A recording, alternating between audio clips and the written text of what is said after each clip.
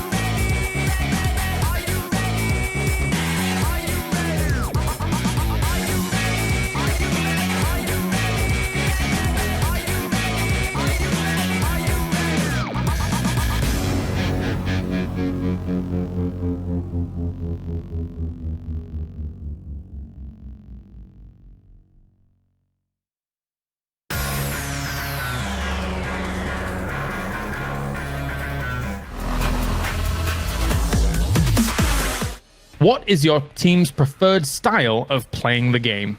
Агрессив. Мы играем разным стилем. Мы больше придерживаемся по ситуации, оценивая ситуацию в целом на карте и смотрим уже, как нам стоит действовать. How many hours per day are you spending on PUBG Mobile? 7, 8, 6 по-разному. От 6 и больше. 4 to 6 hours. Which is the stronger PMW region and why? East region. عندهم تطور كبير من ناحية اللعب والاستراتيجي والروتيشن. Северная Америка, потому что они кидают жестко гранаты. Which is the toughest team to fight against? Footballist. На ближней дистанции сложнее всего драться с Team Loops. Они очень жестко стреляют в клоусфайте.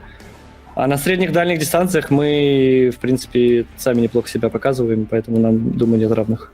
Who's the funniest PUBG Mobile player? Матик. What is your preferred weapon loadout? M4. Какой находим, все мы играем, у нас нет никакого предпочтения. Что дает игра, с тем мы бегаем. What's your favorite food? Biryani. Стейки. What is your favorite type or genre of music? موسيقى عربية. Я очень много слушаю разной музыки, поэтому мне сложно ответить на этот вопрос. What is your favorite movie? Контроль. Автобиография Айна Кёртиса из группы Joy Division. What is your favorite activity outside of gaming? Playing football. Стримить, разбирать игры.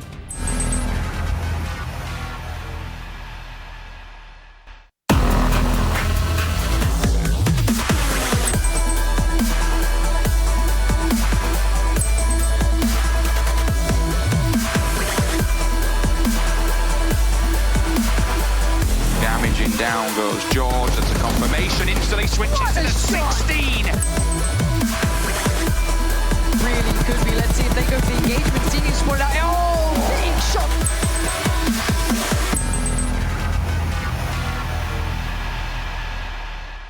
Welcome back, ladies and gentlemen, to another wonderful day here of the PUBG Mobile World League West Season 0. We're into our second Super Weekend, and we're into our second day as well, as we're looking to find the top 16 teams to make it through into the league finals coming up in August. I'm Jason Kappen, I'll be your host here, and I can't be the only one on the screen, because you know what? I don't think you guys get home could really deal with that much beauty. I have to bring in some people to help balance me out, to bring in 7 Worlds Gaming and Glitter Explosion to also help break down these games and obviously make myself look probably a little bit worse on camera. 7, how you doing today, man? I'm doing great. Is that a new haircut you got over there? It is. It is a new haircut. Brother. You know, I couldn't speak to the hairstylist, but it worked out in the end. I just showed a picture of, you know, can you make me look somewhere as close as handsome as 7? And she's like, yes. And then she tried her best and didn't quite get there, but I'm still happy nonetheless. Glitter, how you doing? Decent. I'm doing great. I'm glad you got the color memo today, so that you and I match. I don't think I did. I'm matching in many kind of ways. Coordinates. Yeah, well, let's take a look at the format of this whole event. If you guys missed out on these days, you might not recognize what the Super Weekend means or how the teams even got here to play in the Super Weekend. And as you can see here, during the week, during the 2 weekdays, we'll have teams play out, all 20 of them, where only 16 teams will advance into the Super Weekend. And the important part is for you to know, playing in the Super Weekend, you get to accumulate points over those 3 Super Weekends to get yourself into those top 16 positions to advance into the league finals. However, as you can tell here, since only 16 teams can make it in, and there's 20 teams in total, there's a chance you might not make it through to play in the Super Weekend. So it's very crucial for you to requalify every single week and build up those points. And if you're Cloud9 and Loops, I think they're pretty confident to be taking number 1 or number 2 position overall here, Glitter, because they are looking unbeatable. Right now, they kind of are. We've definitely seen a couple teams have these glimpses of amazing gameplay, especially teams like Footballists who've been doing very, very well for themselves. But then they struggled a little bit yesterday with their consistency, right? Cloud9 and Loops,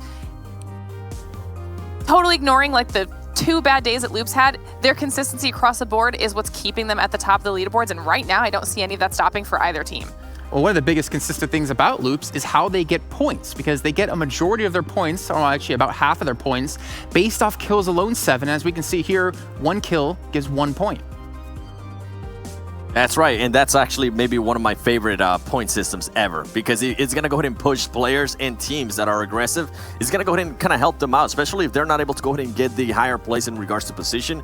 Guess what? As long as they're able to go ahead and get a couple kills, that's going to make up for maybe being kicked 13th place or 12th place. Yeah, and I want to bring that up actually a little bit later on when we look at the overall standings, because there's something special I want to talk about when we get to that in relation to the kills. Let's take a look at what they're playing for, right? It's all about the money. It's all about the fame you get and the big bucks you get to put in your bank account. $100,000 on the line for first place in the league finals, but also with the stage we're in currently, first place at the end of the 3rd Super Weekend will be getting themselves 50 grand. That's not a bad way to start off your position into the finals with being 50 grand richer, Glitter.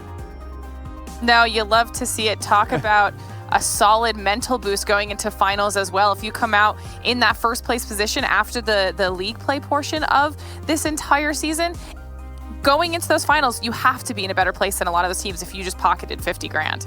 I feel like 7, I was watching you there, you know, doing the money thing. I feel like we chose the wrong, you know, part of the show to be in. Maybe we should have made a team and played. We could have made some decent money off of that. Let's take a look, though, at the overall standings. This is what it's all about, right? The Super Weekend, top 16 teams will advance through. We have 17 teams in total to show you, because we had 1 team qualify this weekend that didn't before. But let's start things off. Loops Esports, they took away that number 1 position from Cloud9. 7. Yeah, and I think for me, that one was huge. Cloud9, we have seen them being very consistent, and it's crazy to me for what I'm about to say, but Cloud9 actually had a bad day yesterday in comparison to what we've seen out of them. Along the lines of what Glitter was saying, they have just been so consistent, usually finishing within the 1st or 2nd place of the day. Don't get me wrong, they're still able to get that 2nd place on the overall Super Weekend leaderboard, but yesterday they struggled a little bit by only getting 55 points. So I'm pretty sure that team's going to be looking to just improve on their gameplay. And one team we definitely have to talk about is Pittsburgh Knights. I know we're going to go ahead and break it down a little bit more, but them being here in 3rd place, that is going to be such a huge confidence booster for that team, and I cannot wait to see how they're going to come out this day. And then you got other teams like Alpha Legends, Team Queso, and then Dream Eaters. I know that's one that we've been kind of keeping a close eye on. Glitter, Dream Eaters has been consistent, falling down a little bit more to 5th place, but that's not bad. Yeah, but I think the one thing that I did enjoy seeing out of Dream Eaters was the fact that they started to pick it up on some other maps. They're starting to kind of find their groove a little bit as a team, because we were looking at them a lot on Miramar and Sanhok, and they've been consistent on those maps, but now I think they're starting to get a little bit stronger on some of the other ones as well. And then moving on to the second page here, like Jason was saying, we do see SWAT 69 as a 17th team qualifying into the Super Weekend for the very first time. They're definitely struggling after their first day, so I'd like to see them get some more points, average points per match. Hoping they're capable of doing that, but also seeing Konina Power moving themselves out of last place, which is where they were from last Super Weekend, and they're definitely a team that we're going to be speaking about a little bit as well. I want to jump in here as well. You want to go ahead and see them, I was going to say, with SWAT 69, you want to see them a little bit closer to UDR Killers, since UDR Killers is currently sitting out. Yes. So hopefully today they can step it up, because that's not a performance we want to see out of them here in Super Weekend. So this is actually what I wanted to talk about, because we didn't even notice this the other day when it came down to the 16 teams that qualified. So UDR Killers had 46 points. We had a three-way tie at 47 points where Frag Machines didn't get in because they had less kills. But if you looked at UDR Killers' kills, they had 21. SWAT 69 had 17. So if somewhere along the line, UDR Killers got one more point, maybe one more kill, one more placement point, they would have been in and SWAT 69 would have been out. That's insane to me, knowing just 1 point stopped you from qualifying through. And like you're saying, Seven, they're sitting out this event, right? Or sitting out the Super Weekend. They have to just hope and pray that SWAT 69 can't close that distance, which is currently at 80 points right now. Yeah, and right now they're sitting down at home, probably watching the streams and saying, okay, we don't have to worry that much. But if SWAT 69 is able to step it up, you best believe not being able to qualify for the second Super Weekend is definitely going to start hurting, even if for some reason SWAT 69 is able to pass them on that leaderboard. And last thing I'll say about this, and I know Dave's probably sitting there like, Jason, you're such a hater about SWAT 69. So they got 13 points day one. If they keep to their average, they'll have 39 points overall at the end of the first Super Weekend. If they requalify again and UDR Killers doesn't, if they have the same performance, they'll be at 78 points, which is still below 93 points for UDR Killers. So technically, there's still a way that UDR Killers doesn't have to play next time and still get through. So we definitely need to see SWAT 69 step it up today if they want to have a chance to make it into the finals. Now, moving on from that, I'll stop bashing on them for now. So I'm going to talk about them probably a little bit later on today. You mentioned this earlier, Seven. Pittsburgh Knights moving their way up in the rankings, looking better and better as every day goes by. That's right, their performances from last week to this week, especially on the first day, we'll be able to see that in a little bit. But overall, this team is just so much more confident. I was actually doing an interview with Carnage and Raven, and even asked Sixless a little bit more about what has changed so much. And something that they were able to tell me is that they're now a lot more confident in themselves and also in their teammates. And one thing that I wanted to go ahead and mention is Raven has been the player that's been able to get the most kills. Well, guess what? Carnage is now at a 1 KD. So I'm pretty sure that's going to be a confident booster for himself. And then you have another player with J7 and also with Sixless. Sixless is currently, from what I'm being told, is being the IGL, the co-IGL with J7, which I think that is huge, especially since Sixless is one of those players that feeds up energy. If the team is doing bad, then he's not going to be doing as great. But if the team is doing good, he's going to be performing even more. He's going to start doing even more call-outs. And that's something that's just going to go ahead and improve everybody's morale. I think one thing that we're seeing here from yesterday, from the final game, they did tell me, you know what, we threw that game. We should have won that game. Carrillo was just next level. They started picking us off one by one, and we're going to try not to let that happen. And that team, Pittsburgh Knights, was also able to go ahead and acknowledge that yesterday they got blessed by the zone a lot of times. That's what they ended up doing so good. Today, they're not going to be expecting the same thing, but one thing they also told me is that, guess what? We're going to be ready for those hardships. If they do end up happening, we'll be able to adjust to that. And as we're seeing here, the total stats from week 1 Friday to week 2 Friday, look at the kills alone. 8 kills for 3 for 3 days of gameplay, and then 2 days of one day of gameplay so far. 29 kills, knockouts, 9 knockouts, 10 knockouts on the first week, and then you have 4 headshots. This is just crazy to me. 4 headshots on the first week on Friday, and then 35 headshots yesterday. If that doesn't speak confidence to you, I don't know what will. What's even crazier about that, though, is how little knockouts they had. Like you're saying, like that's insane to have that many more kills than knockouts. The only team we've seen relatively even close to something like that was Loops Esports, because they tend to get more kills than knockouts actually coming through. But another team, as we talk about Pittsburgh Knights getting better, we're starting to see another one start to finally rise up to the former glitter of what we saw in the opening weekend. Konina Power Glitter, they finally got back on the board here yesterday.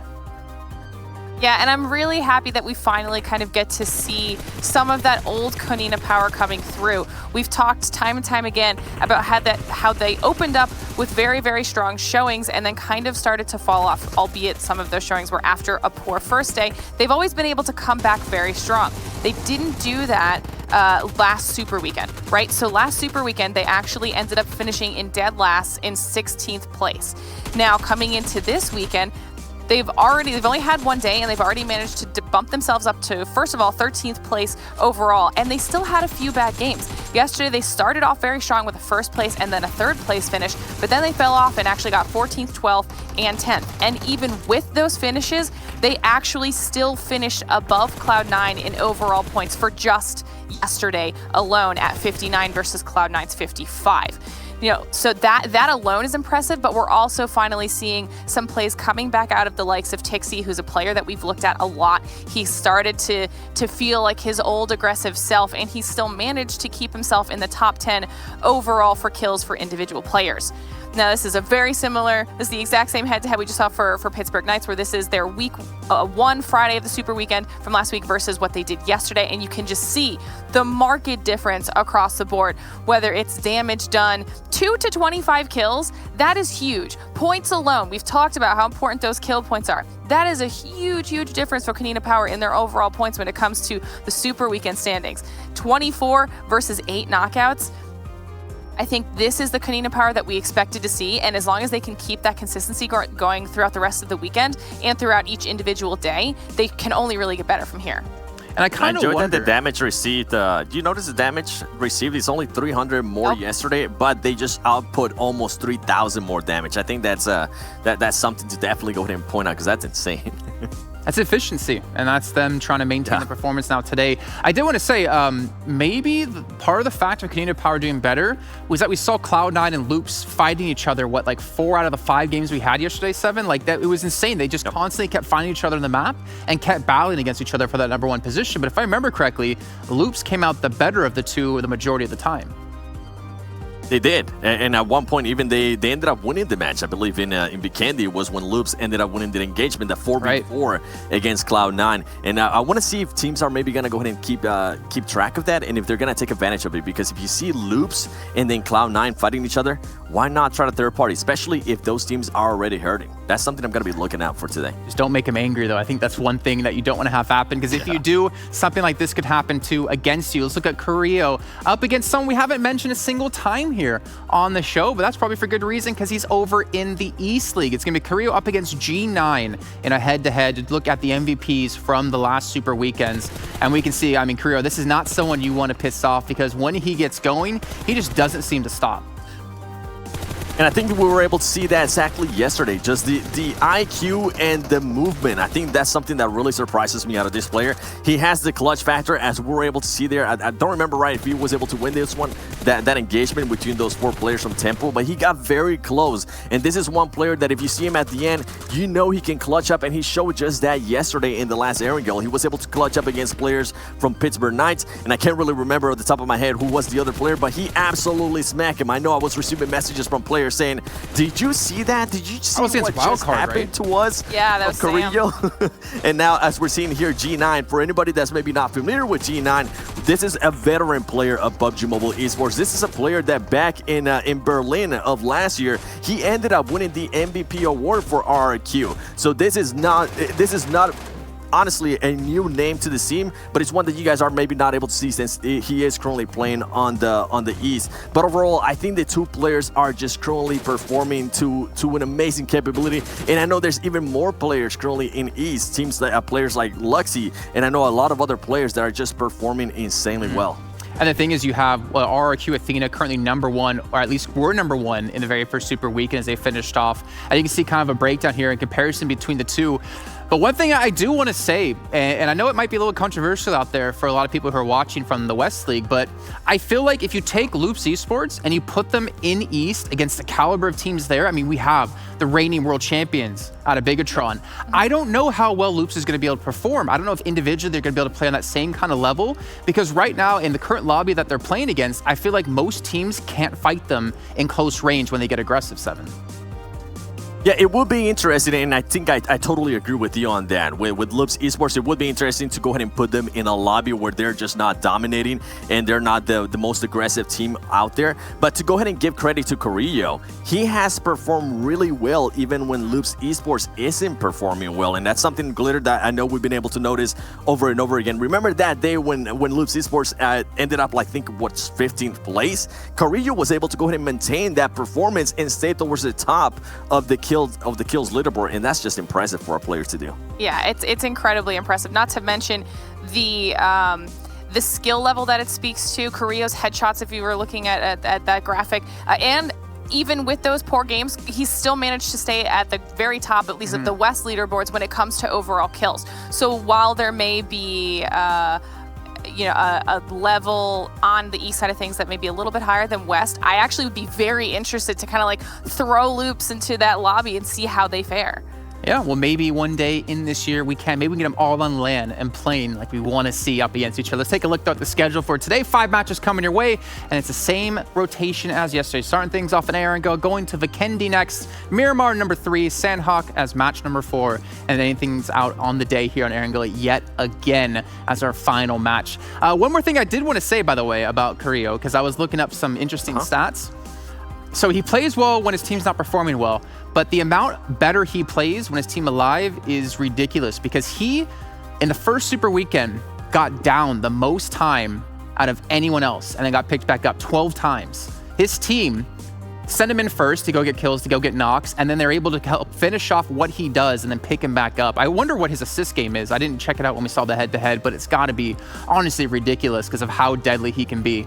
But you know what? Speaking about being deadly, you were deadly yesterday, 7, in our prediction game. My question is, can you do it yet again here today? Now, if you guys are wondering, if you've been watching last week, as the acting commissioner, I did enforce a rule. I did have some people disagree with it, but then again, I'm a dictator here, luckily. You can only pick a team once. So you can't see, Environ picking Cloud9 every time. You couldn't see Hot Jukes doing that every time as well. So we're going to be seeing only one team per day out of each of us. And to start things off, 7, I mean, you're deep in thought. You're definitely the thinker right now. Who's the team you got? Give it to Glitter. Give it to Glitter. First one, give it to Glitter. I'm still thinking. Okay, I'll take first one. I'm not afraid. Okay. I was confident in my pick yesterday. It worked out well. I'm going with Loops Esports because you know what? I feel like they have something to prove yet again. They want to maintain that number 1 position. The only thing I'm scared of is if they do fight Cloud9 early on and they lose a couple of players, I'm not going to be faring too well for them. Are you ready, 7? Have you had enough time?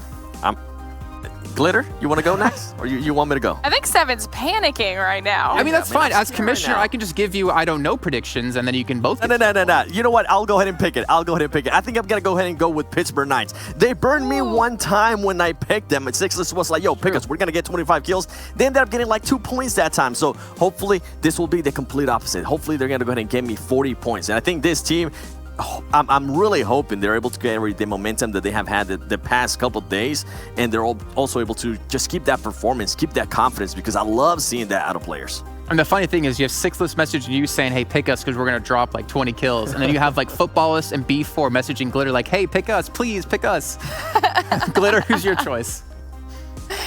So I have to agree with you, Jason. I'm also going to be picking Loops. Not only did they do well for me yesterday, straight out of the gate, but they're coming off of 2 wins yesterday, one of those being on the very final Erangel map. So they are coming off of a high, and I feel good about it.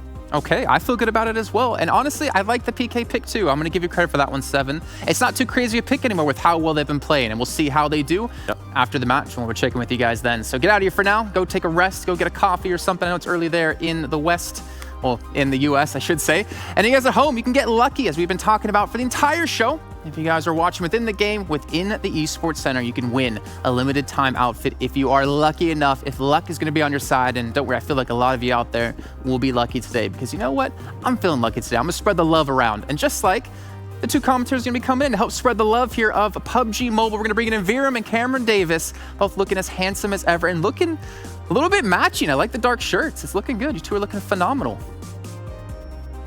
I take inspiration every day. Cameron shows up, he's always looking so stylish, and I'm like, I need to step up my game. I would just wear comfy clothes. We're chilling at home, not chilling at home, but we're taking it easy. But definitely need. It feels nice, you feel like you're really going to work. You put the button down on. Let's cast some PUBG Mobile. I dig it. Cameron, you're looking quite serious today. What's going on, man? Or are you going to pull in Inverium again, and you're not going to mute your microphone for us? I don't know which one it's going to be. Maybe we can work on that on your side so we can hear your beautiful voice. It is. I'm usually so good on it. I'm usually so good. It's fine. No, I'm just basking in the fact that Paul basically admitted that I am the only thing between him and wearing sweats for the entire show. So. Well, I mean, I'm not wearing sweats. Can't see from here down. Like a full suit. All right, fair enough. I mean, I would get away with it if I could, but I have to be full-bodied on camera. All right, let's get a prediction game here. Let's get into our prediction time. I'm going to start off with you and Inverium because you definitely have the sweatpants on, I'm guessing. Who's the team that you think is going to take I it? wore jeans today because I'm going out later. The nice. one day All right, normally I wear like shorts. It's hot in my office. No, I'm going C9. They've been really. We only get one pick now, but C9 is such a consistent opening team pick. They always consistently do well, and they always do well on Erangel. So if I'm going to hedge my bets, I get it once, I'll just get it out of the way early, and then it gets to get spicy as we go on. So if you're matching in close, my question is, Cameron, are you guys matching in predictions? So Paul's analysis and his perspective is correct there. However, C9 started to look a little shaky yesterday, and Knights have really started to step it up. So I'm actually going to go with the Knights just like 7 did. And hopefully I can pick Cloud9 later on in the day when they get back up to the level that we expect. But for this first game, I actually think Knights might have a leg up. Well, so that leads me to actually a couple more questions here on Pittsburgh Knights. So we obviously have seen them improve. We heard Seven talk about it, and Sixless, when he interviewed them, I think it was Sixless he was saying, he was talking about how they just need to get more reps in, get more games in, and they can finally start to improve and get that confidence, which we're definitely seeing. And something I always love to talk about when it comes to these extended tournaments is, when does a team peak in a tournament? You don't want to peak too early, meaning you put your best performance in right off the bat and then slowly fall off as the tournament continues. We've seen Cloud9 start off high. They're maintaining that high, maybe a little bit of a slump yesterday. Loops started off high, maintaining that high. But Pittsburgh Knights have just been slowly growing and growing and growing into this tournament. How do you feel about them and their chances to get through the finals, which I think is already pretty much a confirmed thing, but in their chances of the finals, do you think they can continue to grow as a team? The timing of that trajectory that you're talking about, I think, is very good for them. If they waited until next weekend to peak, or even next week for the qualification to peak, maybe it would be a little too late, but I think right now they're on a very, very good track compared to where they started out at the very beginning of the league. If they stay on this route, they're going to be a very, very strong team come the grand finals. And then that's where I'm going to go with like kind of the inverse of that for Inverium with Cloud9. Obviously, they have been a team slow to start when we talk about PMPL. However, coming to the World League, they've been the #1 team every week in league play and super weekends. Do you think yesterday, seeing them struggle a little bit, is maybe a sign that they're starting to lose that steam that they had? Or do you think it was just maybe a one-off bad day? I think for both of these examples, I think we need more than a single day. Sample size, 5 games. Like, there's a reason we play dozens and dozens and dozens of games over the course of this tournament, because, any team can go in and just have a bad day. I don't even necessarily think they had a bad day. It was just they've been performing so well, it's just slightly worse than we're used to from C9.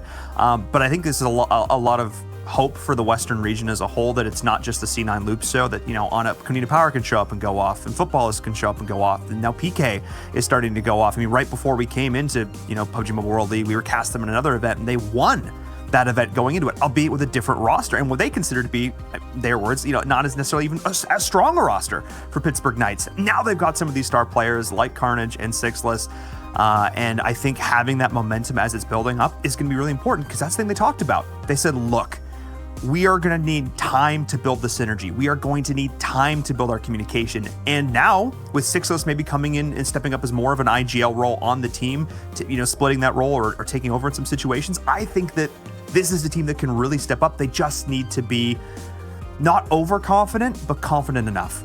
Yeah, and that actually makes me think a lot about something we talked about with Loops, is that the second you see them in like a 4-on-4 fight, a nade, they nade someone, they get them down, right? And you see the entire team, like instantly, everyone on the roster just pushes straight forward into the team, right? There's no one, holding back. There's no one delayed in the push. I feel like most teams out there, we haven't seen that same kind of level of synchronization, at least in the minds of like what they do in these situations. And looking at PK, I think we had that happen a couple of times, especially looking back to that Erangel finish yesterday, where they kind of like struggled maybe on some choices, having Sixless very far pushed up by himself. Do you think this is maybe the way they want to play out some of these fights, or do you think that's just still like getting used to each other, getting things down? There's a level of getting used to each other for sure that comes into this. communication is such an important fact in any competition, but especially PUBG because of so many things that you're trying to keep track of. You're facing against 15 other teams. You got to be reading the kill feed, and that's a pure memory thing. You can't just hit tab and see a list of who is alive and who's dead. There are so many things that go on and a lot of things that come into play. But at the same time, I do also hope to see Pittsburgh Knights push this aggressive level, because that's one of the things that I was a little annoyed to see in the very beginning, is that they weren't, I guess, pushing the envelope enough. You have to make mistakes to learn where your limit is, and in the very beginning of this league, Pittsburgh Knights sort of just played too safe. They played too cozy. They didn't want to step out of their comfort zone, and that's why I think they struggled a fair bit, despite having a couple of good rounds where a member here and there, J7 and Raven are the two that come to mind, are really snake in to the end game. But as long as they don't overextend the aggression like what you're mentioning with Sixless, if they add aggression, if they just like sprinkle it in bit by bit until it's the perfect ratio of seasoning, then I think it's going to be a very exciting team. Like a 7-layer dip, just add on a layer after every couple days and see. Well, I guess that'd be kind of disgusting because the cheese would probably get all moldy. But another team we could talk about here really quickly is Konina Power. Again, we talked about them with 7 with Glitter, a team that started to really kind of step up, had a couple of iffy results yesterday, but we finally saw them come back to life. They were the bottom of the table at the end of the first Super Weekend. Do you think, again, I know you're probably going to grill me on this in Vera, I mean, obviously it's just one day, but do you think they finally got a grasp of how to play now, since not every team is just being, flat out aggressive? I actually think that while I say 5 games aren't a huge example, I don't necessarily think that Konina Power was playing for us in those few games they did really well. I think they were playing for them, in the sense that they needed to prove to themselves that they could have the performance that they had earlier on. They needed to prove to themselves that they could continue to perform at that level. And I think even if they stumbled a little bit in the later few games, knowing that they still can have those performances, that's really what we need to see here from them. And I definitely think they continue to step up. They have a lot of star power on that team. They just need to support and cultivate that star power. Unfortunately, again, I talked about this idea of a binary. It's a 1 or a 0 for a lot of these teams sometimes. Yeah. They're either incredibly hot or they are stone cold. And I feel like that's kind of this team. When Tixie is like feeling on point, is hitting his shots, is hitting his grenades, the whole team just seems to light up. But when he gets knocked out early, it's like they're not a chicken with their head cut off, but they're kind of in that sense. They just don't seem to perform nearly as well. And I feel like he kind of functions as a bit of a Carrillo for that team. They can get him back up. If they can support him, then I feel like we can really see a really solid version of Konina Power. Okay, last little bit here, because I hear we're about 90 seconds away until we're kicking off that first match. Cameron, I mean, I'm going to have to go to them because, again, it's probably one of the biggest storylines we have right now. It's coming into the league finals. We want to see what teams can make it through. I got to talk to you about SWAT 69. The 13 points on the day in day 1. If they keep averaging that, they're going to end off with 39 points. Even if they make it in the second Super Week or the third Super Weekend and UDR Killers doesn't, if they still play at that level, they still won't qualify. I want to see something different out of them. I don't know what's going on necessarily within the team, but they just haven't really had that, that, I guess, really good game to get the momentum rolling for them.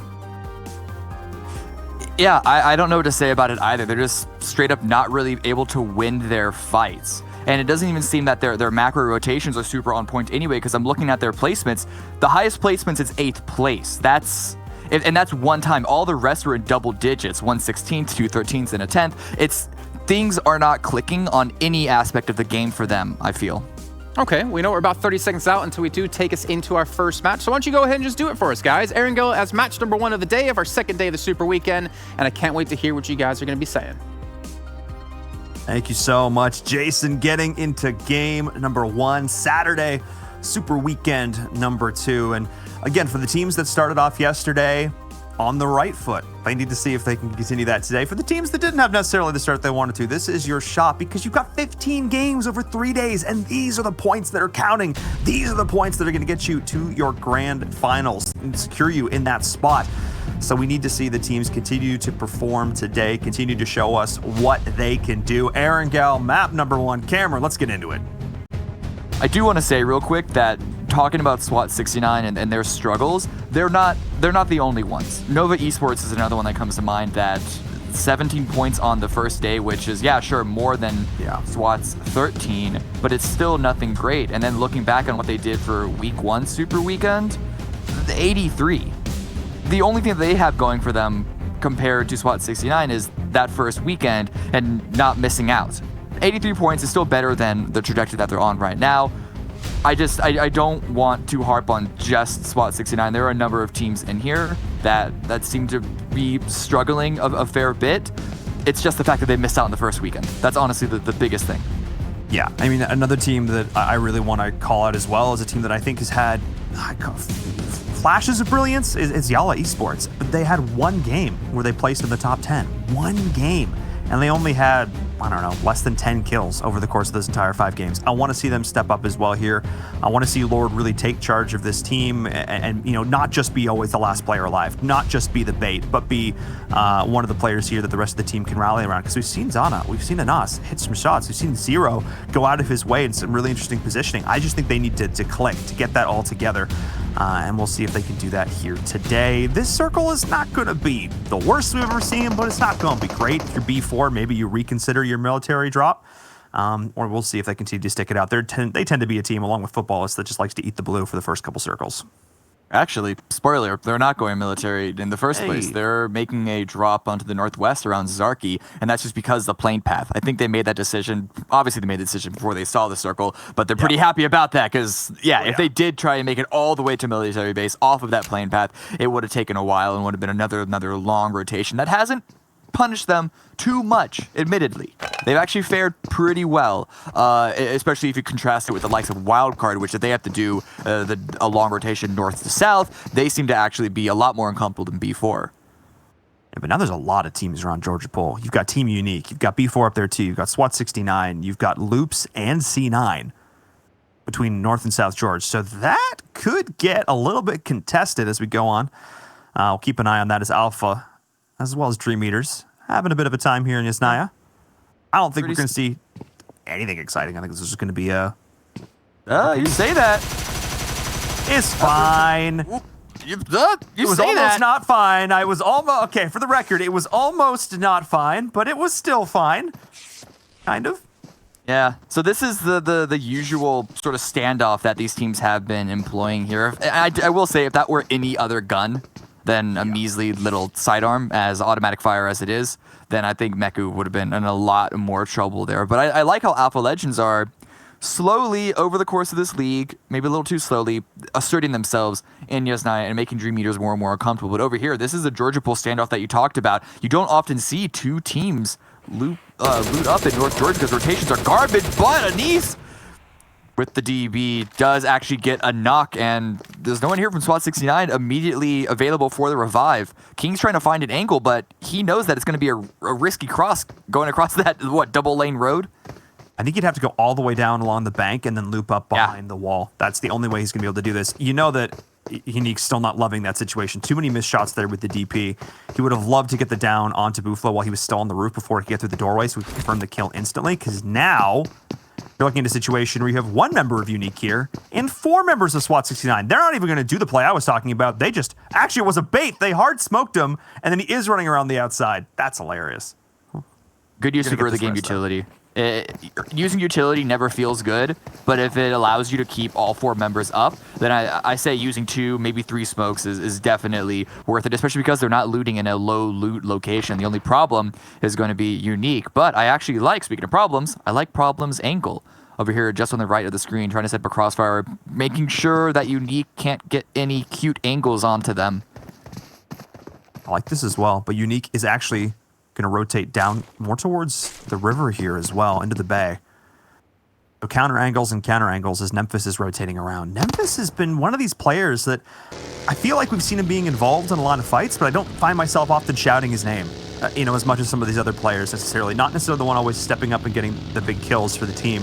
I think I'm going to need to see that here from him. Maybe I'm going to look up his stats later and see exactly how he's been doing, because Unique, realizing they couldn't confirm the kill, they don't want to, this is not the hill they want to die on. They're going to continue to loot, as you mentioned before. They're going to reset a little bit, but now, because B4 is also up to the north, it's not even like they can reset to Zarki.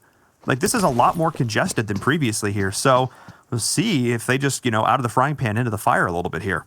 Unique's reset wouldn't necessarily be for loot, so I don't know why they would go all the way to Zarki. I think it's just more taking the rotation path out the west side. They don't want to be driving through SWAT 69 and then through a little bit of more trouble, because that road that goes east before it curves down into Razak is actually, can be a little congested at times. There's a couple of bridges there that are easy enough to camp. Back over here on Yasnaya, it's still the duo, the eastern duo of Dream Eaters hanging out. Actually, no, I lied. That's where the first duo were, but all four have grouped up on the east side of the police station. And that's actually a pretty good spot to hold down for this first circle. It's not a full commitment into Yasnaya, which would be a bit more of a questionable decision. It's good angles, and it's also, more importantly, good rotations outside of it. Absolutely. Not committing too early is so important. It's Era. Ooh, he actually hit Memphis there. Nice shots. Nice shots. Long range. Just gonna be like, hey, you're leaving? Get out of here. That's kind of what I mentioned, but as you talked about before, they're not going to commit to Zarki. They're going to go on this wide rotation. Did run into B4, but it didn't amount to anything. And now they're going to be able to try to set themselves up in the north. Wildcard, of course, is already rotating down, but they're potentially going to run into loops here. A lot of congestion outside of Yasnaya, in towards Sunken City. This could get interesting outside of Razak as well. We'll keep an eye on this as teams are rotating in from the west, because C9 is going to be joining them too. This is going to get very interesting around Razak. Yeah. Yeah, I'm actually very curious that Wildcard are crossing this bridge right now, but they're not committing too far. They're just taking this gas station. This could be a very good spot for them to control. Even just having immediate access to a bridge, just in case they need to cross it again, going back the other way, if we do see a northwest hardship, could be very, very impactful for them. And I love this. Sam actually spreading out, might have had eyes on that wizard tower, but Umbra's presence is going to slow him down at least for a quick moment. But I think Umbra know what's up, and they don't want to commit. They're just going to take the hilltop. Yep. And that is going to push Sam away. But I wonder what the rest of Wildcard are going to do. Actually, Sam, he's not peeking. He's holding this. He might be able to find a quick little cheeky angle, cheeky knock. Yeah, actually sees Vindex there. Doesn't land the shot, though. Vindex with the DP getting the better of that exchange. Sam, uncharacteristic misstep from him there. Normally so comfortable hitting those shots, and then he runs face first into a grenade. He saw it fly over his shoulder, and he just ran into it. I think they primed another one in front of him. He was stuck between the two of them. That's a bad situation, and now suddenly it's Team Umbra with the advantage.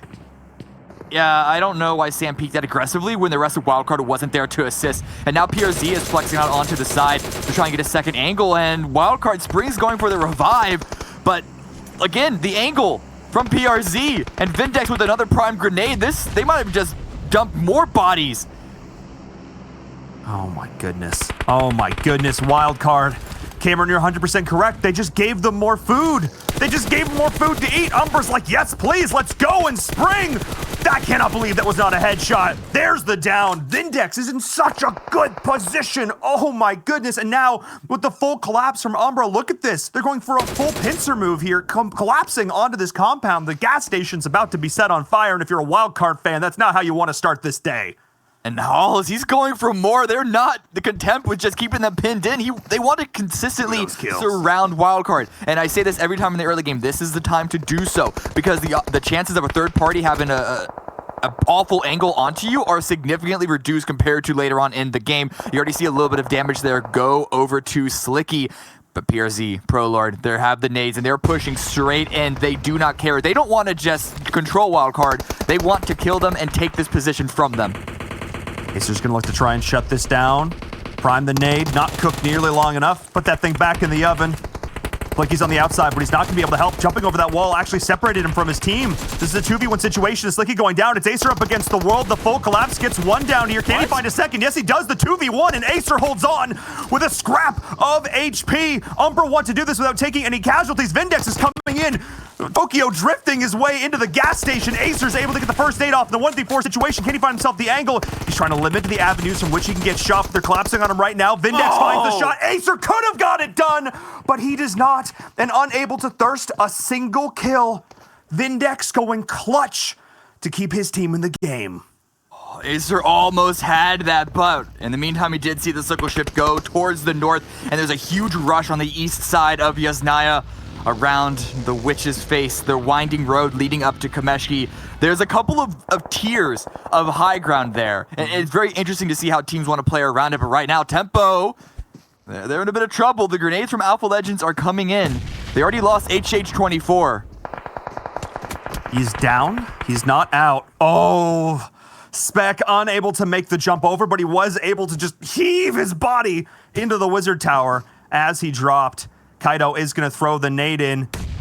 I don't think it's good. No. Doesn't matter. He's rushing forward. They know that there's going to be at least a quick moment of distraction while Rain was on the revive. And so now he's a lot closer. I think he's getting shot from a second angle. Yeah, Tempo Storm do have a crossfire position. And so Kaido might have just put himself in a rough spot. And Faker going down too. This gives a good opportunity for Tempo to finally turn the favor back into theirs. Faker hits the headshot, able to confirm the kill as well. What was looking so good for Alpha Legends, Tempo Storm. They're good in these scrappy situations, in these little moments where they're just 2v2. This is honestly, I think, in these small squad battles, this is really where Tempo Storm excels. Able to hold that one off angle, but Kato is going to try and jump in with the Uzi. Does get the first down. Rain trying to confirm. Yes, he does. Gets the knock. Oh, and now two members of Alpha Legends still standing, but Pro Lord's coming in the third party. Hang on a second, stealing all these kills and a breath of life potentially for Tempo Storm, but they're still caught in this crossfire, Cameron. This is not ideal. Umbra want those points. They coming in today in 13th place. They take care of wildcard, don't lose a single player of a PRZ. That's a bit ambitious of a drive. I understand that you have a player on the high ground to the north, but you can't just give yourself up like that. And Alpha getting back into the fight as well. Third partying the third party, but oh my goodness, the aggression from Pro Lord. Yes, please. The player who swam his team into a 4th place finish on Vikendi yesterday is being like, guys, I don't want to just swim today. I want to do the work. Banks the nade in, but Rain perfectly positioned on the outside to deny the blast radius. In close range with the Uzi, I think Rain wins this. Pro Lord's got to do some initial damage with this grenade. He's trying to find angles to bounce it off of. I think he actually could on the other side. Yes, that's exactly what he's trying to do. But he holds it too long. Oh no, this is disastrous for Umbra. Hang on a second. That's the opening tempo needed. That is not a mistake that you see made in Tier 1 PUBG Mobile. You need to know how long you're able to cook a grenade. You see how useful throwables are in this level of competition. That is just not a mistake that you want to see happen. Vindex here, again, has the angle and can actually help his teammate out to make sure that they don't get confirmed. But Rain back into the top of the tower. Halls gets taken out. PRZ, he's the one that gets revived. He's able to get out with the sacrifice of his teammate. Oh my goodness, the second one gets up. They just knock them right back down. Tempo Storm playing whack-a-mole here. Game number 1 of Erangel, and I was like, you know what, Cameron, this is going to be fun. We're going to start things off, we'll see how exciting this gets. Maybe don't need to go to 100%. Nah, we need to go to 100% because this game just keeps on giving. And Rain, he's blocking the angle from the player still sitting in Yaz. He's going to go around the outside, and he's going to try and force them off the res, but the res goes through. This is huge. This is big. Rain going to be running into the smoke. Does he go inside the tower or stay outside? It's a constant game that he's been playing, keeping Umbra guessing on his positioning. And at the same time, Alpha Legends still have a player up, shooting off from the angle. And Rain is using that to his advantage. He knows that he's safe in this small itty-bitty pocket. He has a couple of feet, and that grenade, that goes a little wide. I actually think he tilted himself with that. He 100%, he should have cooked that a lot longer. He could have bounced it off the wall there. That's what he was looking for. Tense is still holding this off angle. I cannot believe it. Rain has survived so long being sandwiched. Just sandwiched between Umbra and Alpha Legends. And Halls actually was, you're right, confirmed by Alpha Legends there. Old Man did pick up that kill during this scrap. The circle is rotating. Both of these teams are still in, which means this fight can continue, Cameron. Yes, please. Let's keep going.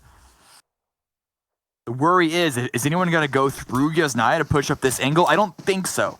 And so because of that, I imagine that these teams are pretty confident in staying in this fight. That is, the ones that have a choice, and that's really only Umbra. Tempo Storm, especially Rain, he doesn't have any opportunity to leave. It's all about Umbra controlling this moment, and they might have their eyes set on the center of the circle, realizing that this fight is taking way too long, and it's just not worth using any more resources. Leia Loops is just looking like they're going to drive right on by through the southern Yasnaya fields. SWAT 69 is holding that angle, and C9 up here on the cliff, like you can see now. That fight is just continuing on, but as I mentioned before, they don't have to immediately move, which means they can keep this going, but it's just such a sloppy fight from Alpha Legends and Team Umbra. I mean, the fact that Tempo's been able to hold on at all is so impressive, but still, I mean, you got to give props to Rain. Honestly, he's feeling like John Wick right now. He's just surviving. I mean, a lot of it, to be fair, is off the back of Tensa giving him the support and giving him the information. But yeah, he survived through basically fire and flames with all the grenades that came his way, despite a couple of unfortunate misses by Umbra's grenades. But the circle shift is gonna go a medium shift again toward the northwest. The lake is no longer in play, and no one is inside because this is, I'll be honest, this is my least favorite area on Erangel. It is so wide open. There are so few positions to play. It is going to be a bloodbath on the eastern side when everyone just comes running down Stalber like the antelopes in Lion King. I don't know if memory serves. Did that go well for the antelopes? I don't actually No, remember. they were fine. They were fine. It was a Simba that was caught in the middle. I wonder who's going to be the Simba here. Is going to be the Knights because they're at the bottom. Oh, boy, yeah. They've got footballists coming in. They've got Yala coming in. Got Dream Eaters to the north. Oh, my goodness. Pittsburgh Knights, the team we had a lot of high hopes for. They admitted yesterday they had a bit of circle luck going their way. And they're being able to play it pretty well here. All 4 members are still alive, and this is so big for this team. They got to support their top fraggers, and they, do more than just live, do more than just endure. We need to see them getting involved in this action because I don't think they've got a single kill yet. Knights prepping more grenades. They have a lot of kills up on their doorstep if they can just grab them. Footballists, though, this is a hard team to face off against. There's a little bit of action going just to the south of them. It's going to be Nova going up against Yala. Yala's another one of those teams that really need to get a lot of work done. 2 teams at the bottom scrapping for each other, but if footballers continue to pick these kills up against them, I mean, footballers aren't exactly the point sponges that they were during the qualification week. Yep. They're still a very strong team, and they're taking the points away from the teams that desperately need them. Yeah, this is an interesting fight. Basically, Yala and Nova went toe-to-toe, and then Footballs came in as a bit of a third party, and then they're still fighting PK during all of this. The Nova's just running for the hills. HCL, the last man standing. So, as you mentioned before, the bottom of this hill, definitely scrappy, but oh no, Pittsburgh Knights is in a terrible position. We saw it earlier on. We saw it earlier to start this, just committing too much to trying to res a down teammate. And now this might be just Pittsburgh Knights absolutely collapsing. Oh my goodness, 3 members down, and it's just Sixless, the last man standing, forced to run. Can they find the shots? Rome! Can he do it? Not enough in the clip. And Sixless survives to breathe for at least a few more moments. Knights had no information on where footballists were playing. You could tell that every single one of those players that got knocked in those last few seconds, they were completely by surprise. They didn't realize that there was a player on the flank to stop the cross. They didn't realize that they were so close to not allow Raven any time to get into a vehicle and drive away safely. Just complete lack of control of the situation, and they're forced to retreat. Luckily for Sixless, he was able to find basically the only hard cover in this circle. But the problem is, he's going to have to defend it from multiple teams. I mean, PK surviving with 1 member into a final circle situation. I mean, we've all been there. And by we all, I mean Pittsburgh Knights. Pittsburgh Knights has been there a lot. I actually also going to give props to the Esports. They still have all 4 alive. They've been down. Oh. Yeah. Look at that kill feed. What'd you just see? I did. Just more. That's the last player. Absolutely dead. Confirmed. That's Sixless. 100% on his own. I mean, we knew it for sure, but oh boy. That's rough for the morale of Pittsburgh Knights coming into this. You sure? The Raven's still bleeding out, and he's still on my map. I think he's gone. Yeah, he's still on the map. Either way, Tempo Storm, they're the ones that go out in 12th place. It's a lot of teams removed, and it's a hard shift down towards the south. The teams all leaving Yasnaya, unfortunately unable to make it out. Even Umbra. Very, very wounded. Not even, actually, only lost 1 player, but wounded in terms of positioning and information because their focus is so heavily on Tempo Storm and Alpha Legends. And again, this part of the map, so difficult to play when you're having to come in so late. Yeah, that's exactly what we're seeing right now. Team Unique. I can't believe Yala just sent it that hard, thinking no one would be home. Knock, knock, who's there? They're home. It's Team Unique. 2 members are down, though. Yala was able to trade back a little bit. Nemesis is forced to rotate in from the other side. Zero, cooking the nade, is able to get it off. And it connects. Absolutely solid. The intel that Zana was giving him, he's going to confirm these 2 kills. This is huge. This is absolutely massive. He's going to look to confirm the points, get his teammate up. We'll see if Zana's a bit of a bait here. Nephis is down the way. Needs to get him back behind the wall. I got to give so many props. 5 kills already for Yala Esports. Yeah, that was a very ambitious crash onto this compound. And Unique had every opportunity to just basically full wipe them, but I think they had one too many players off on the outside trying to hold way too many angles this late into the game, and they get punished for it. But you said, Nemphis, you haven't really been yelling his name too much. Let's see if he can't get you back on his side. In the blue, though, doesn't look like he has that many opportunities to do so. Just going to be bandaging up. He's very, very low on meds. And I think his only opportunity is if Yala just run out in front of him. But the smokes might make it more difficult for him to get a kill or a wipe onto them. Yeah, the way these angles are as well, just trying to find their way through the trees and the smokes, like you mentioned before.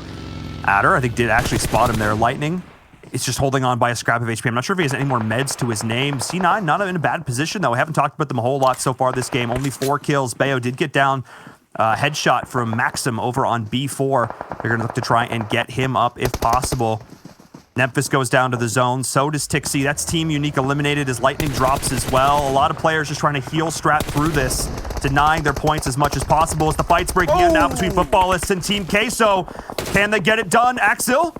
Can he find the shots? Who's left alive? He's trying to identify his angles. Who's the last player left?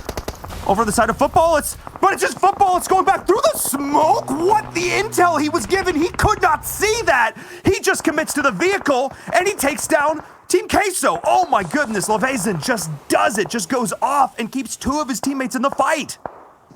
Yala versus Cloud9. The blue is pushing them closer and closer together, but Cloud9, they're focusing on multiple teams because their position gives them so many angles to shoot from. I hope that they're aware of Yala's presence, the closeness of enemy teams, and also the fact that they're going to have to cross this entire field to make it into this circle. But if they can just keep cooking heads, if they can get multiple knocks and kills, then it's going to make it a lot easier. You can see them sending it. Bearwolf trying to get the shots onto B4, but not going to be able to land it. Maxon's going to trade. And that's exactly the same situation we saw happen before. B4 have been holding this compound still. But like you mentioned, this is a rough position for Cloud9. Only 20 seconds. They need to do the damage now. They need to get the knocks now. They need to line themselves up. They're going to try and rotate around this outs. I don't even know what the best option here. There is no good answer for Cloud9 right now. They were looking so good, but the way this circle has shifted has left them completely out to dry. They do still have the highest ground. That's at least something to play with, and multiple vehicles. But the Blues going to start to close in. They need to actually utilize this to their advantage to force playable area into their pocket, I suppose. But this might be a start. B4 trying to deal damage to Loops, step out of cover and give Cloud9 an opportunity. But while we're saying this, Yala are still out on the side, and Loops as well. Becker drops uneven. Loops are still in this. They have just sort of been weaseling their way in. They haven't been taking a ton of fights, but they've been still just making their presence felt now. Unevens dropping. Multiple members of C9 have dropped a lot here, and they are just up on this hill. They are just a shooting gallery right now. This is a rough spot. Everybody on C9 is just so injured. They've got to burn through all the meds they've got left, but Loops is looking at them. B4 is looking at them. Oh, man, they don't have a whole lot of options here. With 8 teams left, you know this is not the position they wanted to be in. I would have liked to see an aggressive send onto B4's position to remove them and use the small bits of cover that they have with the rock, as well as I think maybe that little shack is playable.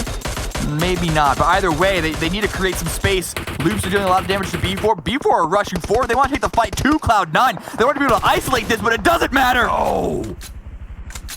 Adder, the headshot to knock them down. Cameron, you called it. This is what you wanted to see from C9, but it was B4 who initiated it. And now Loops, though. I mean, I'm looking at the positioning of the circle. Unless this hard shifts out of their favor, this is Loops looking in a fantastic position to take the win here in game number 1. Vehicle explosions don't work out for Cloud9. They lose one player outright, and Bearwolf does get down. Pyra as well.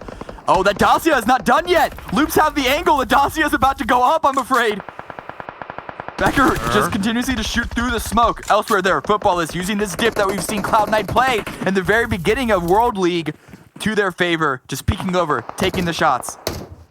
And they may decide at some point they want to blow up that other Dacia. Sixless has been surviving in this shack for so Long and Carrillo and Becker. May their powers combine, just continuing to put down Cloud9. We're reaching the point where they're bleeding out so fast. I want to see the revives from Cloud9 at the end of this game. I want to see that stat.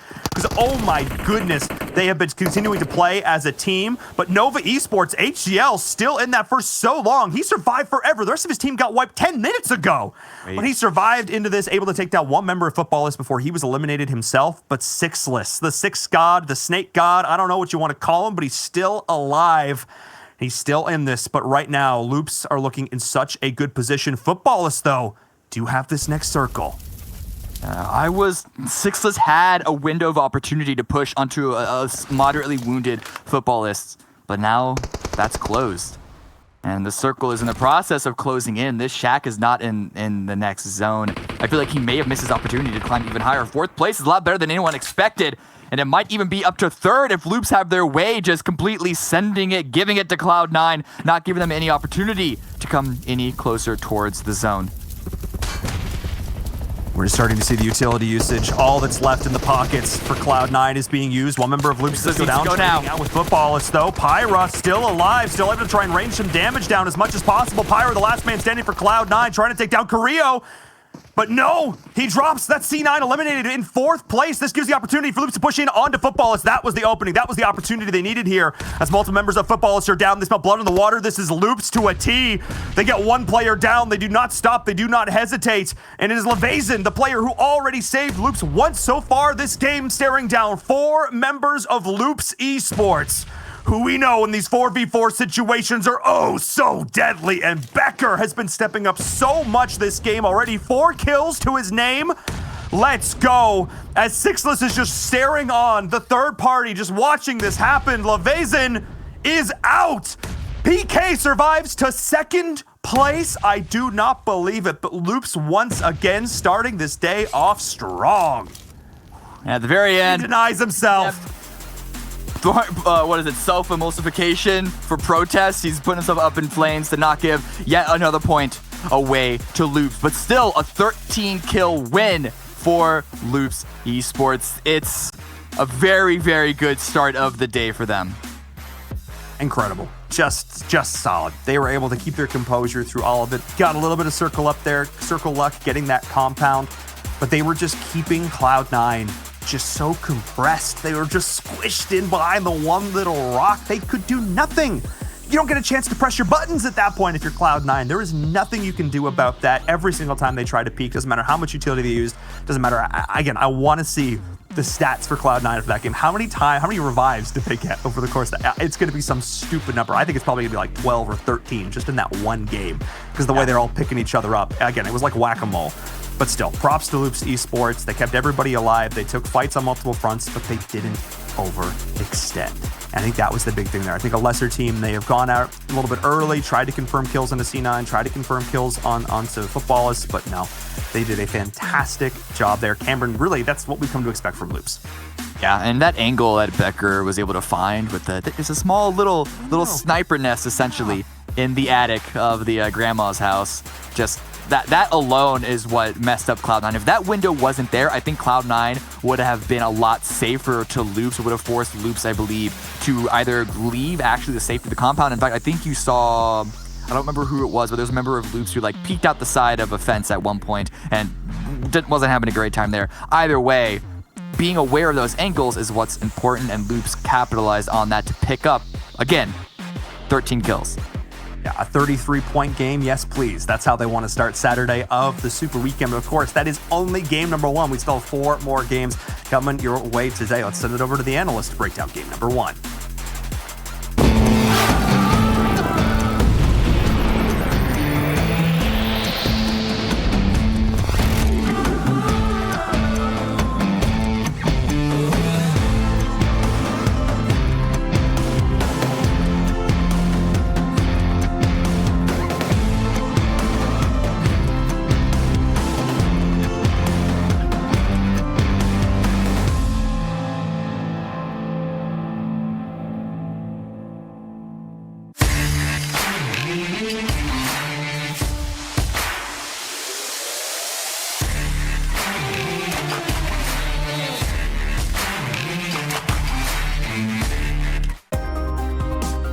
The PUBG Mobile World League is brought to you by the title sponsor, Qualcomm Snapdragon Elite Gaming, and the official beverage sponsor, Mountain Dew. Cue glitter dancing right now because Loops Esports have won the first match of the day, and that makes you and I very happy. However, I think one of the biggest storylines we got to talk about in that match is Sixless. Pittsburgh Knights, he just carried them through into second place alone, 7 on his back, doing work for his team. It didn't get quite the finish you wanted in terms of getting kills and winning the game, but he did really well. That boy's back is hurting right now as he was able to go ahead and secure that second place. And not only that, he played that so smart that he was actually able to go ahead and third party a little bit of those the fight between Footballers and Loops Esports, and he was able to gather 2 kills out of that. I was surprised that he decided not to take on the fight with Loops, and he ended up just killing himself to kind of prevent them from getting even more points. But if you really think about it, that's a smart idea, because that's one less point that Loops Esports is going to go ahead and get. So overall, Loops Sixless just had an amazing play here as we're looking at the stats from that last game. In another team, I know we're seeing Loops Esports there in first place. Footballers being able to get 11 kills. That's one team that was a little bit quiet from what I'm used to from them yesterday. And I think that was just, it's a great performance to start the day off too. And then something we need to go ahead and mention again, Glitter, is that Loops Esports and Cloud9 keep on fighting each other.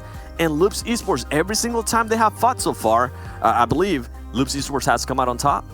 Yeah, and every time it happens, I kind of start biting my nails a little bit, but it's starting to become so frequent that like I wonder if this is just what we're going to be looking forward to for the rest of the day. But nice to see Yala up here in the top 5 position on the first match of the day. Nova getting a good amount of placement points there. And then moving on to the second page, we actually see a big surprise with Wildcard at the bottom, but SWAT69 able to pick up a couple more points. Unique and Dream Eaters going out early. Kanina Power not having the best start to the day after they had a first place finish at the first match yesterday. So, you know, we're a little, there are a few differences here and there, but it's still just the first match of the day. So I'm happy with how it started so far. I mean, I'm happy obviously about how the game ended up, but I'm still a little bit sad for SWAT69. I mean, I feel bad. I feel like the only one really bringing them up, but they only got themselves 2 points, and they are behind by 78 points still. They need to really get something going for them if they want to make it into league play. But we can see our stats coming in for Loops, and look at that, 2,700 damage, only 800 healing, and the 13 kills to boot. Like this was Loops pretty much just trying to make a statement like Cloud9, yeah, we're the true kings. We're the true #1. And this is what you're able to see from teams like Loops Esports when they are able to go ahead and rotate, get a nice circle. On top of that, get a compound so you can pretty much have covered. You don't really have to worry about getting knocked. And you can just go ahead and start picking people apart. You can just go ahead and start putting out damage. So impressive stuff there from Loops Esports. And I believe they ended up winning the last match from yesterday too. So 2 wins in a row so far. Can they make it 3 into the next one? I hope so. Only UD Gang's been able to do that so far. Let's take a look, though, at our Do the Do moments. We're going to be breaking down quite a few of these, and I'm pretty sure the great Sixless Escape's going to be in here as well, because just imagine if he got downed there and PK was completely out, they would have lost out on so many potential points. And that's what we talked about with Nova, with Gifon. He's done that so many times. You even heard from him yesterday. That's kind of the role in the team for himself, right? Yeah, and I think on that one, it was, as we're seeing more Umbra, by the way, I want to go ahead and give a huge shout out to Umbra because they were super aggressive that last game. I think they ended up with 7 kills. They didn't end up getting the placement points that they wanted to, but something that I've always mentioned about those kind of teams is that they always go for placement points. They don't really go for kills. Well, guess what? Being able to get 7 kills, that is a lot more points that you're going to get in place or that you've seen before. So that is amazing to see from Umbra. And something that you were actually mentioning, Jason, in regards to that Pittsburgh Knights engagement with Footballers, I feel like I have to go ahead and call them out. Carnage, what were you thinking, my boy? You should have not been pushing out there by yourself when you don't even know what's over the ridge and you have a full team of Footballers waiting for you, especially when your team is just backing up to it. I think that was a downfall. And then overall, Footballers just at all the angles as you're being able to see there. And I love that Sixless was able to recognize, hey, as soon as J7 went down, I need to go ahead and GTFO, because if not, I'm going to end up dying too, and we're going to be like 14th place. And I think right here is actually, this is a clip that we're going to be breaking down for you guys a little bit later between Yala and Unique. And this is we wanted to touch on Yala a little bit because this was another one of those squads that was in 14th coming into today in the overall for just this weekend so far, right? And Yala in general was still kind of on the second page of the leaderboard. So this was a team that really needs to start making those aggressive decisions and start really going for those kills. And they ended up with 6 kills after this first match. So I think that was a very, very strong start from Yala, and it was very much needed on their side of things. But then jumping back on board with Futbolist, the end of this match was so much more aggressive than I think I was prepared for out of a lot of these teams. But Loops just had this compound for so long. I think Cloud9 was behind a rock. Sixless was alone. This is Sixless right here, alone in this little shack. And Futbolist had the ridge. And so that was, and the teams were just kind of waiting to see who would make the first move, and Loops was able to get a very, very strong engagement off with Cloud9 and kind of knock them out, which was the only team on their side of kind of all of those fights. And then all they had to do from there was really push up. And the nades that were coming out of Loops onto Futbolist there at the end were insane. Pretty sure that there was, Becker had one, I think that was really, really strong. And then I don't know where the other ones came from after that, but the nades at the end were so good. Well, let's take a look at how much damage was done, maybe from those nades, maybe overall as well, as we did see Loops again with a 2,700 damage. I also want to talk about how Sixless, typically when we see people snaking like that, trying to, be one of the last players alive for your team and try to drag out as long as possible, we don't really see them go for firefights. And yet, he wasn't afraid to shoot off some shots towards Cloud9, to shoot off some shots towards Futbolist and even steal away a kill. But that has to be the most kills on the least amount of damage we've seen yet, Seven. It definitely is. I think that is it. But overall, I think I need to go ahead and point out Nova Esports being able to get 641 damage. Remember, that's one team that yesterday they told us they were going to be changing their strategies. They were going to be trying to figure out how it was going to go. Well, guess what? They're putting out damage, surprisingly, since they did tell us they were going to be a little bit more patient and not as aggressive. But going back to Sixless, man, I think this is one player that it's no surprise to me to go ahead and see him do that kind of stuff. I have seen him do that kind of stuff going even back to previous tournaments, to previous LAN tournaments that he's been part of. And I think as he gets older, as he gets to mature, as he gets away from all the drama that he likes to go ahead and create in social media, this is a player with an infinite potential, and we see that over and over again. When he's able to get into a team, when he's able to get into a groove, when he's able to go ahead and get hyped up and be consistent, this is one of the scariest players from North America. I do want to point out one quick thing real quick. We saw Nova, as you pointed out, 641 damage, but 0 kills. That's a ridiculous amount of damage to have no kills coming your way. Though I think earlier on in East, we did have a team pick up 900 something damage with 0 kills. I would love to see what team has done the most damage, but with no kills in a match, because that's gotta hurt, right? Because you've basically killed a couple of people in that, and it's not, locked down the extra points you could have gotten. Some rough life for you out there. But right now, we're gonna be breaking down a fight. You talked about it before, Glitter. You want to talk about Yala up against Unique? Well, let's get that up on the screen and hear what's gonna be happening here in this. No, I'm excited for this one. I think Seven's probably excited for it. I'm a little worried about what he has. He's always plotting something when it comes to Telestration. The reason I wanted to highlight this was because, first of all, Yala just full sent straight onto Unique. And the casters mentioned we're not 100% sure if they knew that Unique was there or if they had an idea, but either way, they fully committed to jumping in on this fight. Now, it did not start off well for them. As you can see, I believe at least one Yala player did end up getting knocked right off the bat. So what we end up seeing coming out of Zero is he just starts throwing nades. He gets an amazing frag in on Unique, able to knock 2 of those players and start cleaning up kills from there. And then you see Lord over on the left side of our screen as they kind of start trying to figure out where Memphis is. This is just so important for Yala because Yala, just like Umbra, this is one of the teams I think that we probably don't get to highlight that much, but also needed this type of an aggression to start boosting themselves up in the overall points for the Super Weekends to make sure that they can get into those grand finals. In the long run after this fight, Memphis just dips. He realizes he's not going to win the engagement at this point. Yala is able to kind of, I believe they start getting third-partied a little bit from there, but they are able to get out a little bit. But this is the type of gameplay that we're looking for out of these teams. The fact that they're getting more comfortable in a situation, especially against a team like Unique, who can have games where they're just crazy, crazy aggressive, this is an important boost for them, right, Seven? Yeah, and I think something I want to go ahead and definitely point out, and you're right on the money. Yala definitely pushing in, maybe not realizing that Unique was there, but is how great they were able to just kind of recover from having 2 players down. I think the grenade that the player from Yala Zero was able to go ahead and throw, I think that was just such a huge turnaround, and then being able to go ahead and finish this fight between the Unique player, finishing that fight quick and having to realize, hey, we're going to have to push out of here. We're going to have to deal with a lot of players from C9 especially gatekeeping us. I think that was just a huge recovery, and this is the kind of stuff that I like to see from Yella. So congratulations, Java, on being able to go ahead and win that engagement. Y'all get some we're starting off with confetti. Yeah, you got to highlight those teams that every once in a while do good, man. I love it. I love to see stuff like that. I mean, I'm a big fan of how they, like you were talking about, how they kind of recovered in that fight, right? They lost a player on the drive over. They lost a player who drove in a little bit too deep. I think that was on us. But they were able to kind of come back and then maybe even take advantage of the position that Unique had. If I'm not mistaken, like Lightning was just way out on a hill. I think had like Footballists there looking at him. And obviously another team we have to talk about is kind of like B4 in some of these later zones. We saw Loops, B4, Cloud9. And there's nowhere you can really go in that situation for them, right? We're looking at that like, all right, well, B4 is probably going to lose. Loops wasn't a sandwich of death, all right? Loops wasn't going anywhere. I'm surprised they actually ended up surviving that long. I know when Glitter and I were watching this, Jason, and I'm pretty sure you were able to overhear this too. We were saying, why isn't Cloud9 pushing them? I think Cloud9 was able to realize that they were going to, if they pushed, they were just going to go ahead and expose themselves too much. So they resorted to just doing that guerrilla warfare strategy, just kind of peeking up, shooting people down, getting knocks, and then it started rotating towards the zone. But overall, I think B4 was able to survive a lot longer than I thought they were going to. Yeah, well, let's actually take a look at how the standings with B4 survive as long as they possibly have maybe changed some things up. We can see, well, Loops maintained that first place position, and more importantly, the first team to break through here in the West League of 300 points. And they have more kills than our 10th place team has points, Glitter.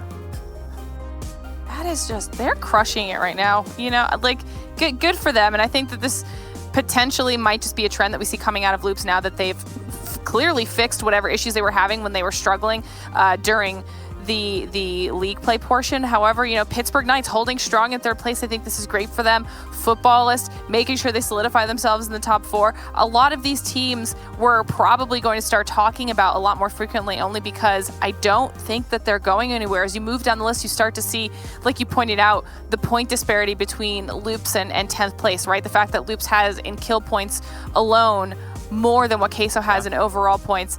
That's definitely something for these teams to pay attention to, because they can either start trying to take out those teams early or just start being very aggressive to try to make up for some of those points and kill points.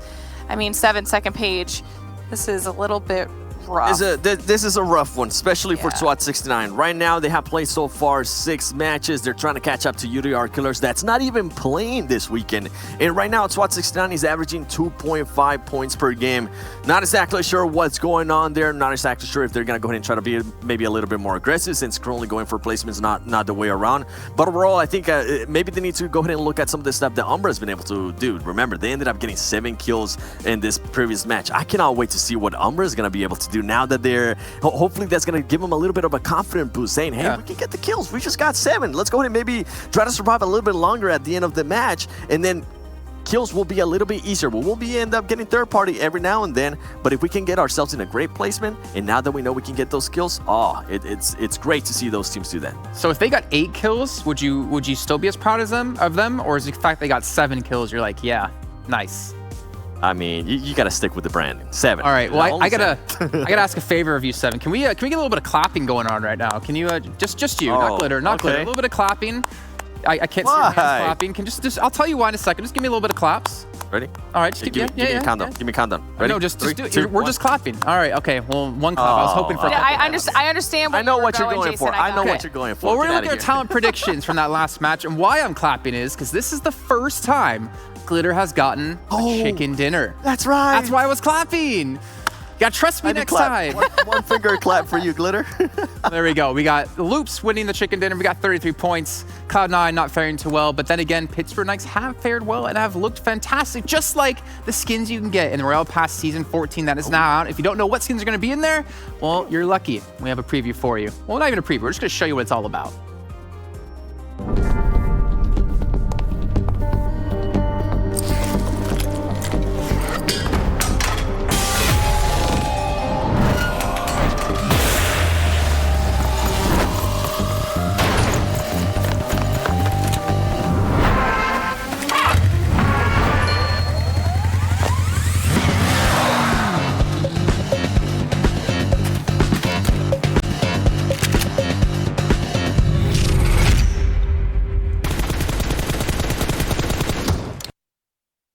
Good stuff indeed, and make sure you guys cop that one as soon as you possibly can within the game. It's time to take a look at our schedule now as we wrap things up in our first match and head over to Vikendi. Things are going to be a little bit more chilly, a little bit more cold, and ideally a little bit more bloody as we go back onto the battlefield here and see which teams will be taking the second chicken dinner.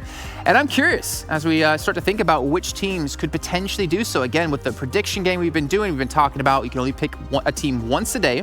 You can't pick Cloud9 every time. You can't pick Loops every time. I'm sorry, Glitter, we used our Loops picked a little early, but you know what? It worked out well for us, right? We can't complain about that one. Did. Let's take a look now at our predictions then coming into match 2. I'll go ahead and start things off again because you know what? I started last time and I got chicken dinner, so I'm going to do it yet again. I'm going Footballists. They played well yesterday on this map. They played well in the first match as well. I have faith. I have faith indeed. 7, we're going to skip you and go to Glitter and hear what she has to say about her prediction. It's I guess, you know, matching clothes equals matching wavelengths for our predictions as well, Jason, because I too am going to be going with Footballist. Like you said, very strong showing in game number 1, and they are comfortable with this map, so. Well, now we're going to find out if we can get matching chicken dinners. We'll see. We'll see. 7. You look a little confused, maybe a little bit left out. I'm just going to go quick. I'm just going to go quick. Loops Esports. That's all I got to say. Okay. Period. Loops Esports. I mean, they did really well yesterday, right? I think, did they win match 2? I can't remember. I know they got a lot of points built up. He's not going to say a word. They won match 2 and match 5. Well, you know what, 7? Maybe you're going to be eating by yourself, but at least it will have a lot of food to go in your belly. We'll check with you guys after this match is done, because we need to start to bring in our commentators in a moment of time. But of course, as we've been saying, you guys at home can win things, whether it's a lucky draw or whether it's watching and earning points. And the top 100 viewers who are watching within the game, within the Esports Center, will be able to get themselves some points that accumulate over the entire time and potentially get yourself into the top 100 viewers. Time now to bring in our commentators once again, Cameron and Envirum. You guys are looking, well, Cameron's looking a little bit sad right now, or a little bit mad. I don't know. I mean, the Cloud9 pick didn't work out too well. Just my face. Just your face? It's just your resting face. You have the resting angry face. Okay. Yeah. All right, well then let's talk about this, right? We had Sixless in particular for me. Like, that was insane. Yeah. From their early start up against Footballist to be the only one left alive. He did work, and I think that's what we've been talking about, right? Is like, even if you lose your team early, don't give up. If you're G-Fan, we've seen him do it time and time again. You gotta keep pushing to get as far as you possibly can. He got himself a second place finish in Virum. That's ridiculous. Yeah, I mean, obviously a lot of that being that shack that he parked himself in, like, had the circle, like 4 for the next circles, definitely played a big factor in that. But the fact that he was also able to get involved to pick himself up some kills. He helped finish off C9. I think he picked up 1 against Footballists as well. Like, he was still participating while being there, because it's Sixless, let's be honest. But that's really what PK has. The reason that PK is where they are is because of their ability to get into those final circle situations, get into those top 4 finishes, and it is continuing to deliver for them. They are the survivalists. They stay alive. Well, Cameron, we were talking earlier on, and you know, Virum was saying, you know, it's only 1 game. We can't really judge Cloud9 too harshly. Same thing with Kingdom Power. They only had a couple of games, so we can't really say they're back. And we saw in that last match alone that they're definitely not back, at least in the first game. Do you feel like we're going to see something different out of them here coming into match 2? I do, just because that, I hate that area of Erangel. It's so brutal to play, and 1 mistake, 1 slip up, and you're basically out. So I don't want to use that particular game as an excuse to say that Kingdom Power was just a fluke yesterday, but they are going to have to step up and go more aggressive today on Vikendi. Well, my question now is, will your guys' picks and predictions be more aggressive? And Virum, we're going to start off with you. Who do you have to take match 2? I put in all my picks at the start of the day. I had Loops winning again, game number 2, Vikendi. They did it yesterday, and given the start they had in game number 1, I'm very happy with my prediction. I like the pick. What about you, Cameron? It's Vikendi. It's Loops maps. They already won. They're going to do even better when it's their home turf. Okay, we'll see how they're going to do as we get into the icy weather of Vikendi. Why don't you go to take it straight into this? Thank you so much, Jason. Game number 1 was not like all Erangels we've seen before. It wasn't waiting 14 minutes for a kill. It was action from the outset, and the Vikendi is only going to follow suit. It's all the things you love about Erangel, just a little bit smaller, a little bit more compacted, and a lot more fun if you ask. I love Vikendi, man. It's such a fun map to cast. Yeah, and that start on Erangel gives me hope that these teams are going to start to play the early game more aggressive. to not wait for the mid game, for the end game to be forced into the fight based off of the circles. They're going to take the proactive maneuvers that they need in order to establish full control and full spacing. Like, I love the approach that Umbra had against the wild card, and even though the approach onto the Yasnaya fight was a little sloppy on the actual physical approach in the vehicles, how they handled it, I think had a good mindset, good perspective. But let's talk about it. This circle, it's another rough one on Vikendi. This is not half. This is less than half of the circle actually being playable. I don't think we've seen a phase 1 circle with this little land in it. I mean, and there have been a lot. There have been some of those ones up north around Trevno. We've seen the down south ones around Hot Springs and Winery. And now we're out here on the West Coast. We're chilling at my end of the world. All right, I dig it. And this is going to be, oh man, the rotations are going to be, this is going to be a sloppy mid-game. This is going to be rough. This is going to be a bit of a clown fiesta, if I'm being honest. But we'll see who can take the best of this situation. We'll see who can find order in the chaos or try and make as much order as possible, because there's going to be a lot of fighting on the road. Well, there's not going to be a lot of fighting is, once again, in Villanova. They don't ever seem to want to fight. And I honestly don't really mind it. You don't want to get into a fight that you don't have an advantage in, and when a wildcard or Konina player could be hanging out on any little nook or cranny on a rooftop or even inside a building. It's just, the information is so hard to gather. I don't think we will ever see these teams fight here unless there is like a particular rotational reason to. And even yesterday, I believe it was yesterday, or maybe, yeah, I think it was definitely yesterday, the Vikendi game, that the rotations seemed to be crossed over, but they didn't even fight then. So if they weren't going to fight then, they're definitely not going to fight now. Absolutely. But someone who may be fighting whether they want to or not, Bizana right now goes prone, dodges a little bit of the damage, but Cat's coming in here for Nova Esports. I believe the substitute player for Novo. This is a name we talked about a whole lot. Coming on in. Going to be doing work here in... did Cat play in game number 1? I'm going to be honest. Nova was sort of out of the fight so fast, I didn't notice. Yeah, well, they're actually into the fight this time around. Very, very good opportunity to recognize how split up Yala were. There was no one else from Yala on the mini-map, and I'm looking at the main map, and the closest players are all the rest. They're, what, 200, 300? My vision is really bad. Meters away. It's not great. They're able to execute, find a kill. Sure, it doesn't give them a placement just yet. It doesn't give them a whole bunch of loot, but it's those little things that will all add up. Oh, absolutely. If you can just ding, do a little bit of damage there, ding, do a little bit of damage here, then, next time you face up against a team, maybe they'll only have 3 members, maybe they'll only have 2 members. And again, they literally just drove up, executed him, continued driving on. Like, that was just purely clinical execution there from Nova Esports. It wasn't about loot, but it was about sending a message, and sending a message is what football is looking to do right now. 2 members of Team Queso down. The collapse coming in on both sides. Axel's in a rough position, but the Ayala on the flank actually being able to keep his team in this a little bit longer. But every single member, it looks like, if Team Queso was down, Lutz was able to survive. It is Ayala against the world right now. Footballists look pretty darn good in that last game, and they're going to continue the trend here as Team Queso looking to be the first team to go out. Yeah, I think Ayala knows that his time was basically up. There was almost an opportunity for him to play that tree and play his down teammates as bait, but he wasn't holding the angle for when Foot's pushed out, which... yeah, he knew that everything was over at that moment. Didn't even try and get a trade in and a quick little kill before he was out. That's going out that early for a team cannot feel great, because not only do you get 1 point from the participation trophy, but you also have to sit here now for the rest of the game, not being able to do anything. Maybe distract yourself by jumping into the training range on PUBG Mobile, but still, that's not the same thing as actually competing.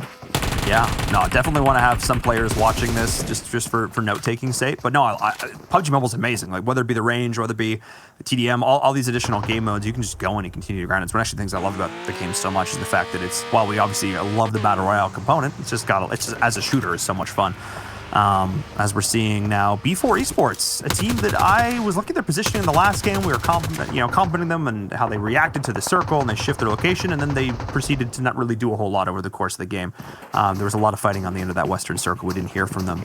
But now they're facing off against, potentially, SWAT 69, the team that we talked about at the start of the show. Our analysts went over it, and they said, look, SWAT 69 needs to step up. If they continue on the pace they had in day number 1, 13 kills, they are not going to outplace UDR Killers. They are not going to outpace the team they replaced here in the top 16. So they really need to step up today. Y'all are already just sending it deep into Dobra. This is a bit interesting of a decision. I understand that safety is paramount here because there's so little land to play. But still, on phase 1, it's a little bit of the playing to not lose rather than playing to win. But football, they are playing to win. Not only do they have a whole wipe onto Team Queso, they have another knock against Halls. That's going to be a 5th kill for them. Easy does it. And now Wildcard, they're also driving past. Everyone is trying to get into the dead center. No one is playing on the outskirts around Goroka. And they want to get some revenge against the team that wiped them last game. Umbra, of course, the team that was looking for kills until eventually, well, the kills bit back, able to take them down in that fight against Alpha Legends and Tempo Storm. But Wildcard, of course, the team they summarily executed at the gas station. They just rolled on in. Acer tried to 1v4 clutch, couldn't quite get it done. But now, facing up against a team of Umbra that's already lost 2 members, this might be a chance for some redemption. See how aggressive they go. Let's see if Umbra give them the opportunities, and it seems like there is an angle held. I think that was Spring outputting those shots, dropping Vintix down very, very low. And Easter, he is. Oh, he's going super aggressive, maybe a little bit too aggressive, but no, that was all bait too. I'm going to give this to Wildcard. Lord, you're usually so good. Not quite there. Not quite there. And now, Wildcard facing up against 2 separate teams. Umbra is going to rotate all the way around. They're like, you know what, we don't really want this one, guys. We're just going to hang on here, taking too many casualties as they rotated into the city. Whether it be, the teams on the outside footballists or Wildcard, all these teams just vying for... And this is... Cameron, I mean, obviously, you're coming into this, you've watched countless hours of PUBG and PUBG Mobile. Mm-hmm. And this is not a circle I'm used to seeing this early, with all these teams stacked up in one city. This is uncommon. It's really not, and it's only because I'm looking at the map and also just my experience playing it. If you're not in the city, it's almost big chance. It's almost like if Yasnaya was the only playable area in phase 1, where it's just the city and the wide open fields, unless you want to go to the far edge. And that's not something you ever really want to do on phase 1 unless you're a team that's coming in super late. Alpha Legends is one, Grenada Power is one, and then Nova. But everyone else is just, I guess, make a break for the city and hope for the best from there. I like Wildcard's positioning on the edge of it, so they can at least control the outskirts, the exit, the entrance, and have an easier rotation. Assuming. But here comes Cloud9 actually rotating in from the south. It doesn't look like they're going to be sending it fully into the city. But Adder didn't let his vehicle roll down. Maybe see if anyone shoots back. And this is interesting because C9 and Loops, so often, especially on maps like Erangel, they are both going for the same positions. Oh, they're rolling up on this compound, seeing if it's empty. They were seeing if anyone's going to take shots. That was actually really smart. They're still not completely convinced it's empty, but they're at least going to play it that way. They often go for the same positions on these maps, but this time, actually, Loops is on the north and C9's on the south. They are not going to run into each other for a while here. They would have to chew through the entirety of Dobra before they faced each other and, of course, look for a repeat of game number 2 yesterday. I would say one of the most epic finishes we've ever seen in competitive PUBG Mobile, at least here in the West. The 1 and 2 seed, of course, going toe-to-toe in a 4v4. We'll see if we get something like that here today, or if one of these scrappy teams in the middle is going to be able to throw a wrench into that. Well, looking around. Unfortunately, weren't able to actually secure the kill that they got the knock on earlier. Wildcard stole that, so they're still sitting on a single team's worth of kill points, and they're thirsting for more. They, I think, actually have the best position in this circle. It's close enough to center. Yeah. Close enough to center of what's likely going to be phase 2, and the sightlines that they have surrounding amount for really, really good control. This is just going to be urban warfare. Yeah. The term, I use the term CQB. It's a close quarters battle. I mean, that's straight from the military, but let's apply it here to PUBG Mobile. This is going to be close combat. The players who are able to get SMGs in hands early on, we're going to see a lot of Uzi play. We're going to see a lot of throwables. Watch how they bank them off of things like windowsills, how long they cook them. We saw some attempt at that in the last game. Didn't go so well for Pro Lord. Going to call you out a little bit there, buddy. But I'm really going to be looking for that to see how teams breach compounds. And Loops on the outside, going to look to continue to work their way in. I mean, that's when they're the most aggressive. We've talked about the times where they haven't done well on Vikendi. It's when they've posted up early in the circle and haven't been able to be the aggressors. They're not doing that this time. Alpha Legends maybe collapsing on them from up top, but really that's about it. And Tempo Storm, they're opting to play further outside the city. Tempo, of course, who were scrappy and resilient. This is the adjective I think I'm going to keep throwing at them, but they need to be more than that here. They need to be setting the pace. I hope that you have a nice warm cup of tea, a little bit of a blanket, because it's going to be a slow phase 2. We saw the map, and for a quick second there, I didn't even know that phase 2 began because it looked so similar. No one was really caught off. Unless, as you mentioned, Alpha Legends continues to push in because they're coming in super late and take a fight against Loops. I could also see Loops.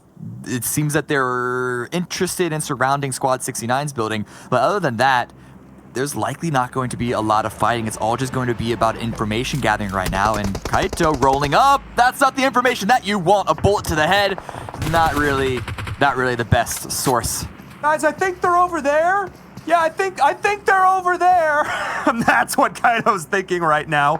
Yelling back to his team. 2 members are down. This was the fight I was looking for. And Alpha Legends just ran into their worst nightmare, rolling on up, getting instant down, looking at the kill feed and realizing it is Loops Esports, the terror of Brazil, coming to take all of your hopes and dreams away. And Alpha Legends will need to be legendary. They will need to ascend, be epic heroes of myth if they hope to take down a team who's already got this first kill. And Dadine, the team captain, is charging forward. Carrillo this time going to be sitting a little bit further back. But if I'm Alpha Legends, I'm thinking maybe we just bail. Yeah, that's exactly what they're doing. Shasser couldn't even get that knock. And I think just looking at the positioning, he knows that the push is coming through, but maybe not this close. The Dean can't quite land the shots. Breaking line of sight at the last second. But where do Alpha Legends go? They go back out of the play zone to find a spot more on the eastern side of this angle, but as we can see, there really isn't much. They could go into Critchus, just to the south. Yeah. That's going to give them a little bit of playable area, and now Loops can turn their attention back over towards SWAT 69. Unfortunately, the jig is up. And SWAT 69 actually pushed into them there. That's really interesting. They actually moved up north when they realized they were fighting up against Alpha Legends. I mean, Loops is holding the coast, but I actually think that SWAT 69 moved in a little bit more. This might have been the same compound they were holding, but they've definitely repositioned, and they've taken some damage up against Loops. Loops knows they're there. Yeah. I mean, Loops, I think, knew that they were there from the beginning. It was all SWAT 69 what they knew. If they knew that there was an attacker from the north side. Of course, now that they do, they'll be paying more attention to that. And again, the circle shift. No one is outside of the circle. Nova is going to have more... more reason to go towards the center. Same with Canadian Power. Footballs might have more opportunities, but the teams in Dobro,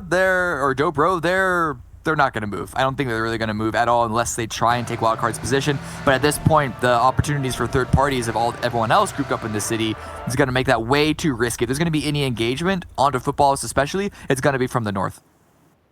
It is indeed. And speaking of the north, just outside of Dobro here, we see PK and Unique also first down there in the kill feed. KP, though, interesting decision from them. They're going to hold this coast and swim in around the city. We'll keep an eye on that as the battle between Pittsburgh Knights and Unique is heating up, pushing on in. Lightning there, securing a couple of kills. Pittsburgh Knights, once again, Sixless and crew just running for dear life. Frozen trying to find the shots. Can he do it? And no, Pittsburgh Knights able to survive, live another day, just barely, but man, another game, another early fight, not going their way. I think both Unique and Knights slowly inch towards that compound at the same time. But yeah, once you lose a couple members like that, really good this time around to get 2 members out of a tricky situation. Last game, if you remember, it was only 1. It was only Sixless, and now he has Raven to help him out. And they're pretty safe for now. Problem is, how much control are they going to be able to bolster? Are they going to be able to just survive until second place once again? I wouldn't count it. And here's the thing, though, Cameron. We hyped up their performance. We saw the contrast of stats between Friday of last week to Friday this week. I don't want my bar to be, well, at least they got one more player out of that alive. We want more from this team. We want more from this team because we know they have so much potential. And, oh, man, I just, feels like I feel like we're getting down on them a little bit, but that's just because we know they can do so much. And now we're back to waiting. Yeah. About 69. Back to watching for Loops. Loops have full control of the north side, and I wonder when they're going to, I don't want to say have to, when they're going to choose to turn it up. I think they might want to, try and put a little more pressure onto SWAT 69 right now, but I understand why they wouldn't want to commit to the compound that might not even be in phase number 4. But Gonzo, Konita Power, their beachside push, not going to be as sneaky as they were hoping it was. I think it should be an easy enough revive, especially with the smoke coming out. But ProLord holding a sneaky angle, not going to be peeking until he absolutely needs to. And now after taking a lot of damage, another down. That's the nade. Oh my goodness. B4. C9 actually clean. Wait a second. What? B4 all the way to the north. Levy holding a nice angle. Might even be able to spot out Tixie. Oh my goodness. I'm looking at the kill feed. I see kills. I'm like, wait, how is he? No, it's B4. They're so far away. Oh my goodness, Cameron. That shot was sick. That angle was sick. And now ProLord's going to be able to clean this up. Oh, Konita Power, they went and they swam out, they picked up the crate in the water, then they rotated back in. But this is how many times now over the last 2 games we've seen a player go and try and help up their teammate and just give over another kill. I understand the thought, you want to keep your teammates alive, but make sure you've done your homework first before you commit. I don't know how much you want to blame them for not being aware of Levy's angle there, because those smokes did protect them from Umbra. Yeah. And at this point in the game, you have to know that there's at least a couple other teams in the city, and that high ground angle that Levy had, that B4 controlling, is actually just so impactful. And now that the circle has shifted a little more towards the north side of Dobro, it's now B4 that I think had the best position. Previously, it was Wildcard, but now Wildcard, they're going to have to worry about multiple teams approaching them. You can see Dream Beaters just to the south, Yellow just to the north, but over here, Alpha Legends. Wait, Pedro, why is he not with the rest of B4? What? I feel like Pedro is consistently isolated from his team, and now he might have to pay the price. That is, if he doesn't get a sneaky little 1-2 kill on an ignorant Alpha Legends. Oh boy. Will you climb the stairs, not realizing there's a gremlin in the attic? Don't feed them after midnight. I don't know if he's aware. Now, the way he's playing this, maybe they heard a footstep. They may have heard. Oh, I think he heard the wiggle. We'll see. Check. You always need to be careful. Just I don't think he knows. I don't think he knows. I don't think he knows. And it doesn't matter because Pedro. Oh no, Pedro. I know the story of the tortoise and the hare. Slow and steady does not win this race, sir. We need fast reaction times on that one. That feels bad. That's just Pedro out. That's B4. I don't know what that play was. All I know is it's wrong. Pedro really likes to be away from the rest of his team. I don't know if that's a decision for trying to go for more map control or having a plan B in case the circle does not favor them at all, but this time it absolutely gets punished. You can't be doing that reliably in the late game. It's going to happen to you eventually. But here's the standoff between SWAT 69 and Loops. Again, nothing has happened, but now that the circle is going to close once again, Loops are not going to be inside. In fact, they're already in their vehicles moving, preparing for it. I wonder if they're going towards SWAT or if they're going to the circle. No, they're going in towards SWAT. Oh yeah, definitely want to see this fight as Loops is going to go in towards SWAT 69. That is what I want to see. They took no damage on the approach. Federal maybe dinked a little bit there. Dadin, though, does drop a grenade, and another one actually takes down Carrillo. Hang on a second.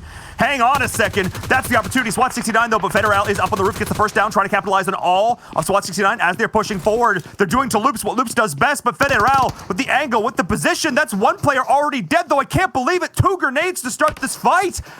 And this is a terrible position for Loops. Kayowski's way back. No, what is going wrong? Everything for Loops right now as they try and get one player up. Why is Kayowski not helping out? If you can't help from that angle, why are you there? Why are you not with your team? I think he's able to find another angle that does give more assistance. But I just would have loved him to actually been there. More help earlier on. It would have been so much better for Loops. It is a little bit of a trade right now. Loops did officially fully lose one, but there's still only 2 players standing from SWAT 69. Problems, I think, is going to try and back off. No, he's still stuck in the building. Certainly got some problems. They have 69 of them here as Loops are continuing to keep the pressure going. Federal maybe going to look to reposition, or he's trying to bait them out with the vehicle.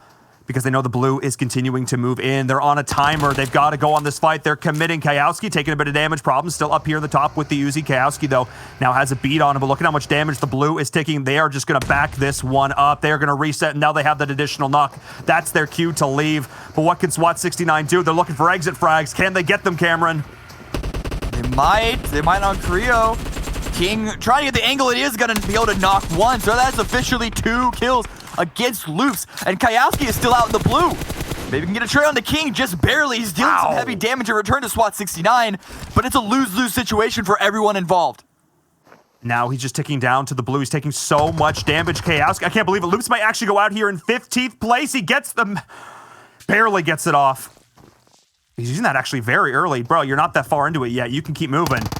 Oh my goodness, but he's so far outside the circle. I'm not sure if he has any vehicles. We may actually see an early Loops exit on Vikendi, as now Tempo Storm is facing off against Dream Eaters.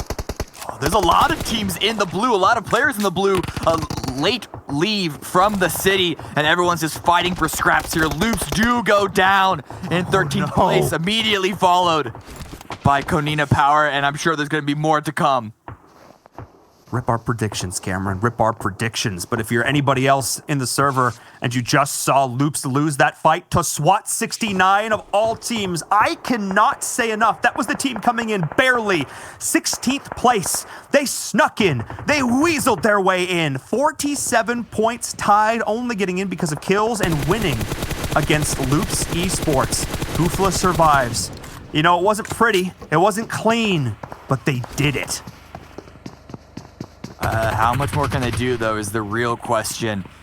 Placement points still haven't started to ramp up too much. I don't think the kills are really there to match either. Loops lost too many players to the blue, as well as to other teams that they rotated into when they tried to leave the fight.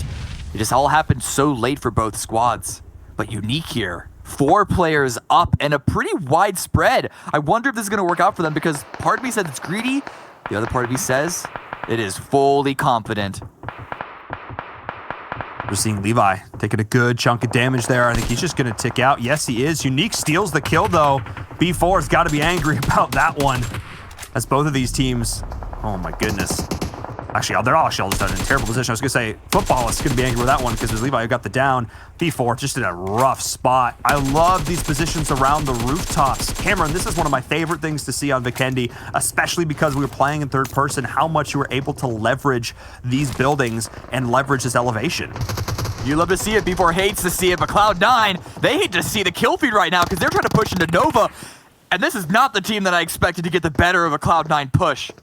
I actually think it was Bayo. I think he knocked himself in the vehicle upon entry. So he may have actually taken himself down there, and now Dream Eaters is being eliminated as well. A lot of these teams up towards the top of the standings are in a world of hurt right now as Adder is forced out. Oh my goodness, the Molotov through the door. HCL just needs to win one little fight. Adder, nice little bit of motion there. Leveraging himself around the outside. Can he find the shots? Adder, of course, one of the star players for Cloud9, is completely changing up the angle. He's making Nova think about this one. He's trying to isolate a 1v1 fight, doing damage where he can, but can he find the shots in the 2v1? No, he can't! As G-Fan takes him down, and that is Cloud9 eliminated as well. Oh my goodness, all our expectations are out the window. I don't know what to expect from this circle either. I don't even know if there's any room fully confidently playable. It's a hardship towards the northeast. And Alpha Legends, they're the only ones that I'm going to say have any advantage right now. That's just because you don't have to worry about their back. But Unique, they still have 4 up, and they can all leverage Frozen's position to their own strength, and everyone else is going to be running from the south up the hill. And yes, Unique are playing at a 2-2 right now to pick up as many kills as possible. They had 7 last time we saw them. They probably have a couple of more, and they have... I would be surprised to see them get up to 11. And we're actually seeing a lot of the teams that are vying for the middle of the pack right now. Teams like Wildcard, teams like Footballists, teams like Nova, who are actually down towards the bottom. Of course, Unique, SWAT 69. These are, I mean, a lot of teams in that like 6 to 10 range. These are squads who are going to say, look, we deserve to be in this top 4. We deserve to be in the upper echelons, counted among, you know, the Loops and the C9s of the world. We deserve this spot. This is the game where they really prove it. This is the game where they put their stamp on it. Wildcard right now, looking at Footballers for location. On Footballers, Rom is bleeding out off on the side, and Slicky's finding an angle onto Nova. Good spray there to knock HZL, but Solkay is going to take advantage of that. Levason goes down. It's just Solkay left to try and clutch this out, but the Blues are going to start closing in if it hasn't already, and Slicky and Solkay both need to move. Oh no, Slicky's trying to decide whether or not he can try and go for a res. Solkay doesn't have that problem. Well, he has a bigger problem as he's just getting eliminated. Z-Fan on the flank. Oh my goodness. You probably watched his tutorials on YouTube talking about how to hit those shots. Well, that's how you do it right there, as Nova are holding on through this. Still 3 members alive, I want to say, as HCL does go down. Cat drops as well. May have just caster cursed them there. Sorry about that, guys. Ufla, last member remaining from SWAT 69, trying to get something done, trying to get more points, already into the top 5. He's trying to make it top 4, but it's not going to work out. Frozen takes some damage from the blue, tries to find a rock, but he's not going to make it in time. Faker gets dropped immediately after. It's trades upon trades upon trades. Oh my goodness, Cameron. Every single time a player sticks their head out to shoot at somebody else, they are shot at themselves. Just back and forth. No angle is safe. Nowhere is protected. As we're seeing Alpha Legends holding on, trying to go for the res, the revive. Slicky in the long-range shots before he goes down to the play zone. And that's Wildcard eliminated in 4th. He held on, I think, a little bit too long. I think he needed to move sooner. I think he was trying to debate whether or not he could res his teammate. He saw what happened to Solkay, but he should have just, I think he could have committed because nobody was even looking his way. He was so far out there, and now with his team Unique in a fantastic position. They don't have the zone, but they've got their numbers. If they can pick Annalise up, that'll definitely put it heavily in their favor. And they have a few pieces of cover, well, the high ground, but AZ just barely survives the assault from Slicky, and now he's giving it to Unique. Takes a couple of tags in return. And Frozen, he's going to find an opportunity to heal up a G-Fan all the way off the side. This crossfire by Nova might work wonders for them. Already 7 kills as well. And Alpha Legends, I mean, they have no option but to leave that shack like they are right now. But what? Did he spot that or just lucky timing? I don't know. I think through the very edge of the smoke, he caught it, almost able to down the member of Team Unique. He's full stimming. He knows he's going to have to eat some of this blue damages. Actually, Unique is doing the work for them. They are going in, taking down Alpha Legends themselves. How much of this can Nova capitalize on? Going from tree to tree to tree. G-Fan's there. He finds Nephis, that's actually huge. And AZ, I think, was able to pick up one on the other side. Both of these players, you talked about the angle, Cameron, so flawless. Nova Esports are just collapsing from all sides. Unique needs to deal with Alpha Legends, and they do. But now, it is a 2v1 situation for Nova Esports, and they get the win. Their winner chicken dinner here on Vikendi. Welcome, Nova Esports. We've been waiting for you. Finally, yes, this is the Nova Esports, as you said, I've been waiting to see this entire time. And that crossfire, it's not just the angles, it's the information that they're giving each other. G-Fan we saw him peek out at the perfect time to catch Unique players out in the open. And that is certainly because of the information that his teammate gave. He spotted them and said, look, they're running your direction. You can tag them right now. And it all came in their way. That shows, even though with only 2 players, that shows the importance of full control, not just being packed up inside one angle. Absolutely. 2 star players in their own right. You know, in a vacuum, these are 2 great individual players finally stepping up to their potential, trusting in their gun skill, communicating but playing separately and taking advantage of the chaos there. And I think Team Unique not paying them enough heed, and it cost them in this game number 2. Congratulations to Nova Esports on the winner chicken dinner here. Game number 2 on Vikendi. Let's send it back over to our analysts because there's certainly a lot to talk about.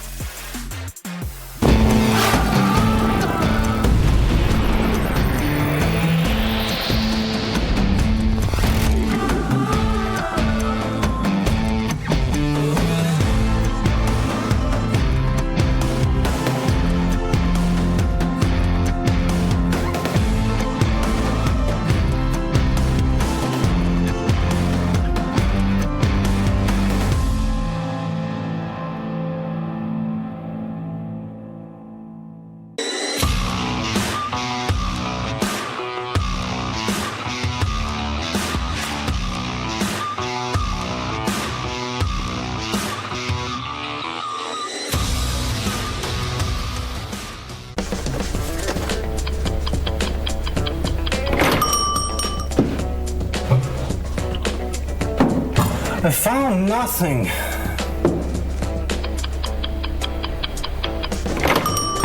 My teammates weren't around.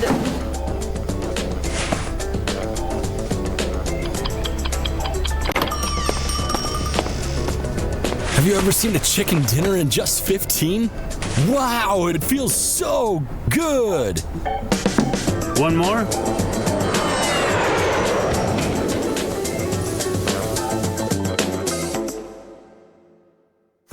Nova Esports, more like Supernova Esports. They blasted into our second map and finally get themselves a chicken dinner. I know one person out there is going to be extremely proud about this. It's the man probably with the grin to my side. 7. They finally get themselves a chicken dinner, and they finally did it in style, too.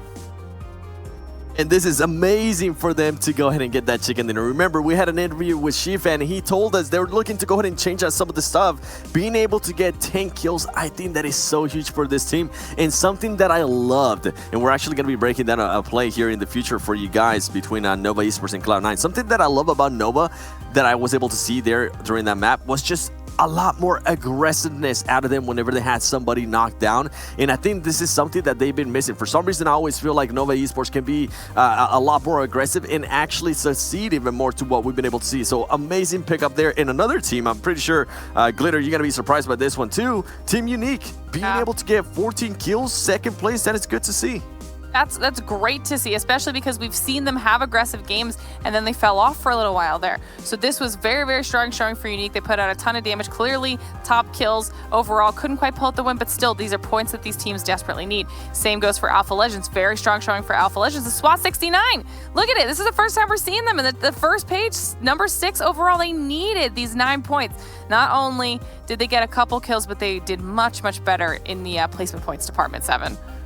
Yep, I think they ended up with 9 points. That's that's maybe 5 less points than they ended up getting yesterday overall the whole day. So that's an impressive game there for them. Amazing stuff from them as well. And then Pittsburgh Knights only able to get 4 kills there. 4 points total. Another team that we kind of see them. This is now the second game that we've seen from Pittsburgh Knights, losing 2 players and then just not being able to kind of clutch up here, as we were able to see from Sixless in the first game. And then Team Queso just getting super unlucky. Team Queso is one of those teams that I have expected a lot more stuff out of them, and right now they're just really underperforming for me. I'm glad you said that, actually. I was expecting a lot more to Queso as well, getting to watch them back in the Global Stars Challenge we had in December over in Saudi Arabia. I was expecting some more out of them. We saw in the Global Finals, but they've really been struggling over the course, I'd say, of this entire event. They've had a couple of glimpses here or there, but this is the team we're going to be talking about. Nova Esports, 2,000 damage being done, 10 kills as well. Thing is, where was Loops? Where was Cloud9 in the standings? They had Cloud9 at like 8th place. Loops was around like 11th or 12th.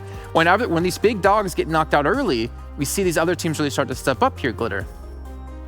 Yeah, and I believe we actually caught a few of those fights go down. 7 and I were kind of watching it back and forth. I believe SWAT 69 actually took out some of Loops very early on, which was not something that we were prepared for, really. Cloud9 struggled in the fight against Nova, which we said we're going to show you guys in a little bit. But like, that was not from the 2 juggernauts, essentially. The 2 teams that we keep talking about definitely made it shook up the entire match the second that they were gone. I think teams played even differently towards the end.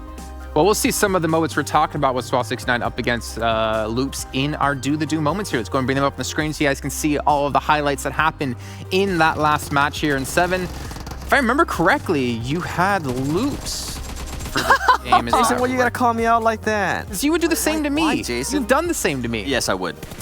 Yes, I would. But guess what? Loops was at least able to get 3 kills, and they were able to end with 4 points. So I didn't end up with just a 1 point. So I'm kind of happy about that.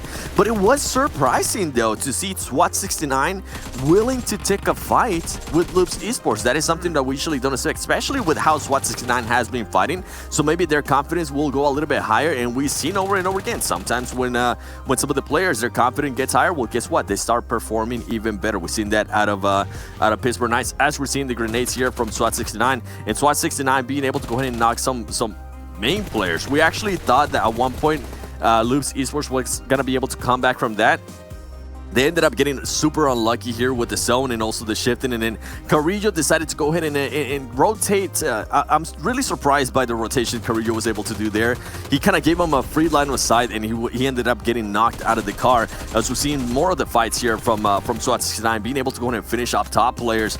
Kowalski, though, being able to go ahead and just kind of get back some of that damage by knocking people down. But at that point, it was just a little too late, as he was very far away from the zone. And now we start seeing Unique, and I'm hoping that we get a chance, if we haven't already seen it, of Nova Esports. Just how much more, even though they were in a compound at one point, Cloud9, here we go. This is the one we'll be breaking down a little bit. Cloud9 just goes full send, and he ends up backfiring for them, with HZL being able to clutch up. And then as soon as they realized it was just one player from Cloud9 left, they just became super aggressive. And I know that's one thing, Glitter, that I've been saying over and over again. If Nova's able to be a little bit more aggressive, they're able to control their pace even more and control the game even more. Oh, 100%. And when we had talked to G-Fan, I know that you were surprised that he had said that they were kind of switching up their tactics and that they were going to focus on placement points a little bit more, because we've seen some of those aggressive Nova rushes that just always work out really well for them. And I think here, I believe it was G-Fan and AZ at the end that were just playing some angles that were so beneficial for them when they were going up against Unique and Alpha Legends. And this aggression, like you said, it just paid off for them in dividends here in that final zone. Yeah, and another team that I wanted to go ahead and mention was Wildcard. Even though they ended up just getting 1 kill, they ended up getting 8 points in placement points. And I believe the previous match in Erangel, they only ended up with 1 point, because they had 0 kills and then 16 plays. So good finish there from Wildcard, being able to take advantage of some of the other top dogs weren't towards the end of the circles. Yeah, we speak about the top dogs. I'm curious to see what kind of damage we had Cloud9 and Loops do. Even though they did get knocked out early, they still tend to do a ton of damage. We're going to drop in and take a look at this as well. And you can still see, I mean, right there, Footballers, 2,100 damage done. You got Cloud9 around 900. You have Loops around 800. So even if they do get dropped early, they're still putting the pain out, Glitter. Yeah, and I think that's just a really impressive showing from Footballists. They were able to break the 2K damage mark and 7 kills and still not even be in the top 4. That's a strong game for them, especially to kind of like start that momentum back up for them. But look, we're seeing SWAT 69 up there with a respectable amount of damage as well. And like you pointed out, it wasn't just, you know, Cloud9 and Loops kind of failing off. They still had almost 1K damage to both of them. So I think they just got caught in these unfortunate situations. Had they been able to turn them around, they probably would have been in equally as good a position. But, you know, like you guys also pointed out earlier, Team Queso there at the end with only 200 damage and 0 kills. They actually ended up getting taken out by Footballist super early on, and we saw that fight. It was a little bit rough, but like you said, we had expected a little bit more out of Team Queso. Jason, did you see Umbra get 1 kill with 71 damage? I did. Oh, man, I was able to cut that right at the end. That's interesting. We were talking about doing damage, getting no kills, but now we're, I guess, talking about doing minimal damage and still getting a kill in this one. But as we talked about that last map, I mean, I'm assuming we should see some difference in terms of top players when it came into that map as well, considering we've had some people really start to step up. And you can see there, I mean, G-Fan, we just talked to him yesterday, adorable guy. I loved having him on the show to interview. AZ there as well. But Solke, someone we haven't talked about too much as of late. He's definitely a top fragger for Footballists and a top fragger when it comes to the West region. But we're starting to see some new names come in here. And I think that's kind of expected considering how that match played out here, Glitter. Yeah, it's definitely expected. It's nice to see an Annalise up here, unique player on our top players, able to put out a good amount of kills, actually top kills overall for everybody that we have up here. But Solke with the damage. He is a player that we've touched on a few times now, and he's been very, very consistent for Footballists, putting out impressive performances. But I think what's also impressive, if you look just down at the survival time, we talked to G-Fan about what it's like when he has to snake a lot for his team. Him and AZ both have very, very high survival times. So that could also be kind of playing into their new strategy that we got to speak to him about. Yeah, and I'm almost curious to talk to him and almost bring them on the show yet again to talk to how they've adapted from day 1 to day 2, but I think we got someone else in mind this time. But Seven, you know, we've been talking about the Cloud9 Nova fight. It was something I think is going to be an extremely quick, Telestration segment to talk about here, but let's talk about it anyways, because Cloud9, well, they walked into a trap. Yeah, they had no idea what was about to happen as Nova was just chilling. In Cloud9, you're going to be able to see here towards the top of your screen when they go for that full-on crash. Oh boy, they had just no idea. Look how quick 3 players go down. And something that really is interesting to me, especially during this clip, was why was Cloud9 running with 2 vehicles and running a 3-1? I'm used to seeing more of a 2-2 out of them. So it was that one really caught me off guard because look how quick everything went down. And for Nova to be able to go out and actually realize, hey, we're getting crashed on, let's go ahead and finish them that quick. I think it's also credit to Nova for being able to achieve that. And then they start looking, something that I love, they start looking for that last player in Adder, just making sure to go ahead and get any angle. You see C-Fan right here starting to get a different angle as well. I really enjoy that when teams and players start doing that. And they got to remember, you have to go ahead and finish fights off quickly, especially if you're fighting with other teams, because you could end up getting third party. We see the wildcard being super close. We see also football is being super close. So you have to go ahead and finish on those fights. They weren't able to go ahead and Molotov Adder. That's why you currently see him kind of losing some damage there. Adder, though, is one of those players. Remember, he was top fragger at one point. He is currently the second player with the most kills of the whole tournament. So you still have to be careful. You have to be patient. You have to wait for him to go ahead and do a mistake. Adder's going to be able to go ahead and knock HCL right there. Overall, he's going to end up losing the fight. But great stuff from the players, from Chief-Fan, Cat, and all of the other Nova Esports players. Hey, Seven, can I ask you to go back to the beginning of that clip real quick? Because there's something that kind of caught my eye. Definitely. Look at the HP. I can definitely do that. Cloud9 has as they actually pushing onto this. You have Pyra and Beowulf below half HP. I'm not sure exactly why. Maybe they're taking shots before they got there, but I mean, you just saw they immediately dropped the second they hit that building because Nova had people on the ground floor already in the windows. And something to mention off of that, and I'm glad you actually pointed that out, Jason, is when you crash into a building, your health is going to go down even more as well. As you see, Beowulf pretty much ended up getting knocked right away. Actually, Beowulf jumped out a little bit too soon, and he ended up just getting oh, wow. He ended up getting that damage. Oh, that's... Hey, shout out to Jason for being able to realize that. I wasn't even able to point it out. Hell yeah, Jason. Let's go, baby. It's the red, the red lights. I just look at it. I'm like, ooh, that means something special, right? I mean, that's my analysis right there. Let's take a look, though, at our overall standings now and see if things have shaken up a little bit with Nova taking home a chicken dinner. And Glitter, well, we're not going to see Nova get to the front page. However, we will see Footballers go up to third place. We do see Footballers go up to third place. Loops and Cloud9 still holding strong, but we actually see Team Unique making their way onto the first page for the first time in a long time, I think, after that very, very strong showing. Don't forget they had 14 kills in the match that we just watched, so that is probably helping to propel them along with a very strong second place finish. Alpha, every other team at this point, though, is pretty much kind of holding their 5 through 9 position. It just... there's not too many teams kind of jockeying for this top 10 spot. Honestly, that's what I'm saying. Like, I think there's going to be a point where we are starting to see a solid top 9 at least. Yep. And then moving on to the second page, that's where we're going to see a lot of these changes start to occur, Seven. Yeah, especially going into next league play, because remember, some of these teams might not be able to make it. You have currently some teams sitting out that could make it for that last week and could make it even more interesting for the top 16. As right now, we see SWAT 69 finally starting to step it up in the points department, getting, I believe, what was it? 9 points. 9 points in the last match. I think that's really impressive out of them, getting a little bit closer to you to our killers, as I'm pretty sure they're going to go ahead and look to close that gap even more. You don't want to go ahead and play catch up on the last week because it's not guaranteed that you're going to be able to make it to Super Weekend. Yeah, exactly. The thing is for UDR Killers, like, they're watching this just praying that SWAT 69 just drops out of the match every time right in the beginning because they want to maintain that lead. And the thing is, if they somehow don't, sitting there like that, if they don't re-qualify into the third Super Weekend, then they're just sitting there waiting. Like, it's taken out of their hands. They have to just let fate play out its own cards, and maybe SWAT 69 can pass, or maybe another team, though. Let's take a look at our talent predictions. We've been talking about them all day, and... Oh, no. Oh, yes. That is going to be Glitter and I again, performing well here with our 13 points each, and the rest of the team choosing the Loops, only getting 4. It's, unlucky. It's a rough day, Seven. It's understandable. I've had some rough days.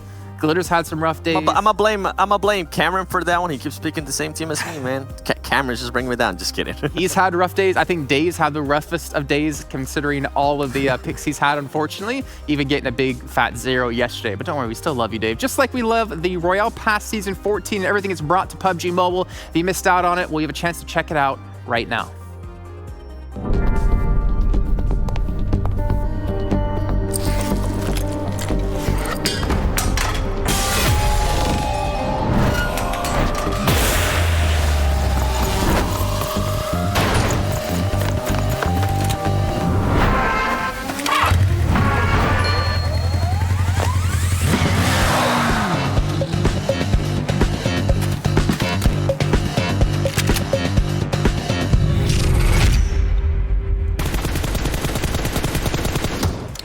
see there, spark the flame, and just like we're going to be sparking and turning up the heat here as we go over onto our third map of the day. It's going to be Miramar. We're going to find out which team will be able to take home with their spicy chicken dinner after this one, but it's going to be tough. We've had a lot of teams start to step up. What were you doing? What were we doing there, Seven? I caught you in the corner of my eye. What was that? You're excited about this one? I'm feeling confident. Yeah. Why are you feeling confident? Why are you feeling confident? Oh, boy. Because of the team that I'm going to pick, man. Okay. I mean, what has gone well for you so far today? So I almost feel like you're going to be cursing a team if you... Damn, this man. Well, then let's get straight into it. You're so excited. You're giddy about it. Let's hear who it is, Seven. I know where he's going. I'm going to go. I know where he's going. I'm going to go with B4. Last time I picked 3 meters. This time B4 has performed so well. I have to go with B4. What you guys got? Do we have to let him in on this split, or do we have to let him be our best friend? I guess we do, because, I mean, to be fair, I've been picking B4 on Miramar for quite some time. That's true. You were the originator, and we're all just, haters on it. Now we're even joining you. I went B4 as well. It's all B4 club here on the desk, and you know what that means? We're probably going to do very bad, because that seems to be how it works out for us, unfortunately, whenever we pick the same team. Well, we'll see. We'll see how lucky we are. Maybe after this match, we'll check with you guys after that as well.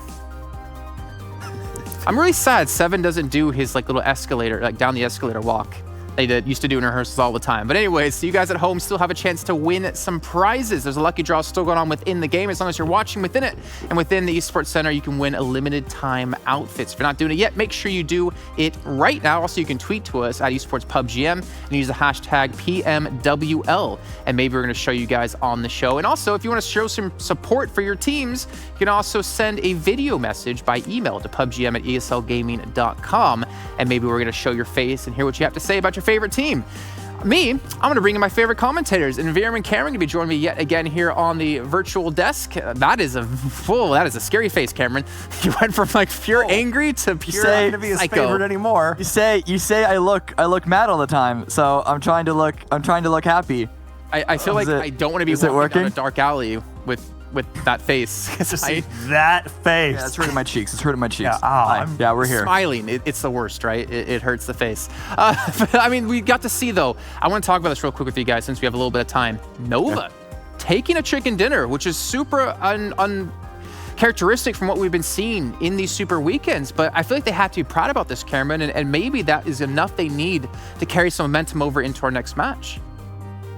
It's not just the win, it's also the fight that they had against Cloud9 leading up to it. I do think that Nova's firepower has always been there. It's been more of the rotations and the macro side of the game that's been their Achilles heel. And you're right, though, taking this win is not only a good boost of points, but it's a good boost of confidence in themselves. Because when you're a team that's supposed to be good and you struggle for a week and a half like they have been, you sort of need that boost of confidence. Yeah, well, I mean, we heard GFN talk about how they changed their style. It looks like in Verum it's been changed for the better, though, as they got themselves the extra 20 points on the board. Absolutely, and I think this is the Nova we were hoping for. This is the Nova we were expecting. I think actually everything before this has been what's wrong, and I think this is the Nova Esports we were all looking to see. All right, let's get our predictions in, and Verum, I'm just going to keep you talking, man. Who's the team you have to win match 3? I'm going to jump on the B4 hype train. They've done so well on Miramar historically. Yeah, we're all picking B4 by the way, guys. And Cameron, I'm assuming. Yeah. Yep. I picked it first for the record, just saying. I had my picks in. I can confirm. He did confirm that. Okay. Well, you know what, Cameron? It's all right, because we all chose B4, so hopefully luck can be on our side once you guys take us into our third match of the day. Thank you so much, Jason. Miramar, we're going from cold to hot. Let's see if these plays will continue to heat up as we're jumping into the desert. I really had some place I was going to go with that, and then I'm just going to be honest, it all went off the rails. We're going to own it. We're going to get into it. Game number 3. Cameron, I feel like the energy so far today has been so high just because there's been so much fighting and so much action. Miramar can play a little bit slower, but I'm still, just again, as a selfish caster who gets to yell about it, I'm still hoping to see more of the same. So Miramar, the early game, you won't see... It's hard to have so much water in the early game, or just unplayable land in general in the early game, and so you won't necessarily see teams forced in those early fights, but you do still sometimes see teams go for aggressive maneuvers because Miramar is the best map to take wide controllable spreads using the terrain, high ground to your advantage. And while you might not see a full 4-team versus 4-team crash onto a compound in the first couple of phases, there is still a lot of trades back and forth, and so I'm excited to see if that's going to happen this time around. Of course, it does depend on where the circle is going to be. If it's dead center, I don't expect anything really too much. Yeah, the circle shifts on this one really put teams out of it. I mean, you gotta have your vehicles in line. Okay. Teams haven't moved far enough yet that I think this is going to be a huge issue, because if they choose to drop outside the circle, grab vehicles, loot, come back, they're doing that, they're fully aware of what's going on. Where sometimes you get that decision sort of made for you. As we're seeing, Los Leones is going to get a little bit busy, a little bit crowded here. It's going to feel like a subway in New York, at least in 2019, as we're seeing a lot of these teams stacked on top of each other. The olden times. The olden days, yep. Yeah, back then when you saw a packed subway with a single empty car, you don't go into that car. Nowadays, every single car is virtually empty. The opposite of Los Leones, which is just so crowded. Oh my packed. goodness. It's actually a lot of teams here. Los Leones I've seen can hold 2.5 as like a maximum. There are 4 teams. Okay, there's an argument for 3.5 right now because y'all have two teams, 2 players still outside on the excerpts. But here, Dream Eaters, I think they recognize how crowded it all is and want to be backing off. Toffees is certainly shouting that information. Guys, they beat us here. They're here already. Run! Just run! It's like Alpha Legends in that last game. Yeah, actually. To be fair, the loot that Dream Eaters have on this exit path is still pretty good, but Zero and Lord's angle could spot this out, especially if he has a scope. I don't know how many compounds he was able to loot up himself, but this is gonna be a little weird. I actually wouldn't be surprised to see a team, if they find an opportunity to go for an aggressive play in this Los Leones area, because of how impactful the west side of the city can be in this first phase.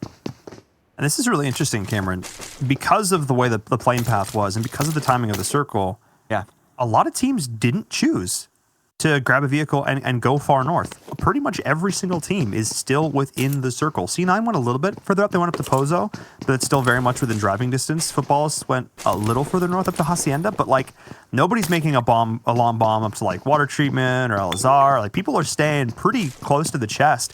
And I think it's because of what I was talking about, the idea that just the rotations on this map are so important, and giving yourself more time and more options being closer to the circle, I think, is going to benefit a lot of these teams. That doesn't mean that you don't want to be grabbing a vehicle at the very beginning, even if you're not using it to travel long distances for your initial loot path. You still want to have access to them and verse it. Losing a tire is not really the greatest thing. Now, granted, tires are especially vulnerable on this map, and the most vulnerable tire is a tire of a buggy. Like if you miss this thing, something's wrong with your calibration, because they're larger than a person essentially, and there's no cover. Yeah, I mean, just turn on gyro, guys. Come on, what are you doing? Be a pro player. Just step. I mean, I can't. Not that I can do that. Anyway, don't miss the tire, guys. Don't miss the tire. Really, it's just as simple as that.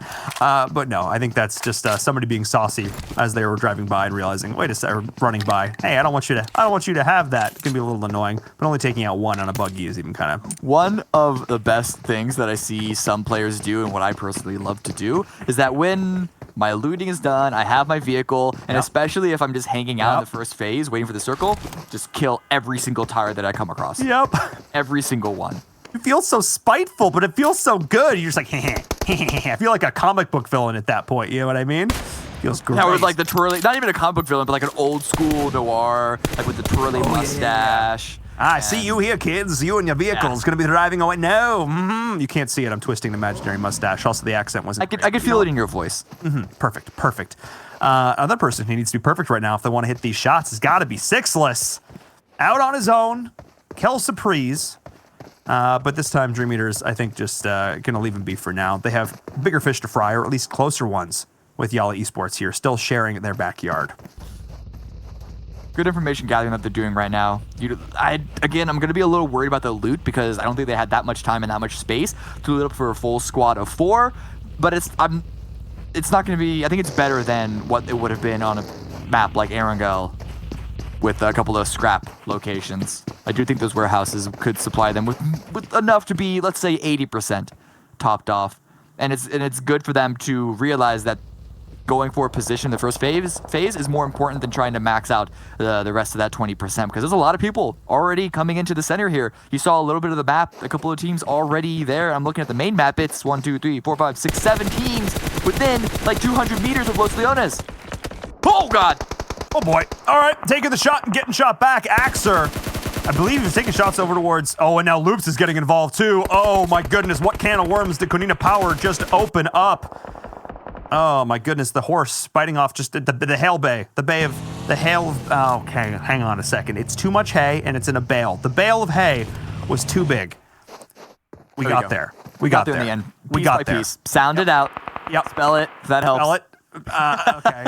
Oh, no, good. Not good. Less good, though. Now that Tempo Storm is highly aware and Spectre is continuing to close the distance, you can see the damage just raining in as Rob and crew have got to try and take over this. It's not even a compound. It's just a couple of houses. And especially given the fact that both of these teams are going to try and thirst for these kills because they don't want to have the other one steal it away. This is a very bad spot for Konina Power. Oh. Yeah, and it was really bad when they were very spread out, but Tixie, he's trying to find a trading angle. I think they've been able to stop the bleeding for a quick moment, but that tire being caught on the benches is not the greatest for any sort of follow-up that they had. They do lose their fourth player, and actually Gonzo is still out off on the side in a vulnerable position, but Tixie, he's tried to put pressure onto Loops, and Tempo Storm actually backed off. So this means that they could take this fight against Loops without any worry of third partying. Yeah, but losing Axer there, that was a big deal, especially this early in the game. The first player out on the server, nobody wants to be the first player out on the server, but I think Tempo Storm made 100% the correct decision because they knew that Loops was getting involved. So what they wanted to have happen is they wanted to put themselves on a more even ground with Loops. So they looped themselves around, and now they're in a really good spot. Now they are in a super good position to keep tabs on Konina Power and Loops. Yeah. This is solid positioning for them.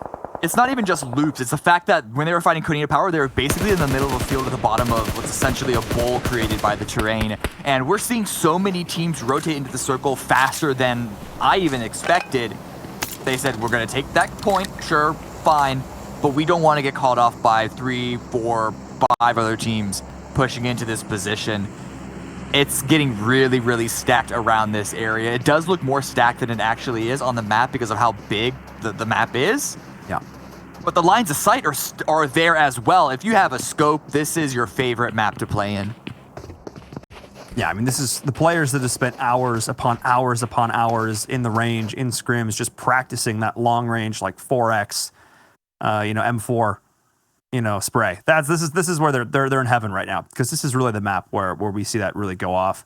Playing around with that 3-6, it's so much fun. And of course, both with this new circle, Loops and Tempo Storm, they're also still in a great position, but this entire eastern side of the circle, south of Impala, is wide open.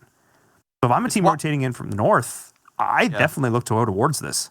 Yeah, it's wide open in terms of teams. It is not wide open in terms of the actual terrain itself. It is so rocky and hilly. The control, especially on the far eastern side, starts to lack because of the way that it slopes down. And I mean, it's a hard shift.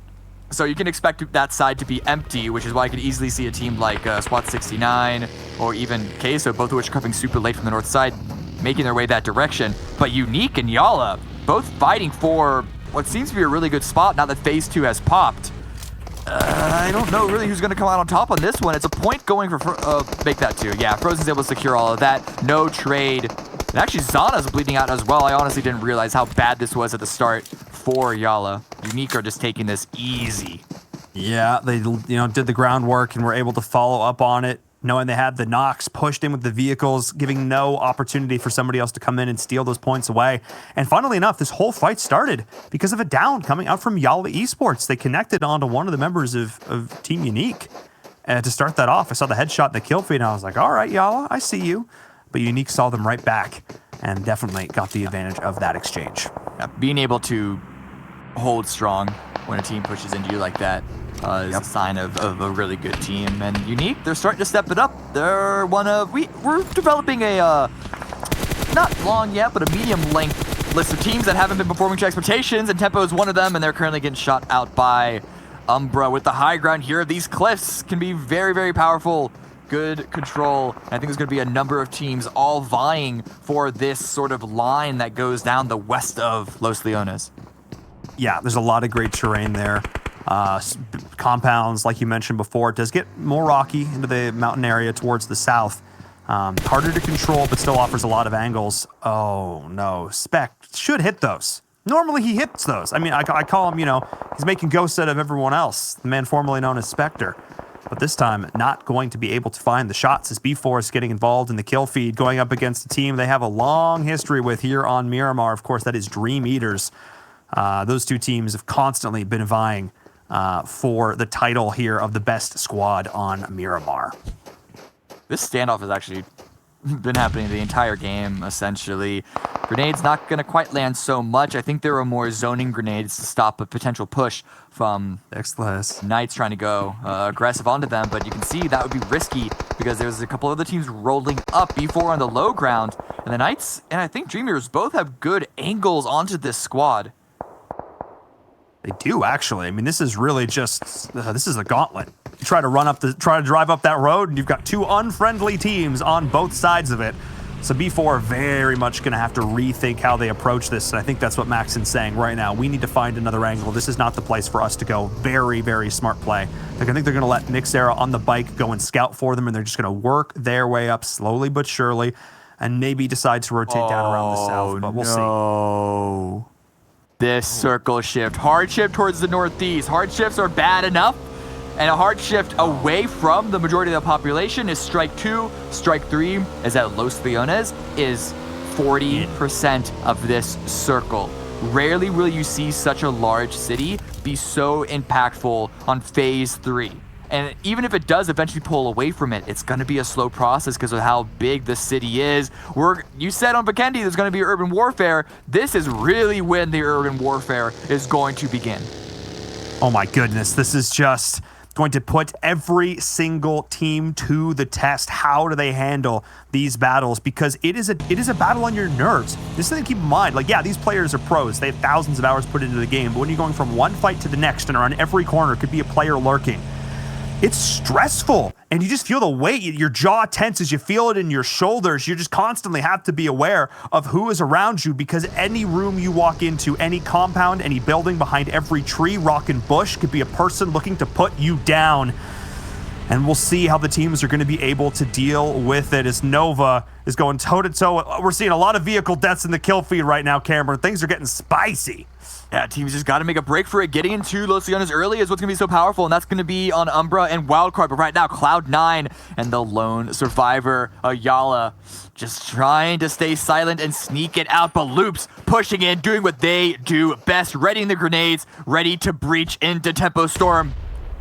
And Rain, he hears it coming. He's not quite able to get himself out as he does go down. The nade to finish. 3 in quick succession from Loops. We call them the Breachers. If you have a compound, they will take it from you. They slipped. Hello, Bird. They slipped last game into SWAT 69. They're going to come back with a vengeance, this time up against a bigger fish in Tempo Storm. Spec missed some shots earlier, but he's going to need to be point and picture perfect. The bullseye drawn on the heads of every member of Loops Esports. Can they find the shots? Defensive initial smokes coming out from Tempo Storm, but this does give the opportunity for Loops to get up close and personal along the wall without getting taken out on that approach, which means that they can sneak around the sides and find alternate angles. It's all going to be on Dream Eaters protecting Tempo Storm. That is, if they even care to. A good counter grenade coming out from Tensa. Is the follow-up going to find any more? Trying to get them through the doors, the smoke, creating a little bit of an angle, not quite finding it there. Needs to have the perfect memory on where those doors are. But Spec is there. I actually love the angle that Tempo is holding right now. It is a perfect crossfire. The lob and knock. No, not quite far enough. Tempo Storm are only going to have so many grenades, though, and you're right. Dream Eaters basically are forcing Loops in. There is no left, there is no right, there is only straight forward because anywhere else is being covered, and this is really limiting their options. This is actually not as bad as it could be for Tempo Storm. Yeah, and the circle shift does help them out a little bit as well. Nice nade again from Tensa. Should be revived a second time. And the next one goes through Dadeen, but Spec takes it, and that's huge. This is it, but everybody is so damaged because so normally, this is Loop's go button. This is where they start. This is where they come online. That is the switch that they flip, but because they've already taken so much damage, because they have a player down, they can't do this. And now, the third party from Dream Eaters is coming in, stealing away all of Loop's hard work, and the perfectly cooked grenade. Cook Tensa out here, chef de cuisine, beautifully cooked, beautifully executed. That one gets cut a little bit short, and Tensa is going to fall here as finally Loops are going to be able to take him down. He's holding on a little bit longer. They've got to find the angles. Kayowski, point blank range. There it is. Carrillo will finally be the one to execute, but my goodness, did that take a long time. It did. A lot of resources from both teams. I don't know how much Loops are going to be able to top up with the bodies of Tempo Storm, and they know that they have to move into Dream Eaters, who have been waiting, salivating this entire time, knowing that kills are about to come their way. Matic, first chance to find a lot. They heard the Tensa was cooking. They're hungry, all right? They're hungry.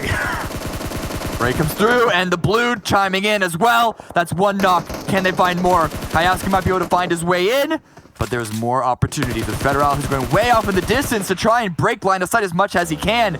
But just the blue damage is only going to add up more and more, and his meds are not that good.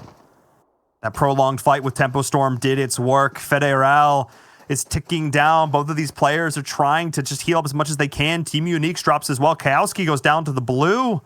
Oh my goodness.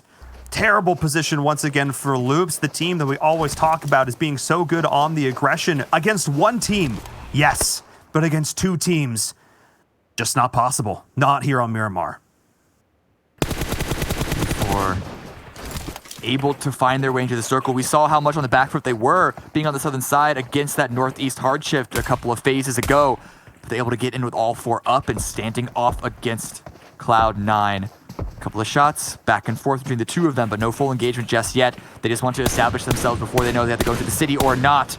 But Loops, Dadeen, also coming up against Cloud9, trying to find a little bit of cover. Tires are taken to make the next rotation for them a lot more difficult. But I love the fact that B4 not tunnel visioning on this. We've seen the punishment that happens when you tunnel vision, but they're already looking towards what the next position is going to be. You can see it on your minimap of the one player. It is Pedro. We always see him as a scout. Didn't pay off so well for the last game, Pedro. I'm going to be honest with you, buddy. But this time, I think it may do some work here as we get a recap of that fight. The nades from Tempo Storm doing their work. Eventually, Spectre does go down himself, but Loops committed so many resources to taking the fight up against Tempo Storm. They just had nothing left in the tank. And you can see it here, forced to retreat so late, and all of their players just in shambles, but so much fighting already happening on the map.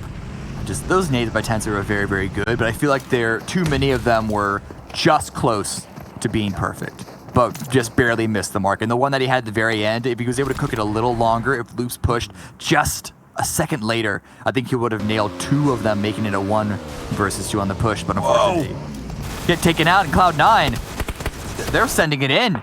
The circle, it's a median shift towards the southeast, and there's a big old clip that no one's really established control just yet on. There's could be opportunity for B4, but that is if they can take out Cloud9 first.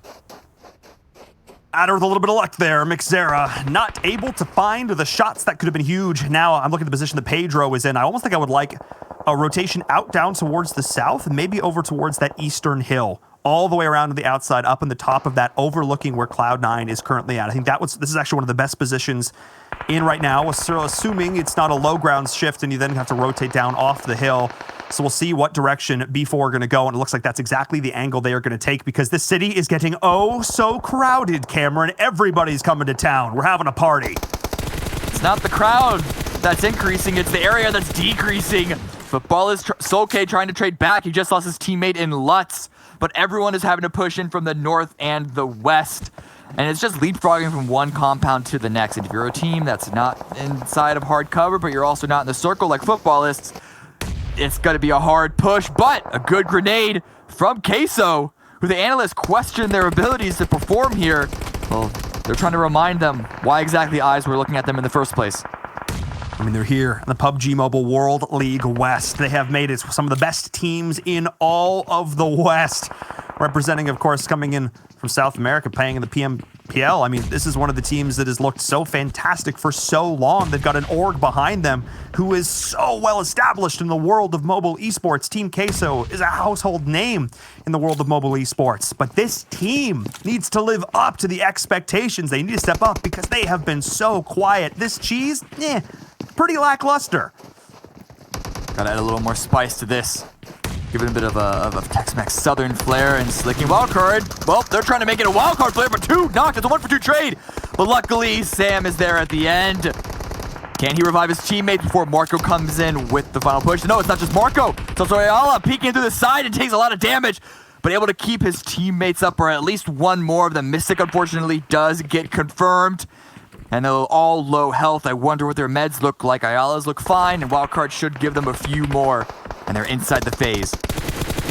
1 hallway, 6 or 7 guns. No problem, says Team Queso. We walk away from these, only losing 1 player, and absolutely decimating wildcard going out. Dadine also did fall during that, the last remaining member of Loops, and Konina Power will join them as all of a sudden this kill feed just lights up. You can hear the shots raining from everywhere. As this circle, though, has shifted into the city. This is what I was afraid of if you're a fan of B4. They did go up and they took this high ground. Now they have to make the trek down the hill. But lucky for them, so many of these tall buildings, these skyscrapers are still in play, which means that teams are going to have a lot of line of sight blocking tools to do this. But Levi biting off more than he could chew this time. Cloud9, they are looking so strong. And now B4, this is going to take them so much longer to have to rotate in because they have to help them up. This could actually be huge for them. B4, I was about to say, and they're doing what I was going to suggest anyway, is having a 2-2. 2 in the city. That's going to be McZero and Pedro. Levi and Maxon staying on the high ground, leaving at the last second if they can, but ultimately trying to deal damage and thin the herd for the 2 teammates here on the ground floor. It was the Knights that had the angle onto Levi, not Cloud9. Knights were there being Cloud9's essentially, what is it, fairy godmother, the guardian angel? Yes, the guardian angel. I got there in the end, okay? You did, right there with me, buddy. We got this.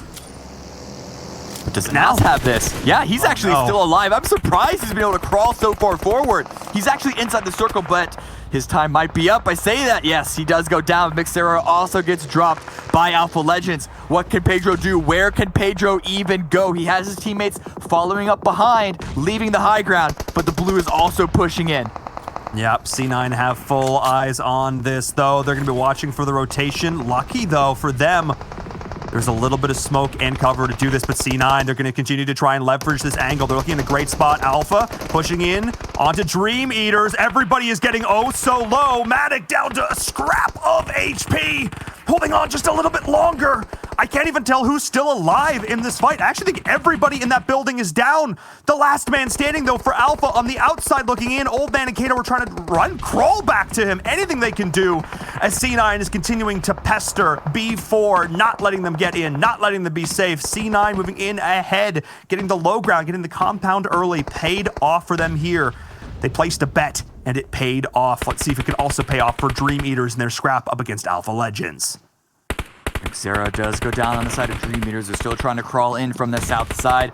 I think there's only 1 player remaining in Pedro. Oh, no. I mean, they're used to playing by himself, but he's going to have to cross a road into multiple full stacks. Entire squads. You got 4 members of Cloud9 still standing. It's only 4 kills, but in a circle like this, in a game like this, you take those. Oh, yeah. Oh, yeah, you do. You take those. But Pittsburgh Knights, they're still been involved as well. They talked about this, the Guardian Angel. You know, they were being needed to continue to keep them down as they've taken over this building. And now you can see where all of these teams have planted their flag in the ground. The last man standing for, I think, Team Umbra there is Vindex. Somebody was getting dropped on the outside. Yeah, Vindex is just holding on. Carnage, though, does get dropped. So does Sixless. A nade from ProLord making up for game number 1. He's got the high ground. Finished the kill onto Carnage, sir. Forced to reload. Trust me, you want to confirm these kills onto Pittsburgh Knights because they will come back to haunt you. And Carnage gets in? No! J7 couldn't get the res! No! J7, you let him down! Oh my goodness.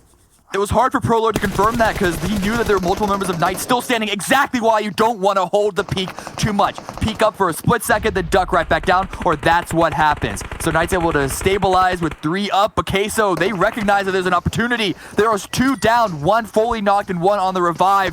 But but are they going to be able to get inside in time? Raven tossing out the grenades to delay them at least for a moment. And yes, all members of Knights are now back up and standing. But Queso holding the angle of the exit that they're going to all need to take. And the blue is moving in. Who moves first? That's the question. The game of chicken. Raven trying to find the shot, trying to throw out the grenades. Way too long. Actually, does Marshall, though. And Ayala are here. J7 is healing up the back of it, but no! He mistimed the heal! The blue takes him down! And everybody's down! The blue takes everyone. I like the push by Queso there, but the chaos was too much for them to handle. And now we're looking at the top 4 teams. Pedro trying to heal stim it out, but Cloud9, they're pushing forward into Dream Eaters. Oh, this is C9's game to win. Pedro's just going to try and survive as long as he can, see how many meds he has left up. But of course, in a top 4 situation, Dream Eaters B4, yeah, we expect them to be here. But it is C9 in a great position. Pedro gets the first one, but he just goes down. There's not a whole lot he can do there. Also denies the point to the blue for good measure, while also downing a member of Cloud9, giving a potential opportunity to their crosstown rivals in Dream Eaters as Alpha Legends just tries to hold on. But this is the game C9 has been waiting for all day long. C9, they're trying to spread out as much as they can, but Adder, he is on the edge of where the lip is, so it doesn't matter. They're using the cover to push forward. Now that Pedro is out, they don't have to worry about their backside at all. They're going inside the building. Beowulf securing a kill. This is one Dream Eater member left, one Alpha Legends member left, and Toffee's on the high ground. I don't think he was spotted, but at some point, they can hear him. They're going to have to figure out where exactly he is. Yeah, they can hear him on top of the roof. They know exactly where he's at. The other question is, who's the last man standing? And are these players from the same team? You can see Adder and Uneven stacking up in the doorway. Bayo cocking the nade. It's going to go in, and that's what they're going to time the push. Exactly done, but Uneven actually took some more damage from that than Toffee's does. Uneven with the jump shot. That's going to be it, though. No problem. Waits for the reload perfectly. Stop! Stop it! Leave him alone! Leave him alone! Nah, C9's just going to say, look, it's fine. We're just going to get the chicken dinner. We're just going to have a bit of fun. And they are indeed. Game number 3, Cloud9 take the chicken dinner. They had to get one today. Miramar seems like a good time for it. Yeah, it's only 7 kills for Cloud9 for that win, but Miramar is already the map that has the more even distribution of kills, and when it's a city ending, that's only going to make the kills even harder to come by. Unless you're a team that somehow pushes in through 3 or 4 squads while chasing after the circle, but that's obviously a risk that no one wants to take. But a good win from Cloud9. Miramar is not usually the map that we see them perform at to this level on, but they're still such a good team. It really shouldn't be that surprising that they take a win here as well. I think they're yet to get a Vikendi win, but they've now gotten a win on Erangel, Miramar, and Sanhok. They're looking pretty good, Cameron. They're looking pretty good. I'm not sure if I'll have to go back and check the numbers, but I don't know if they have the win on Vikendi. But in either case, heck yeah, they're looking really solid overall. Yes, they have not gotten that Vikendi win yet, so that's the last one. But they might be the first team to get a chicken dinner on every single map. I mean, that'll be a feat. But what's more important is their fight with Loops for first place for the culmination of all the super weekends combined. That's a fight that they do not want to lose out on. In this last win is going to help them out a bit. And 2 rough games from Loops. That's exactly what they needed in combination with the chicken dinner. Claw their way back up into first place. But that was certainly a game with a ton of action. That's us from here on the day. But let's send it over to the analysts to break down game number 3.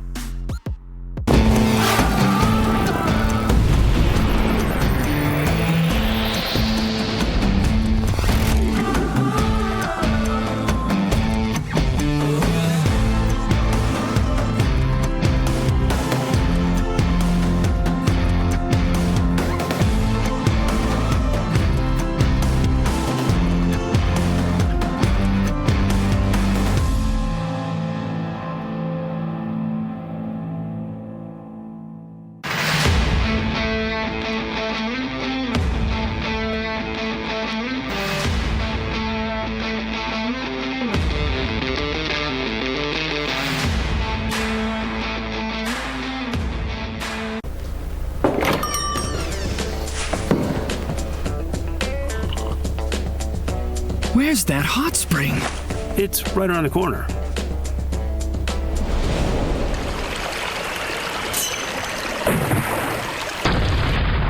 And you can't miss the sea of flowers.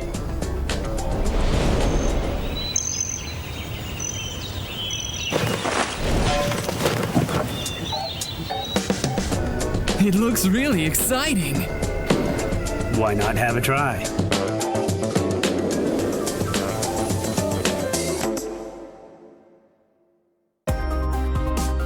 The PUBG Mobile World League is brought to you by the title sponsor, Qualcomm Snapdragon Elite Gaming, and the official beverage sponsor, Mountain Dew. Well, there are questions out there whether or not Cloud9 are starting to fall off in the tournament, and I think we finally have our answer that no, clearly they are not, as they take themselves another chicken dinner to add to the tally, maybe get themselves a little bit further up into taking away first place from Loops Esports. 7, Glitter, how you guys doing today? We're at the halfway point through the day. We've had some exciting games. We've had some new victors as well, which is exciting to see. But how are you guys doing? 7, you're looking really swole today, I have to say. Ah, stop it. I've been working out for the past 2 days. I'm glad you noticed, though. But I do want to go ahead and give some credit to Cloud9, man. Verum was absolutely right. This is the first team that wins a game in every single map so far in this PMWL West. And I think today was that's honestly their best placement so far in a Miramar. Even if they wouldn't have won, even if they would have maybe ended up with, I think, a top 4, that would have been their best placement. So it's good to see Cloud9 now getting wins on other maps that we have not seen them perform so well, Glitter. No, absolutely. I think, like, we've all mentioned in the past, it's important for teams to be good on all of the maps since they will be seeing all of them in finals. They can't just specialize on one. So this is nice to see Cloud9 kind of starting to clearly spread out their capabilities across all of those maps. But looking down the rest of the list, this was a big game for Alpha Legends. They got a chunk of placement points there. And with Team Queso, we had mentioned a couple times we were hoping for a better performance out of them. This was definitely that performance. And, Team Umbra and Nova, 7th and 8th place alike, both teams that needed some of these extra points. And with Team Queso, I think the fight that definitely stood out for me was that one where they would have pretty much ended up getting kicked out of with Wildcard Gaming. I think that was played so well. And Marco, even though he didn't have full health, he still went and helped his teammates. I think that was huge for them. And then SWAT69. Remember, this is one team that after the first game today, we were saying so far in their first Super Weekend and their only Super Weekend so far, they were averaging about 2.5 games per game, points per game. Well, guess what? They have actually improved here, being able to get 6 points. That is definitely great for them. And Temple Storm only getting 2 points there. Remember, they got into a fight with Loops Esports, which, to Tensa's credit, they did end up getting some knocks there on Loops Esports, but Loops Esports was just a bit too much there, as they were able to just storm that warehouse and kill Temple Storm. I mean, we're seeing Kanina Power. We kind of start out the day wondering, is this Kanina Power finally back to the races? And as we're seeing, unfortunately, it doesn't seem to be so. Today has been a very rough day for them. I wonder what's going on within their team. But one team we can talk about that's performing well, it's going to be Cloud9. You can see here on your screen the 1,500 damage done, only 300 healing, and they got more kills than knockouts as well here, Glitter. Yeah, very strong showing for Cloud9. Love to see the heals low. I love to see that because it just means the teams are starting to be so much smarter with their aggression and with the fights that they're choosing to take. And, we've pointed out many times, and we continue to point out the fact that they had 4 knockouts, 7 kills. They converted all of their knockouts and were paying attention to all the fights that went around them. This was a well-deserved win on Cloud9's behalf. Yeah, well-deserved indeed. Let's take a look at the do moments from that last match. You guys get an idea of some of the plays, some of the highlights that went down on our third game of the day with Miramar being chosen. And you can see Tixi, I mean, right off the bat, it's a little bit frustrating for me to see them not be as consistent as we have seen in the past. And I mean, Tixi was one player that 100% stood out within the first weekend alone. And as we're seeing 7, it's just not really able to rise to that kind of level. And I'm with you on that, Jason. And one thing that actually impressed me about Tixi is how he was able to go ahead and just turn on Federal, I think, at one point, as we're now seeing a fight here between Tempo and Loops. This was crazy fight. Tixi just has the potential. It just hasn't worked out for them. And then Tensa, with all the grenades, he was off on that last grenade that he threw that I don't think we're going to be able to see here. But if he would have caught him with that nade, he might have been able to go ahead and just wipe that Loops Esports team, because it would have given him just an advantage in regards to just fair numbers numbers against each other. And then Team Queso being a little bit more aggressive. We mentioned them again, being able to get 7 kills. I know, Jason, you and I weren't happy with the way they're performing. We expect more out of that team, especially because this team has been together for a very long time. And I think the way that we're able to go ahead and hold up here wildcard, the way that we're able to win this fight, even though they did end up getting some players knocked, I think that was huge for them. I think this is something I want to go ahead and see more out of them, with them improving. And then Umbra. I know Umbra has been one of those teams that's been surprising for us. I'm used to seeing them get a lot more kills in Erangel, but it's good for them to be a little bit more aggressive in other maps and just aggressive overall, because guess what? Going for placement points alone, Glitter, is just not going to cut it.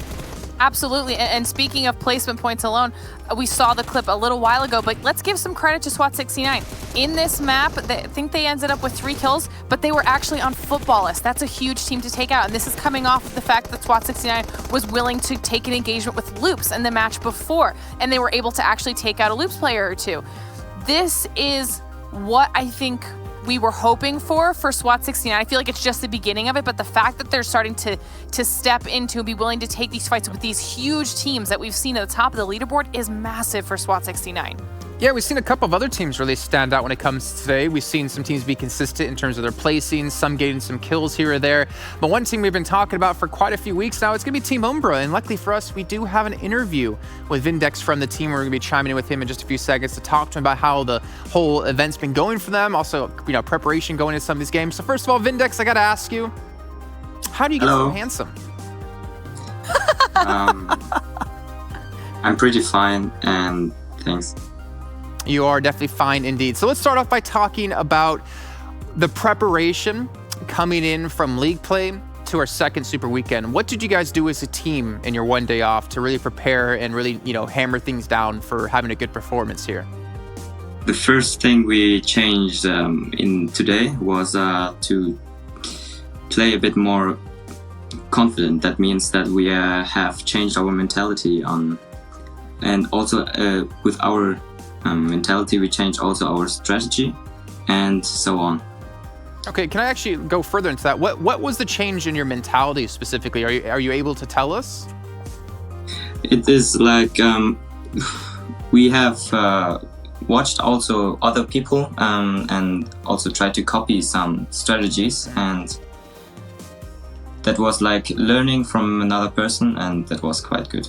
Okay, at the end. What do you have to say? What's your question? I love that. Hi there, Vindex. So Hello. You guys have been significantly more aggressive today. Yes. Did you change your play style because of how aggressive you were seeing the other teams, or is this something that you guys are more comfortable with now? To be honest, it was kind of madness because we have seen also teams that were quite good in kill amounts, and we were trying to push up our kills, and we were seeing the leaderboard, and we tried to push up something and pull up something also. I like that. I like to actually recognizing that, because we heard from yesterday from Nova from GFN saying they actually started to shy away from kills and focus on placements. But I like how you guys are starting to focus on kills. Seven, what do you got? And for me, Vindex is going to go ahead and be, which one is your guys' favorite map? Because from what I've been seeing, you guys tend to perform a lot better in Erangel, especially for Super Weekends. I think you guys ended up with 8 kills earlier, and then last Super Weekend, you guys ended up with 7 kills in an Erangel. So could you say Erangel is your favorite map? That's true. It's like the basic map of the game and so on. We every time experienced also our skills, and we also found our skills by the map, because it's like the basic map, and we played a lot of classics, and that's where it comes from. Okay, I'm gonna go ahead and ask you another question. So, coming from your region, qualifying through into the West League, what was the biggest thing you guys had to learn from playing from then till now here in the World League? Have you guys had to adjust a lot of things, or is it more of play out the same kind of story, or has the overall competition level really rised for you guys? It is different. The World League is different right now, because where we played in Germany region finals, it was quite I say there were a lot of teams that were like fighting early, and we took the advantage of it in the finals of Germany. And this time we cannot be like, because there are a lot of teams playing smart, and we have to also play smart and adjust to the teams even. Okay, I love to hear that when we get teams coming from other regions playing against each other. If we were to ask you, who's the team that's been giving you the most frustration over this entire World League so far? Who's been the team that's been really annoying for you guys to deal with? Who would it be? It would, I cannot mention. It is like kind of different every match, and it will also change every day. And yeah, it is different every time. Okay. Well, last question for me, unless you guys got one. You guys got one? I'm good. Okay, I'm gonna keep taking all the questions. It's my favorite part. I actually get to do my job here. What would it mean for you guys if you made it into the league finals and took home first place, that $100,000? Oh, the odds for that is pretty low, but if it happens, you guys can do it. We can do it. Where's that confidence? Yeah, you're right. But to the question, I think it would be a big step to, like, for us, a big step from to be like in the to be like all over around in the global. It would be high. It would be good, just like that. Hey, who knows? You a guys big step. You could be taking home the Meisterschaft there, the championship. I know a little bit of German. I live in Germany, but Dankeschön for your time, and we obviously wish you guys luck in your next matches. I get to use my German for once. I should have used it a little bit more in the beginning, but I didn't want to look stupid. Thank you very much, Ben. All right, wow. I wish I used some more of my German, but I don't really know that much, to be honest. I can ask for some food and ask for some Mountain Dew, and that's pretty much it. So, and I've lived there for about 8 years at a time. Anyways, let's move on to the total damage, because I don't want to be made fun of anymore about my lack of German, even though I've lived there for such a long time. Let's talk about maybe some lack of damage out of some teams. I think there's a couple in particular I'm going to be looking towards. Footballists, this is a little bit of underperformance out of them, but look at how kind of backwards the graph is going. Because if you look at it, it's supposed to be left to right from the winning team to the last place team, and yet the damage is only getting better the farther you go into the center here, Seven. Yep, and I think for me, seeing Team Umbra, that's one team we just got a chance to go ahead and interview. They ended up with almost 1,300 damage, 3 kills. I'm pretty sure they're going to go ahead and try to... We heard it from him. They're being a lot more aggressive, and that's something that I love, that they are adjusting. It's something that actually I wanted to go ahead and point out even more, is he was saying they're used to getting into more fights early on in the game, and now they're having to readjust that to more teams in a way, just winning it out towards the end, which is usually what you tend to see when you get to this level. You tend to see teams just wait for that circle to get smaller and smaller, and then they're kind of forced to fight each other. So no surprise there, and I'm glad Umbra was able to realize that, and I'm glad now they're starting to adjust this, because guess what? Now we're kind of halfway through the Super Weekends. If you are going to be able to make it to the league finals, now you have that knowledge. Hopefully by then you'll have your strats set, your new strategies, your new rotations. That's amazing to go ahead and see that from Big Vindex. Yeah, I mean, let's be honest, Glitter. Like they are basically going to qualify for the finals. Like, in my head, there's no doubt in my mind at all. They're high enough in the rankings. They have enough points accumulated. Even if 3 other teams come in that didn't get to play yet in the Super Weekends, they should still be fine. But I like them making a switch up now, right? Because they're looking for the future, looking towards the finals to really peak in that kind of moment of the tournament. Yeah, and I feel like we've kind of touched on this a little bit throughout the past 2 Super Weekends too. Like, our teams that are now very comfortable, right, in that point position for the Super Weekends, are they now using the Super Weekends as their scouting opportunity? They know that they're going to qualify into finals already. That's not something they have to worry about or stress out that much about anymore. So now are they going to maybe try what Umbra's doing and switch up your strategy now that you know that you're essentially kind of safe? You have the opportunity to try some, either changing up your playstyle, try new drops, different rotations, allow players to kind of maybe try new roles even. And it's a perfect opportunity to get an almost accurate reading of how it's going to play out, because a lot of the teams that you're playing with are also likely going to be in finals. Yeah, and I think it's basically up to the other teams to force the big dogs to change, right? Like Cloud9 and Loops, if you're them, if even PK, you don't really need to change anything because what you're doing is working, right? And if no one can counter you, or if no one can beat you for the most part, why bother changing at all, right, Seven? Yeah, and I totally agree with that. If you're one of those teams at the top, the only thing you're probably going to have to worry about is what do you do when you get hardships, because that's the ones that we kind of mostly see struggle with. How are you going to be able to react to that? Because everything else is working. You're currently towards like top 2, top 3 for a reason, so don't change anything at all if possible. But then if you get other teams like Team Umbra, maybe teams like SWAT 69 that need to go ahead and get those points, they need to go ahead and make sure they actually get to the league finals. Because remember, SWAT 69 was not able to qualify for the first Super Weekend, so it's not even guaranteed that they're going to make it to the next Super Weekend. That it might be time here going into Sanhok to go ahead and switch things up. Well, let's take a look at our overall rankings now and see if anything has shifted up. We talked about, I think it was you, Glitter, saying like 5th through 9th seems to, or 5th through 10th kind of seems to be pretty consistent and unmoving, or I think it was 5th through 9th. But we are seeing some subtle change-ups here with B4's recent performance, as well as Pittsburgh Knights. Yeah, it's impressive. Pittsburgh Knights able to jump up into that 3rd place position and go right above Footballist.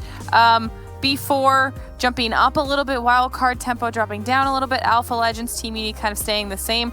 But I think there will be a point where those subtle shifts do become important, because this is going to be the handful of teams that we're looking at a lot moving forward from here into the next Super Weekend and then potentially into finals. So every subtle change that the teams can make, like Seven was just saying, even if it's just reacting to a hard shift, that could potentially be what makes or breaks who comes out on top.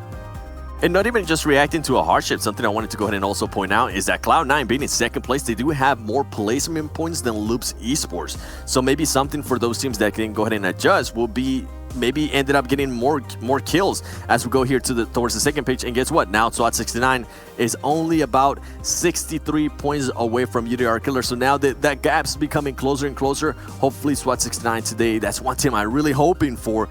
They end up maybe ending with the top 3 and maybe more than 5 kills. That'll be impressive from them. I'm not gonna lie, I'm gonna get really excited when we get into our 3rd and final week of league play, because I'm gonna be looking towards SWAT 69. I'm gonna be looking towards UDR Killers to see if there's that constant battle between them, to see if they can push the other out of playing in the 3rd Super Weekend, and then maybe getting their guaranteed position to the finals from there. It's also time to take a look at our prediction points, which it's been a little bit rough for all of us, but 12 points, I think we can be happy about this. All 5 of us choosing B4. I didn't see what Hot Jukes or Mustache Dave picked, but I'm assuming it was probably Tempo. Dave actually did well. He picked Alpha Legends. Did he? He did well for himself. Not yeah. bad, Dave. Not bad at all. Nice. I'm proud of him. He's had some rough times. Maybe he's on the grind. Maybe he's looking to take us out now as we move forward into the rest of this event. Let's take a look at the schedule another time, though, as we get ready for our 4th match of the day.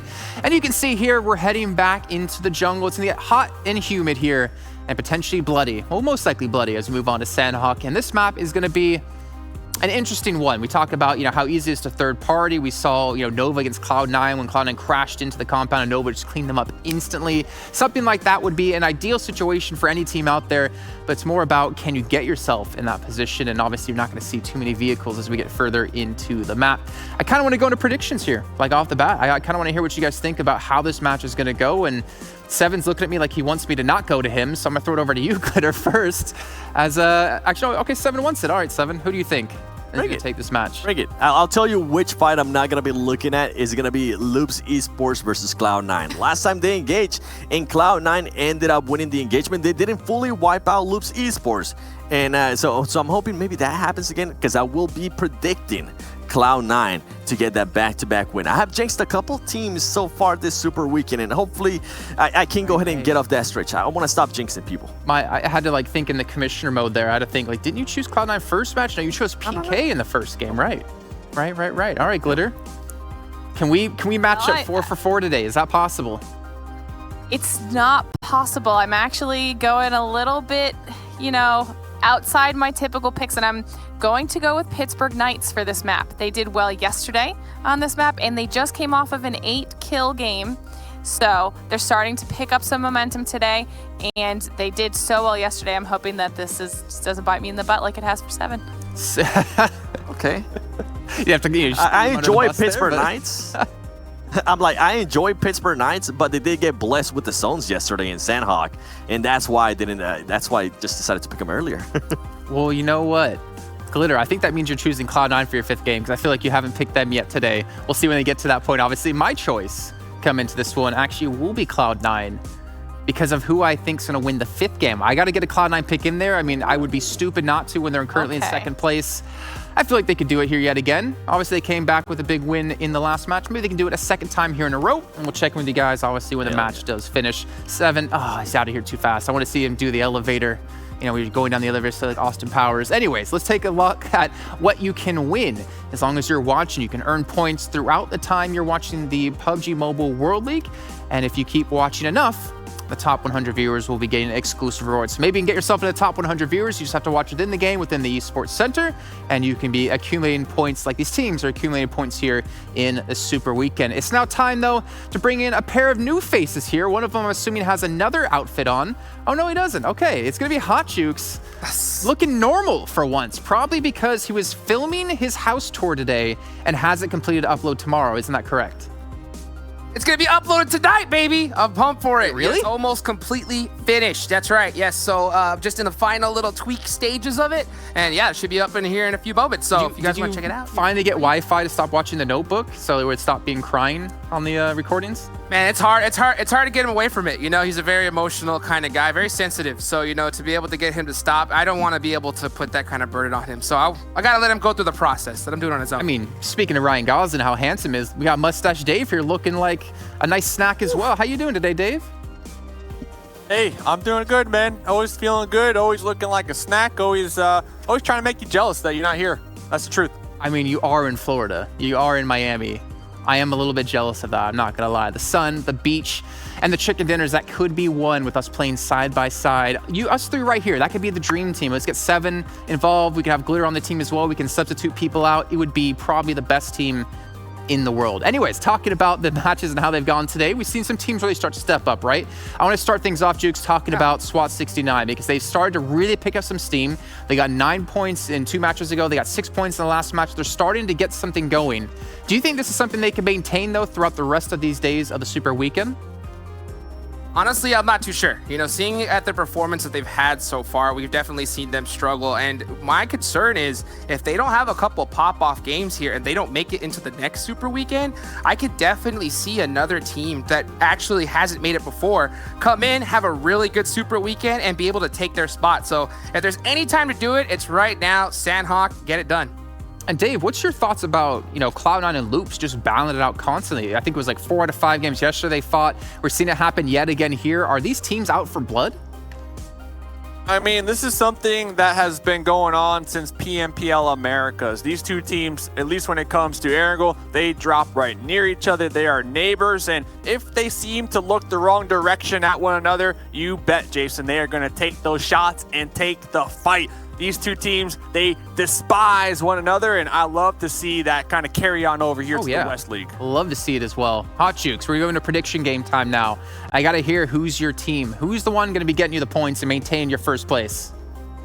Hey, you know what? Speaking of Loops at Cloud9, I saved them for my last 2 picks. So I'm going to go ahead and go with Loops right here at Sanhok. You know, so aggressive. There's too much money on the line right now between these two teams. So I could definitely see why they've been going at it so hard. That's true. 50K on line for first place. Dave, you had Alpha Legends last time, and they did fairly well. Who do you got for this one? Dude, I'm the believer of the group. And you know what? I picked Team Umbra at the beginning of the day. Vindex, we heard in the interview, was like, listen, we're going to win this game for Dave because I'm the only one that believes in them. So I'm going for them. I mean, he said it in German, but I definitely did translate it in my head. I'm glad you know German as well. Why don't you two gentlemen take us into our 4th game of the day, though. Here we go, match number 4 going into the jungle, and that is going to be Sanhok. We saw a great interview with one of the members from Team Umbra, and I'm kind of disappointed, Dave, because they didn't ask the question that everybody wanted to know. And you know what I know that is? What's that?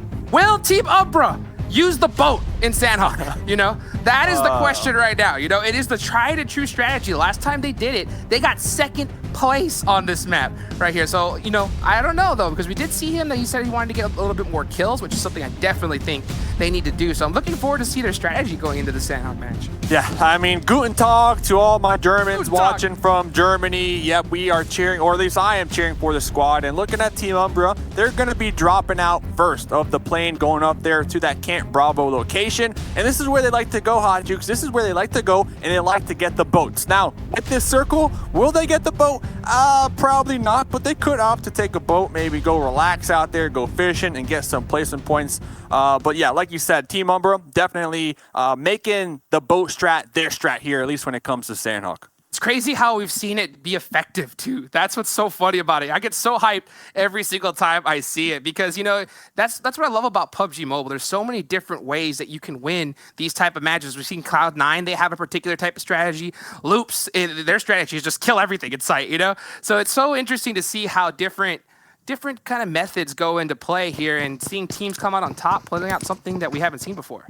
Yeah, and that's the game. That's the game in a nutshell. Drop, get a gun, get some kills, win. Don't go out from the blue zone. Don't go out from the blue zone. And there's so many different ways to accomplish, you know, such a basic fundamental idea at the root of PUBG Mobile. And right now, we're going to be checking in with Loops. Yep, they got boot camp right to the north of this. Going to be Team Queso with the soft 2-2 split. Everybody in circle number 1, or at least near circle number 1, seems to be pretty peaceful. Everything's pretty peaceful. I'm surprised no one's dropping on each other right now.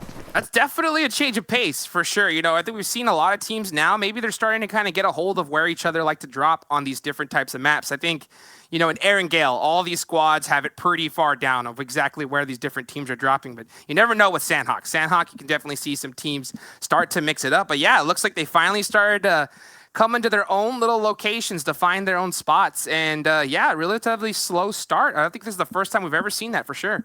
Yeah, exactly. I mean, that's why I'm so surprised, because usually as the day progresses, the games, they get more hectic, they get more violent, and it's just all out craziness from the drop as the day progresses. I mean, yesterday, game 5, the craziest game yet here, I gotta say. Carrillo at the end there, getting like 4 kills at the end to win the day, to win the chicken dinner, get the MVP. I mean, talk about the MVP role alone. That's $10,000, you know.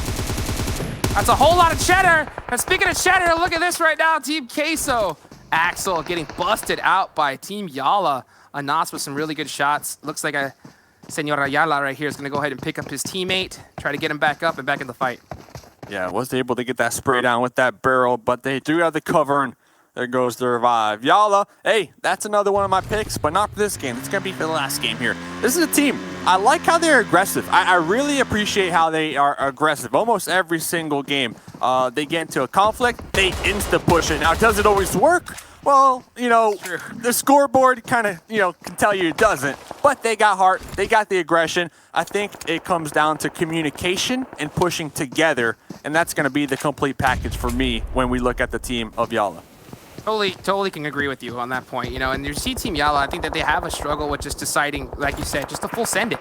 Sometimes they just don't know what to do, or they just try to go full on in. But we're looking at the kill feed right now, and we see Cloud9 getting into Dream Eaters. We saw a member of Team Umbra get a knock as well. So yeah, it looks like these teams are finally starting to rotate into each other. Yeah, look at that. Verset will be confirmed. Gonzo from Konina Powers also confirmed. So a lot of these teams losing a member real early on the rotate. Meanwhile, we're going to be checking in with Loops, Dadin with the pan, trying to creep their way on up on top of Yala, trying to get close, but needs to be cautious not to be spotted. And I just got to say this right off the bat. You realize how fast Loops looted boot camp right there to get to the spot? We're still in zone number 1. 5 minutes is usually when the first circle, that's about a time that these squads have in the zone. And I mean, they dropped boot camp, looted it quick, and shifted to their next spot instantly. Love to see that coming out of Loops. Bro, if Loops were a fast food chain, they'd be the fastest one out here. They would be the top rated one. In and out, just like that. You got your food, you got your order, you are satisfied. And yeah, Loops are going to be on the hunt. They are going to be pushing Yala Esports ever so slightly, you know, 1 inch at a time. Oh, yeah, you can definitely start seeing that adjustment come out. And this is the struggle, I think, when it comes to Yala. They're just so separate. You know, you said it earlier when they just need to push together as a team. We see Loops, how effective they are at being able to do that. I think a great moment was yesterday at the end, last match. You know, we saw Pittsburgh Knights go against Loops. Loops stuck together as a squad. And even though they looked like they were completely down and out, were able to make it. PK really spread out, not able to pick their teammates back up. So I think it goes to show you how effective, you know, just playing together as a team is. Dreamwork makes teamwork. I know it's a catchphrase out there, but it's a true one. It's a true one. It's the teamwork. That's what I'm talking about. Dreams come true out here on Sanhok, that's for sure. Nas gonna be cooking his grenade, trying to toss that on top of Marco. Gonna be chunking down Marco a little bit, and here comes the push from Nas. Now we do have a couple members from Yala Esports in the general area, so they will have the support. Marco is gonna be hitting the dirt right there, hitting the ground, looking to possibly heal on up. Gonna be snaking it right on the outside of the doorway. The pre-fire from Yala. They spot him out. Marco going for that pre-fire with that AKM. The bullets start ringing on out. Here comes a push from one of the members, Nas, and the barrel able to connect onto Marco. And that's even so, that's a pretty risky push, I think, from Team Yala. But I guess, he probably had some really good information to understand that there was only one member from Team Queso there, and they just flushed him out really quick. 1v4, man. 1v4. Come on. You gotta go for that. If you don't go for a 1v4, then what are you doing? What are you really doing? That's true. That's true. And yeah, good to see that come out of Yala. I love to see a little bit more aggression from them. I still want to see them play patient, play together as a team. And if they're able to do that right here, I think that they can have some really big performances, especially if they're trying to make it into globals. Another team that they like to kind of, play a little separated here, especially on Sanhok, which kind of is the downfall to them. SWAT 69, they're all kind of scattered around. Looks like they're trying to scout it out. King going to be moving on right past one of the members from Konina Powers. And here comes the swarm. SWAT 69, they might opt to clear these out and use it for their home for the time being. Will this solo from Konina Powers be spotted? And I'm surprised that they didn't hear him. Axer stood up and laid down. Just that little animation alone is usually enough for teams to be able to spot it out. But there's so much stuff going on right now. So much information just being collected from each member right here. I'm surprised because, this is a really high level, but at the same time, you never know. You could miss an audio cue here and there. You got Sam crawling in the grass. No shoes. Right next to him. Slicky's right next to him, running past. What are you doing, man? What are you doing? Right here. Sam's right here. Sam's like, be quiet. There's Tixie right in front of me. Or maybe not Tixie, but there's definitely someone in front of me. Get down. Get down. Don't give away my position. And then you saw Slicky real quick, hit the dirt. Oh, man. Talk about giving away some audible cues. Tixie, though, like we said, Konina Powers all spread apart in all types of directions right here. Really interested to see this kind of strategy come out from them. And I think that, we saw pretty passive play off the get-go into the Sanhok match. And that could just be teams just trying to survive as long as they can. Just get more points onto the board. Starting to see some strategies, just adapt right here. But, SWAT 69 doing this 2-2 split. And Axer's just sitting right in the center of it with Umbra on the hill. Pretty much 5 people right here inside the buildings, all going to be taking some shots. Umbra will be hearing those shots right above the hill, looking for any type of advantage they can see through those windows. We see the kill feed. Spring's going to be getting a knock on to Tixie. Yeah, so Sam, was hunting down Tixie, but it seems like Spring was able to get that one. And only 2 members up for Konina Powers. Man, I'm not sure exactly what's the strategy right now going into Konina Power, just playing this so split, especially in a map like Sanhok, because these squads are just playing so tight together and just pushing together as a squad. So if they find one member out, there's just no way he's going to survive, unless, of course, that team throws, But then again, these are the best teams on the planet right here, so you're not going to really see those kind of major mistakes coming out of these squads. Oh, right there, Rain's got the big boy backpack. You could put all the meds in that bad boy. You can getting ready for a med off here, which we haven't really seen in a while when it comes to Sanhok. I know Sanhok towards the end, the late game, medding off became quite the usual story, I guess you could say, when we look back at PMWL Americas, but I haven't seen it here in the West yet. I think it's a huge strategy that definitely a lot of squads need to utilize a lot more, especially considering that when it comes to around zone 5, if you're at the edge of circle and that zone hardships away from you, and there's 2 or 3 teams over that hill just about to gatekeep you, just might as well pass all the heals over and heal up, because we've seen, especially in Sanhok, once it gets around that time, how many teams do we see go out? 5, 8 teams in a span of only 20, 40 seconds. So that little heal off right there can be some major points added to your team. Major points, especially late game.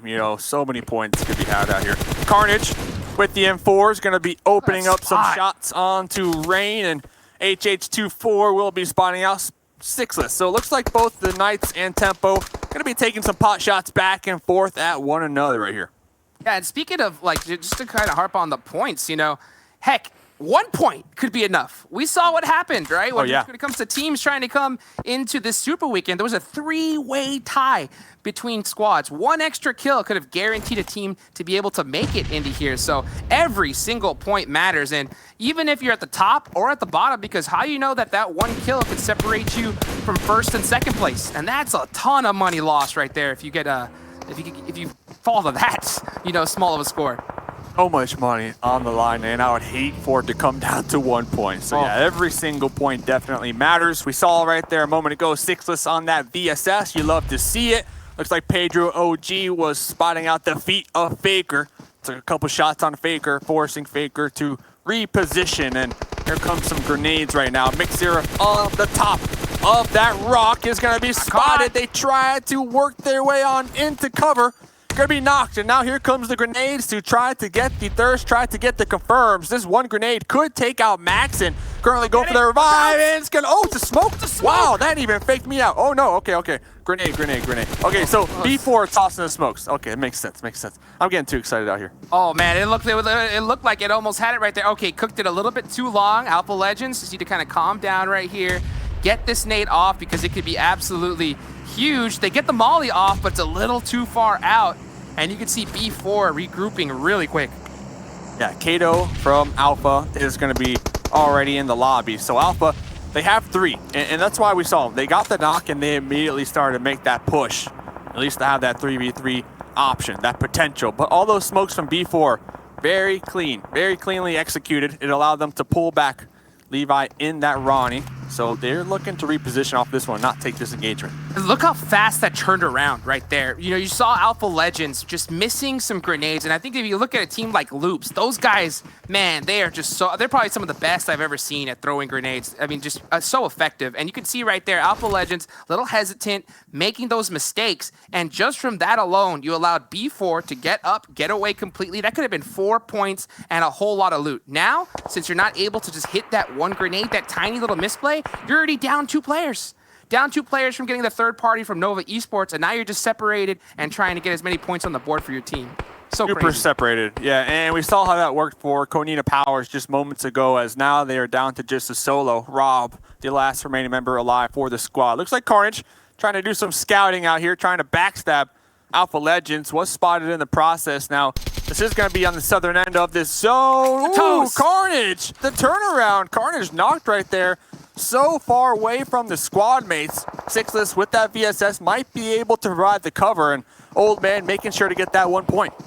Well, 2 things. Well, number one was like, you know, you saw that crazy angle right there, just shooting under the building, catching Carnage right in the leg. One I'm really surprised though is what was Carnage, like how did that happen? You know, like why is Carnage so separated from the rest of his squad right there? I wonder exactly how that ended up happening. When keeping it real goes wrong, all right? That's what happened. Carrillo, gonna be knocked, gonna be bleeding on out from the side of Loops. Kowalski cooking some grenades, and look at another disengage. Yeah, another disengage. I'm very surprised. I don't know if I am surprised, to be honest, right here. And I wonder if Loops. That could be it. Exactly right. You know, I just wondered, like, if that knock, we saw Loops. We are out of here. We'll live to fight another day right here. That just goes to show how, you know, great performances come into play. Here comes a push. SWAT 69 on the defend right now. Problem's going to be bleeding on out already. King is going to be spotted in that little shack. Is going to be opting to heal on up. And a nice grenade from Tensa will be connecting on to King, leaving just 2 up for SWAT 69. And HH with that off angle. Don't count him down and out. Grenade coming on out. Tempo wiping out. Right there. SWAT 69. That was just beautiful. I mean, that was just beautiful from Tempo Storm. It just looked, I mean, that was just, that execution right there, just picking apart SWAT 69 one by one, piece by piece. Timber, just like that. They fell and are down and out. Speaking of fell, look at this. 2 members of Team Umbra on their knees talking to each other, say, hey, what happened to you, man? Oh, I got shot. What happened to you? I got shot too. Oh, that sucks. Oh, but here's a teammate. Here comes Prolord. Right in time. So clutch. Wow. Talk about the clutch factor over here. Prez kind of separated from the squad mates out here, trying to get those resets, get those revives, and looks like they might be able to do that. And you saw, like, it's these little tiny little plays that I think make all the difference when it comes to being successful, especially on a map like Sanhok against all of these teams right here. Dream Eaters getting pushed up against the blue zone right now. Gate kept really hard. Filthy's doing a quick rotate right now, trying to get an off angle right now, but he's going to have a tough time. We saw him disengage off of loops. Unfortunate for them. They only got 2 up and they ran right on into Yala. They're going to be connecting. Ooh, Toffee's with that Vector onto Lord right there. Now both teams going to be in the blue. Looks like Yala in a better position on this one. Mikyu's going to be running on around. Both members from Dream Eaters with that Vector. Let's see how this close range combat. Oh, the grenade! The grenade from Zero. Only 1 up. And he's stuck in the blue zone. Yeah, Miku's stuck in the blue zone as well, so that's going to tick even harder right here. I don't even know if they're going to be able to get this pickup because look at the clock. 19 seconds left, and this one's going to start stinging a lot more, especially as it centers out. They have a long way to go right now, so I'm not really sure what Dream Eaters has to do here to be able to get more points on the board for them. Yeah, you can only assume that blue zone is going to just chunk them down too low out there trying to get their revive. And Yala, they are not going to give up these 2 additional points that they need desperately. They need desperately. Looking on over here, HZL from Nova by themselves. Yeah, just kind of snaking away. Nothing else you can really do, especially considering that, you know, you got so many of these insane squads up right now and you're completely separated from your team. Look at those shots! Yeah, right above his own head. Whew. Yeah, B4 taking some shots, trying to get that 1 additional point. Then you got 2 members. You got Raven and Sixless in the blue right behind them. HZL trying to stake their claim. Going to be taking some shots from the blue onto the Knights. Going to be forcing them to continue to heal on up and just spend so much time out here. And the clock is on for HCL. He has no more first aid kits left, so he only had 5 bandages. He's about to use them up all right now. He has some good boosts on him, but this circle is going to start hitting really hard, so he's got to make a play. Offies, the last one. Up, alive for Dream Eaters. Trying to make their push, trying to get within this next zone. Zero and Anas from Yala still going to be gatekeeping them. And I wonder exactly what is going through his mind right here. Oh, Anas has... He sees him right there. The QBU 4X coming out to play. And Anas, he wants this kill. He wants this point really bad. Look at that ego challenge. Great shots. The ego challenge 2020. Looking on over here. Wild card. We see Spring. We see Sam. They got the full squad up. As I say, that Spring popping out from that rock. Going to be instantly connected on by Carrillo. Grenades starting to ring on out. This is the rematch from game number 5 yesterday. You know Wildcard wants this one back. They want that revenge right here. And Carrillo getting that knock is going to be so huge to this push. The zone does shift onto their side. So they're on the thin side. The zone's going to close a little bit slower from there. So they kind of have a lot more time. But not much anymore as Dadden with a huge grenade onto Sam. Here comes Slicky trying to toss these defensive grenades to anticipate the push from Loops. And yep, they are anticipating right because 4 members from Loops, they are hungry right now. Jason mentioned it's going to be Blade. Three-pointer. Slicky. Oh my goodness. Acer able to connect onto Kowalski with 2 of those members. And now it's up to Dadden, the last remaining member for Loops, on full-blown retreat mode right now. How the tables have turned, Jukes. 1 grenade to rule them all right there. I mean, as a matter of fact, it was 2. But look at that. Acer spotting out Dadden on the hunt. Wildcard getting their revenge after a crazy game yesterday right there. Great plays coming out from Wildcard. 1 nade, well, 2 nades, like you said. 2 nades. Turning around that fight instantly. 2 seconds. That was that. Oh my goodness. Wow. Loops, their aggression, you know, them playing together has worked for them so well. But we've also seen that play get completely turned around from 1 grenade. It reminds me of that Team Queso fight that we saw before with 1 nade wiping out their entire team. But look at this, here we go. Zone's about to close. It's getting hectic right now. Zone's about to close. Grenade bouncing right past Tenta. Here comes the blue zone. That's probably gonna finish them off right there. Maxon from B4 will be tossing some grenades of their own. You got Prolord. Prolord's in the mix as well. Halls right now currently in the grass, snaking it out. Maxon gonna be spotting out. Halls gonna be taking down Halls, and the third party from Football List. Everybody's dead. And here comes the Mollies right now. the zone. I mean, how many teams have gone out in just a few short seconds here? Now it's Wildcard and Team Queso having to go at it, and this is going to be, they need to get this fight finished really quick so they can get into this next circle and start holding this position. Oh, no! Oh, my goodness! Slicky with the quick flick! The quick flick! Able to save the day, taking out Team Queso and going right back to that revive. Here they go, Wildcard on a rampage right now with 8 kills. They did lose some members right there due to some insane fights right now, but they need to get up, get healed up, and back into the fight as they got a full squad of Cloud9, Team Unique, and Footballers to deal with. Yeah, so we've been seeing Cloud9 pop off in the kill feed. They still got 4 up. Footballers, they got 4 up. Umbra, 4 up as well. And then we got, you know, of course, Wildcard with that duo. And here comes the push. Footballers going to be tossing out a bunch of smokes. Rob, the solo member for Konina Powers, trying to make sure to get some more points on the board. We'll be doing that, and then immediately getting taken out by Mr. Blue Zone. Rob Deity taken out just like that, man. This blue zone, it hurts right now. Zone 6 right here. You don't want to be in this blue zone for 1 second, and then you can just see Team Unique Memphis getting taken out to it as a matter of fact. And you can see as this circle comes in, Cloud9, they're holding a really good position right here. Wildcard has the hill right now. This next circle is going to decide majorly who's going to be favored to win this one. Yeah, and even if Wildcard get taken out here, 9 kills, I mean, they are going to be feeling good. They're going to be feeling good, especially after taking out that push from Loops. I mean, my goodness. But here comes the blue zone. Going to start pushing on in. Going to be popping that corner, going to be getting a knock onto Uneven. Footballist Solke going to be connecting, getting the finish onto Lightning, and Slicky connecting another one onto one of the members from Cloud9. It's falling apart right now. This could be huge right now. Wildcard has the circle right now and the hill as well as some cover right now. So for Cloud9 Footballers, they have to push out wide in the open. And this is Sanhok. There's not a lot of smokes available on this map in general. So we're seeing every single one, I'm assuming, that these squads have thrown out right now as they're trying to have to do this crazy rotate inside. Yeah, it seems like Cloud9 have the most difficult push right now. Not only, talk about being difficult. Yep, Lut's going to be tossing a grenade right on top of Beowulf's face right there, and that's going to open this one up for Footballers. We see them tossing some smokes. We see them making the push. Their first objective, take out Cloud9. And not only that, try to get the dub here.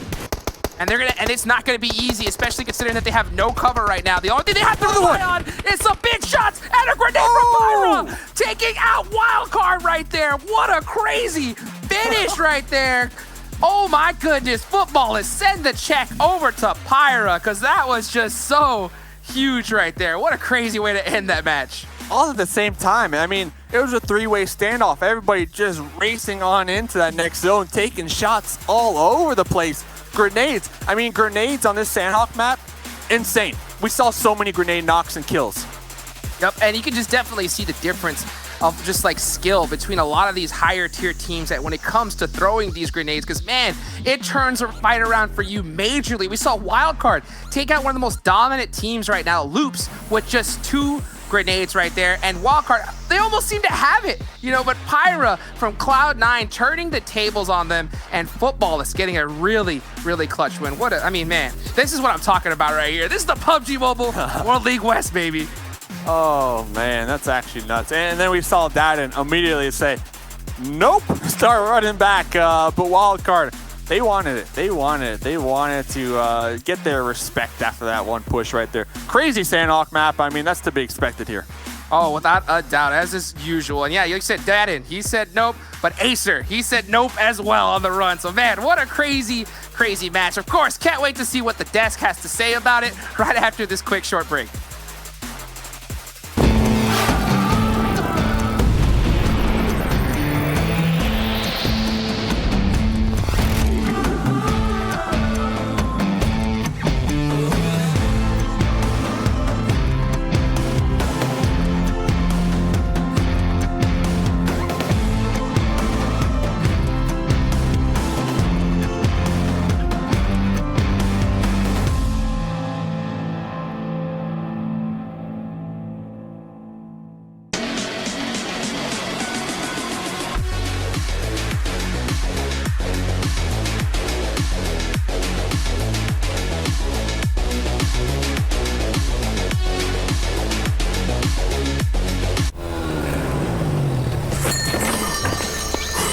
Oh man, riding mountain bike around a volcano is no joke. Can you believe that? It was amazing on that mountain! Driving a motorboat is not easy. Oops. Can I have a drink?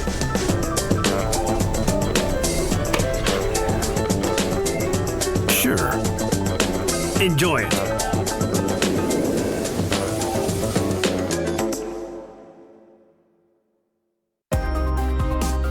The PUBG Mobile World League is brought to you by the title sponsor, Qualcomm Snapdragon Elite Gaming, and the official beverage sponsor, Mountain Dew. Well, I know Mustache Dave talked about whenever he plays on the new map Livik, he's going to be looking for that monster truck, and that was probably him we just saw in the video as well. But beyond that, footballers take themselves a chicken dinner. You know, I think I might have jinxed it, 7. I think you called it perfectly. I said, listen, 7, you ready to have yourself another chicken dinner? And then within, what, 20 seconds, Cloud9 just got destroyed? Listen, man, I was excited. I was getting ready. We have 4 players up, and you just had to open your mouth and jinx it. But overall, I think it was a great performance from Cloud9 there in Sanhok. But we got to go ahead and give some props to Wildcard Gaming. We have seen Wildcard Gaming only stepped it up in the last Erangel. And guess what? They were able to definitely improve their performances here in this Sanhok, getting 12 kills. And Football is one of those teams that we can always expect kills out of them. We don't really see those chicken dinners as much as I would like to see them. And guess what? They're able to go ahead and clutch up that chicken dinner. I think that's great. And then Nova Esports, another team that we've been kind of following the whole day, they were able to get more kills. I wonder if they're maybe going back to their aggression that we talked about, Glitter. I mean, it seems to be working out in their favor if that's what they're doing. It's nice to see Konina power up here, although very low in kill points for what we've typically seen out of them when they are having strong games. But, you know, points nonetheless, super important for all of these teams. And then, you know, B4 tempo, kind of just chilling in that 4th, 5th position. That's nothing new for them. So everyone's just kind of slowly increasing their overall points. We do see Umbra able to pull down another 6.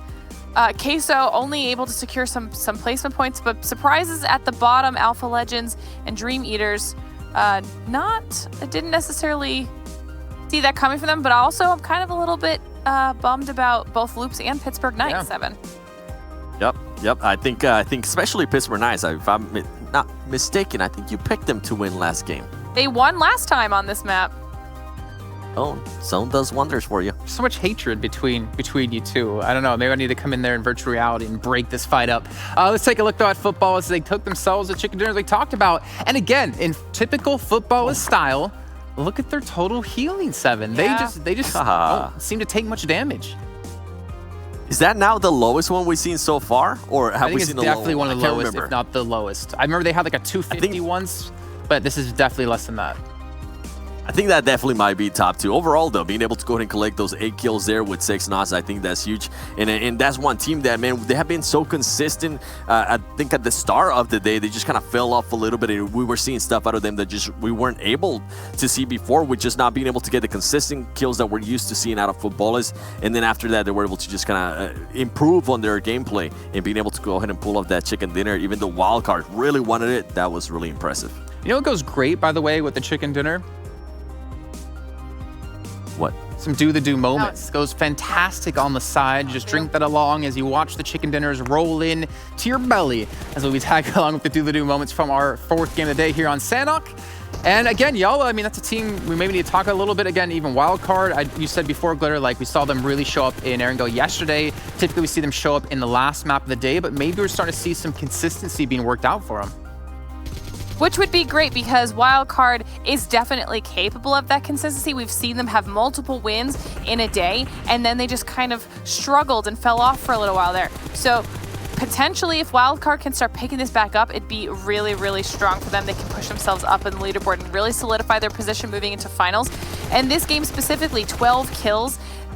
Some of the plays, and I think we'll be breaking one down later with 7, but some of the plays they were making were just good. They were smart. They had great nades coming in from the squad. So it was very, very nice to see. And then jumping on with Nova. Nova is another team that we were hoping to see more aggression out of because of how successful it's been for them in the past.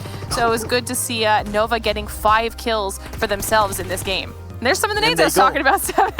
Boom shakalaka, being able to go ahead and blow up 3 players there from Loops, and then Acer being aggressive. He knew that there was only just 1 player standing from Loops Esports, and he made sure to go ahead and get that kill. As we see more of Wildcard just being able to go ahead and clutch up plays, I think that is so huge when you're able to win those. And then Konina Power, I know Konina Power, we talked about them over and over again. They only ended up with 1 kill, but 8 points overall. I think that's great for them. And something I did wanted to go ahead and mention that I was able to see even here in this Sanhok was with Pittsburgh Knights. I have seen Carnage scout a lot more, which kind of leaves him a little bit farther away from his teams. And I think this is something the casters were talking about, wondering why was Carnage so far away. I think it might have been just the scouting, but it seems not to be working out so well, because this is the second time that I see Carnage away from his team, trying to scout, and then it kind of backfires. So I hope they maybe switch it up there. I mean, we saw that on Erangel yesterday in our second playthrough, right? We had Sixes kind of off by himself, pushed up aggressively. Yes, in that case it worked out, but maybe that's still a couple of things that they're really working on as a team to help, you know, solidify themselves overall and kind of complete themselves. And speaking of complete, a map recap wouldn't be complete without taking a look at the total damage. If I can get my words out, I'm just going to put that up on your screen and see what our numbers were across the board for all of these teams. And I'm assuming Footballs isn't necessarily going to be the highest one in here, as we're going to see, yeah, there you go, Cloud9 doing almost 2k damage. Wow. Wildcard as well getting up there, but you know, Team Unique, 124. We talked about the 70 damage before getting a kill. Well, they got 124 with the 1 kill, Glitter. I feel like these damage charts all day have just kind of been all over the place. Like you said, we've got top 3 coming in very strong with their damage, and then Unique just managing to play for placement. Same thing with Konina, only under 400 damage and 1 kill, but still playing for those placement points. Big damage though, coming out of Tempo Storm with 8 kills. That's a very, very strong game for them. They must have just unfortunately gotten caught out at some point to have, you know, lost that early on. However, towards the end there, we're seeing lots of 1 kill here and there, and for the teams like SWAT 69, that's just not going to be enough right now. I mean, I will give them this though. I think we typically see them get, you know, like 200 or less damage with no kills. So at least they're, I would say, like, at least they're increasing their damage. They're being willing to take more fights, but I'd agree, like, what they're doing now is not going to be enough to qualify them through into the finals.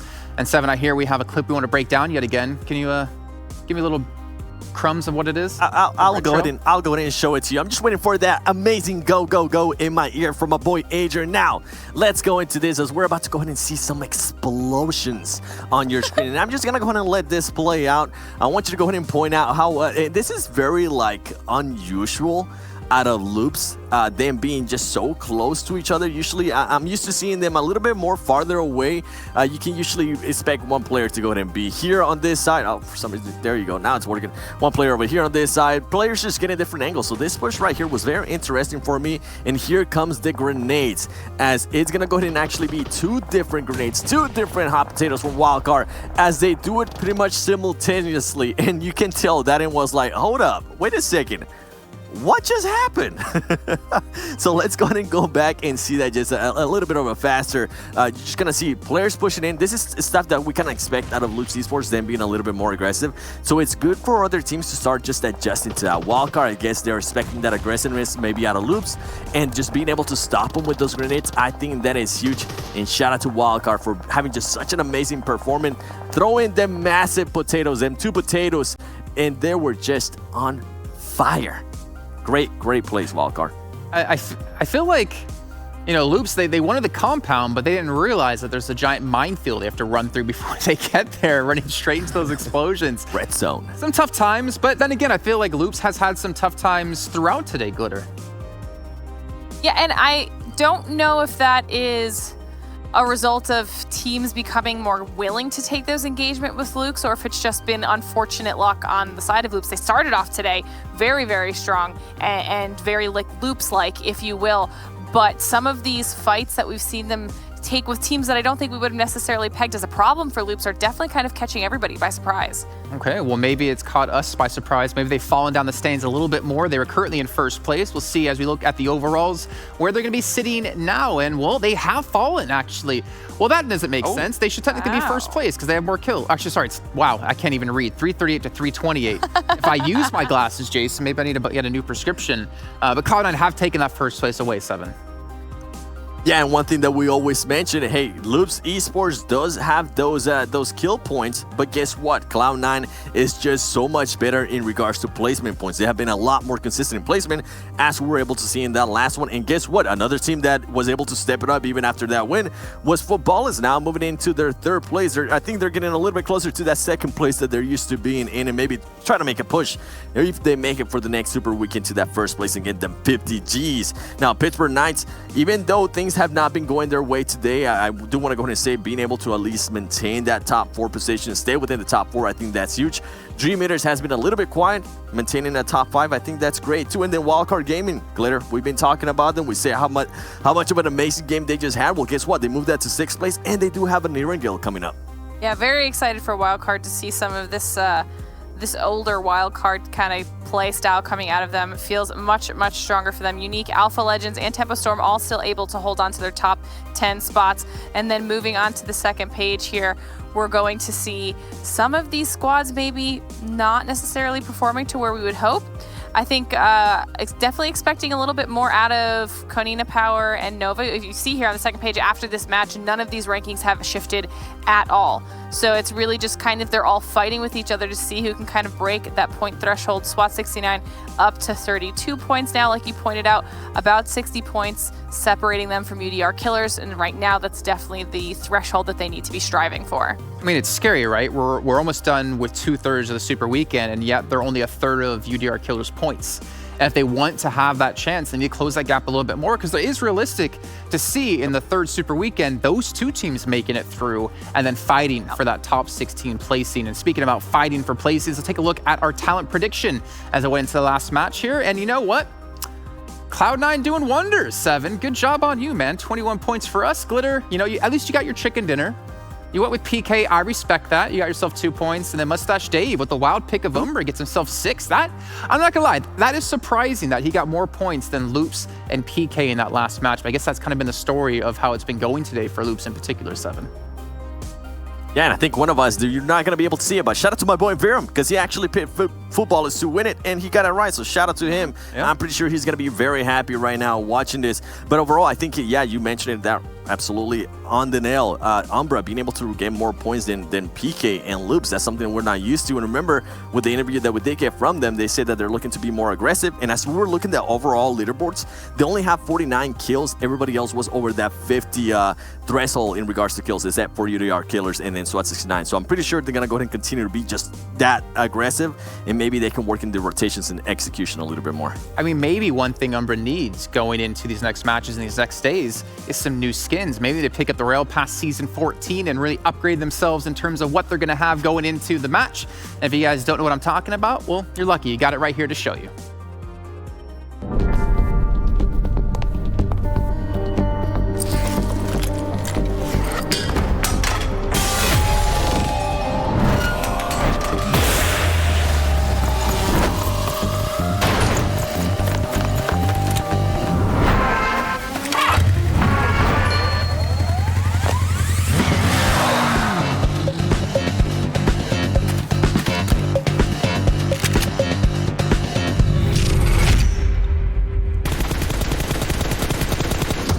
Now it's time to get into our 5th and final match of the day. If you guys don't know what map it's going to be on, well, you can see right down there. I'm not going to bend down that low because you know what? Being this tall does not mean you can do that easily. It's going to be Erangel as our final match of the day, like it always is when it comes to Super Weekends.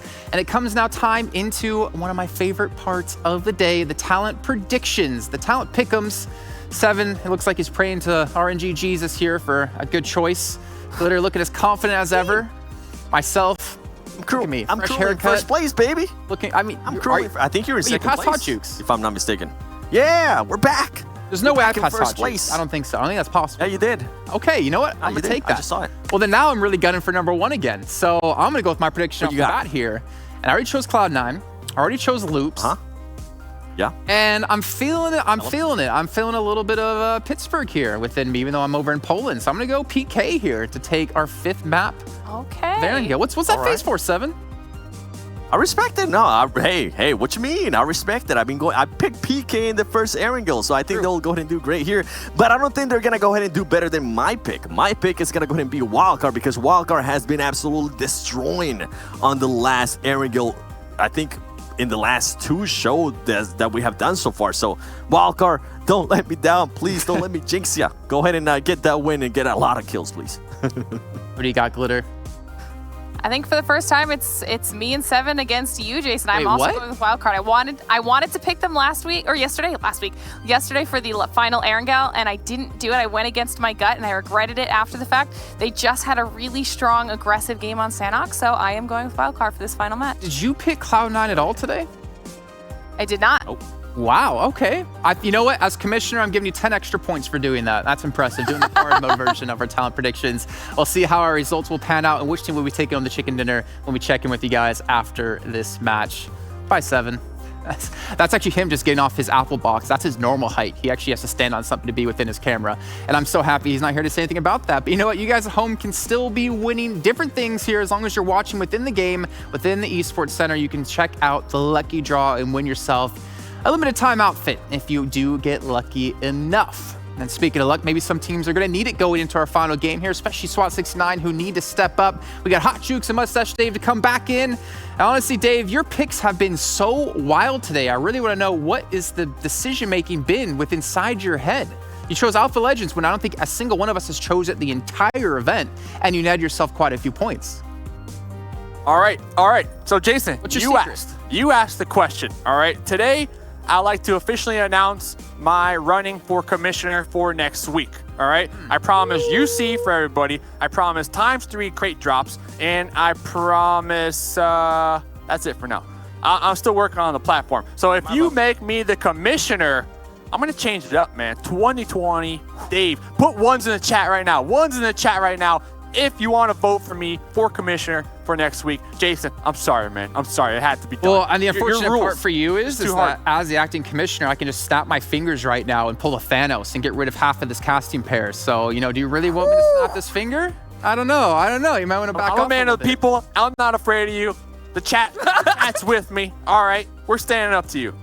All right, well, let's start to talk about this game. Maybe we can have our own debate going on later on within the show. Hot Jukes, we're going into now our final game. We saw Wildcard perform really well in it the last few days. Pittsburgh Knights as well have been really performing. How do you feel like this last match is going to go? Who's the teams you're looking out for? Not your prediction, but the teams you're focused on. Man, I'm definitely focused on right now who's sitting at the top of the leaderboards right now, especially considering that we've already about to pass 2/3 of all the Super Weekends we're about to play. So I'm looking at Cloud9, looking at Loops, Footballist, Wildcard, all the way down. You know, like those are the top teams. And of course, you got to keep an eye on SWAT 69 and see how they're able to pick it up here. Okay, well, you know what, Dave? Since I am the acting commissioner, I'm giving you 0 points for your prediction for calling me out like that. Now, who's your team you predict to come forward with a victory here? Listen, Livik for comp. Make me commissioner. I'm going to put Livik in comp. All right, starting next week. I'm going to go with Yala. I'm going with Yala. I'm going for Yala. I think you're going to be here tomorrow, they said. Rough life. Yala, okay, you know what?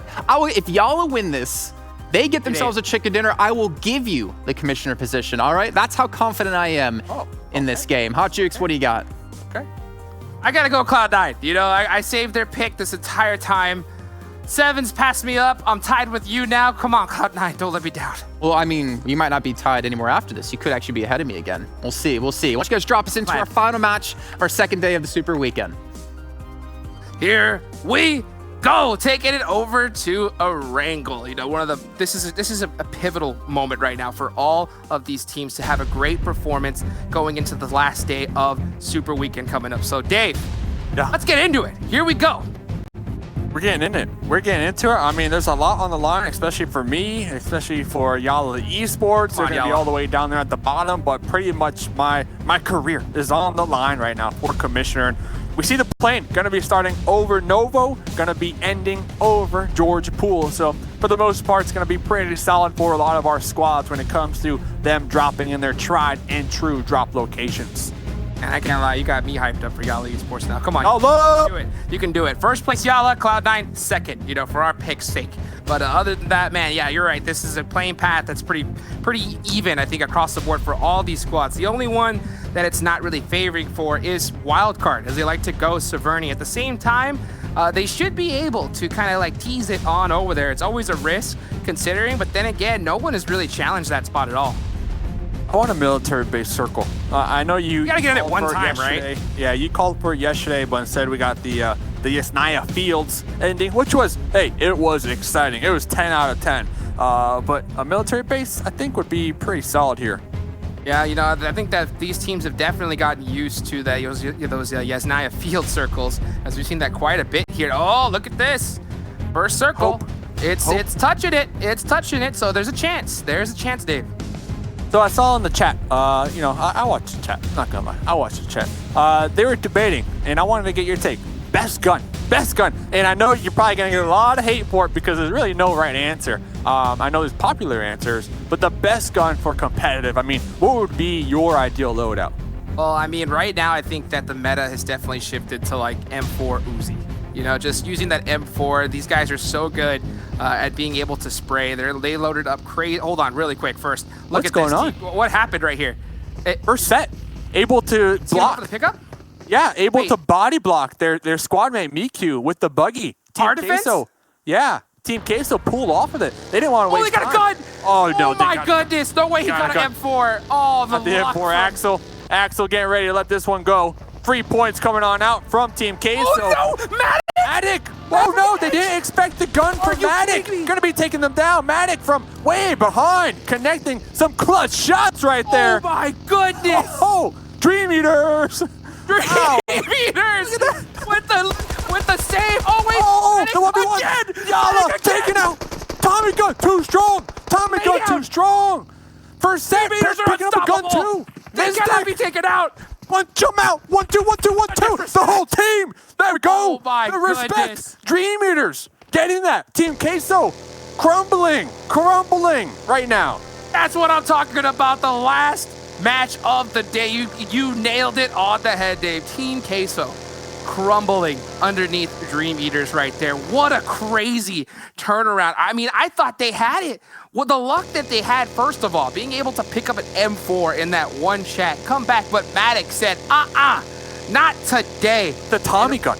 With the Tommy gun and able to get 2 huge knocks right there. So clutch right there from Matic. Dude, they're so tunnel vision. They're so tunnel vision on getting those 2 points. Matic, I mean, just from behind, clean shots. And those are challenging shots. I mean, a Tommy gun, they had a pretty good distance between them as well. It's not like Matic was just there, like right there to pop up. I mean, good. It's not just that, it's also the timing. You have to, I mean, like, it was so insane right there because if he waited, I mean, we're talking 1-2 seconds afterwards, it could have completely turned around for him. But man, he came in just in time to be able to save his team. That's what I'm talking about. Last game, every Erangel we've seen so far when it comes to Super Weekend has just been insane. And that's I mean, that's one for the books right there. Team Queso, Parmesan cheese out here.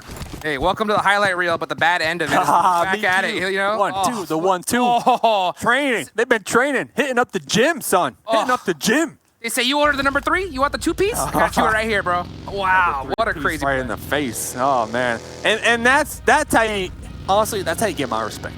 I don't know about everybody else, but they got my respect, son.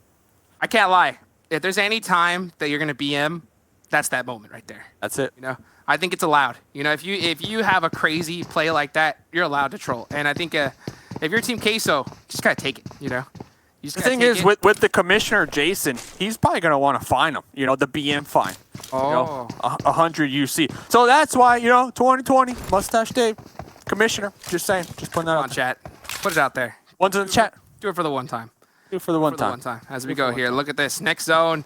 About to be coming up here soon as it's starting to close right now. Oh, Raven on the drive around behind Shifan. And Shifan hops in the bug. He's taking off right now. I wonder exactly what's going through Raven's mind as he's on the chase. Right behind. Oh, hits the brakes. Yeah. Not sure exactly your mind. what that strategy was, but you know, it's another member from Nova Esports putting some shots onto Raven, and yeah, that strategy changed up real quick. Yeah, and you know what? Oh, okay. I actually spoke to Raven coming into today's games, and I asked Raven, you know, what's the big difference between this Super Weekend and last Super Weekend? And Raven said straight up, clear comms. Communication on the team has improved tenfold since last time, and I believe that's why we are starting to see a much cleaner, you know, when it comes to gameplay, nights. Yeah, and I think that that's something that look at the performance so far. They've shot up to 3rd place starting off the day. So I mean, they're having some great, solid games, and I love to see that, especially considering that Pittsburgh Knights. I mean, they had 2 members switch on them right before this tournament right here. So see them finally being able to really get it together at this kind of clutch moment. I mean, that's not easy to do. That's for sure. Here's Carnage once again scouting out here. Chief, I saw that in the chat. I saw him in the chat, saying, like, because we know that we were definitely talking about Sanhok. I was wondering why he was so split up, because, you see a lot of these top squads, they play so tight together, especially on Sanhok in particular. And Carnage, I saw him in the chat mentioning that he was talking about it was scouting, and I totally get it. At the same time, it pains me, of course, to see him get taken out early, and you can see him right now kind of caught in a little entanglement with Nova Esports. Scouting, bro. I'd rather lose 1. Honestly, I'd rather lose 1 than 4. I mean, honestly. True. That's best case scenario in that scenario, So looking around, everybody else is going to be in vehicles. Everybody pretty center. Everything is clean. Wildcard making their approach from Sir Bernie right now. Cloud9 finally moving out of South George, passing by Hospital. I'm really hoping we get a Southern shift. I'm not going to lie. I'm really hoping we send it down there to South for the final game of the day. I can't lie, I would also like to see it just to kind of mix things up. But I'll tell you what, these teams definitely don't want to see it. That's for sure, especially if you're Wildcard or any of these teams that are up super high north right now. But it still, we don't know. It could go anywhere. This zone's still closing. You can see these teams just trying to loot up, get some early rotations, just in case. But man, if this zone does go south, we're going to have one heck of a game, that's for sure. We don't see it right now, but Marco from Team Queso is right behind Wildcard, trying to avoid it. Oh, safe. Okay, woo. Saying with the save. So Marco right behind him, and Marco is the solo member, the last person alive for Team Queso. Their main objective, don't get spotted. Don't die. I think that should be the main strategy right off the bat. Marco, Team Queso lost 3 members early on. 2 Dream Eaters, and right now he's just trying to hold on for dear life for any points he could possibly get. It's not going to be easy though, that's for sure. You can see Tempo here holding it down right now. You can see their concern as they're trying to predict where this next zone is going to go, because it's going to be pivotal to their strategy going into the rest of the game. Yeah, and just kind of reliving the Team Queso Dream Eaters. Team Queso, they could have just drove off, but they opted to take that engagement. They picked up that M4 and they're like, listen, we get these 2 points. Oh, it's easy. Yeah, but they didn't have to take that fight. It's not like they had to take that fight. So, yeah, they definitely they learned a hard lesson, I got to say. I mean, I think they didn't have to take the fight. Jukes, they didn't have to take the fight. They have to. I mean, the buggy, dude. You got the M4. I mean, getting the M4 in the shack. You know how lucky that is? So I think that's huge. Oh, look at this circle, though. This circle, nice and even. I would be really surprised to see this next circle after this go south. At the same time, though, you can see all these teams just really quick. Footballist is on the move, and I think they have that exact idea as they're going to have to start sending it up north. Oh, B4, they're setting up a bridge camp out there to the west, but not going to be in the next zone. But, a team might rotate past here to go to military base still, so that's why we see them keeping 2 on the bridge for the time being. Footballist will be taking up the east side bridge for the time being. I think next zone will have some water in play, though. I think it's going to shift a little further down south, have some water in play, so that's going to be interesting to see. Cat from Nova, the sub for today, going to be getting a knockout here. Yeah, oh, the instant push. The adjustments. Oh, look at this. Yeah, they're on the hunt, and it looks like Cloud9, as soon as that drive up came, they realized it's too late. You know what? Don't want to take the risk. Don't want to go out early. We got to make sure we get hot chicks some points. So quick rotation back to Cloud9. Wow, yeah. I mean, wow. I mean, what are your thoughts on this one? They had one knocked and then immediately just got in their vehicles and said, nope. Yeah. I think they tried to send it to be able to save him. At the same time, though, they realized that Nova was just going to beat them to the punch. And considering that, you know what? Regardless, we're going against a 4v3 in this situation. It's just too risky. So, you know what? Cut your losses, disengage, and get on to the rest of the fight. And we've seen Cloud9 do this multiple times, and it worked out for them. So, I mean, at the end of the day, I think that's the smartest play possible. Not only that, they're only, and I say only, but they're 10 points ahead of Loops, who are in second place. So Cloud9 trying to defend and remain up there at the top of the leaderboard coming into tomorrow for sure. So that might be another reason why we didn't see him kind of risk it right there for the biscuit. Definitely. I think that, and this is also goes to prove why they're so consistent in points. You know, they want to do everything they possibly can to ensure that they just don't go out early. I think that's essential to winning a tournament like this, is constant, you know, good solid placement, and then every now and then you get a good zone, good position, and you get the chicken dinner with some good solid kills. And I think Cloud9 does that better than anybody else.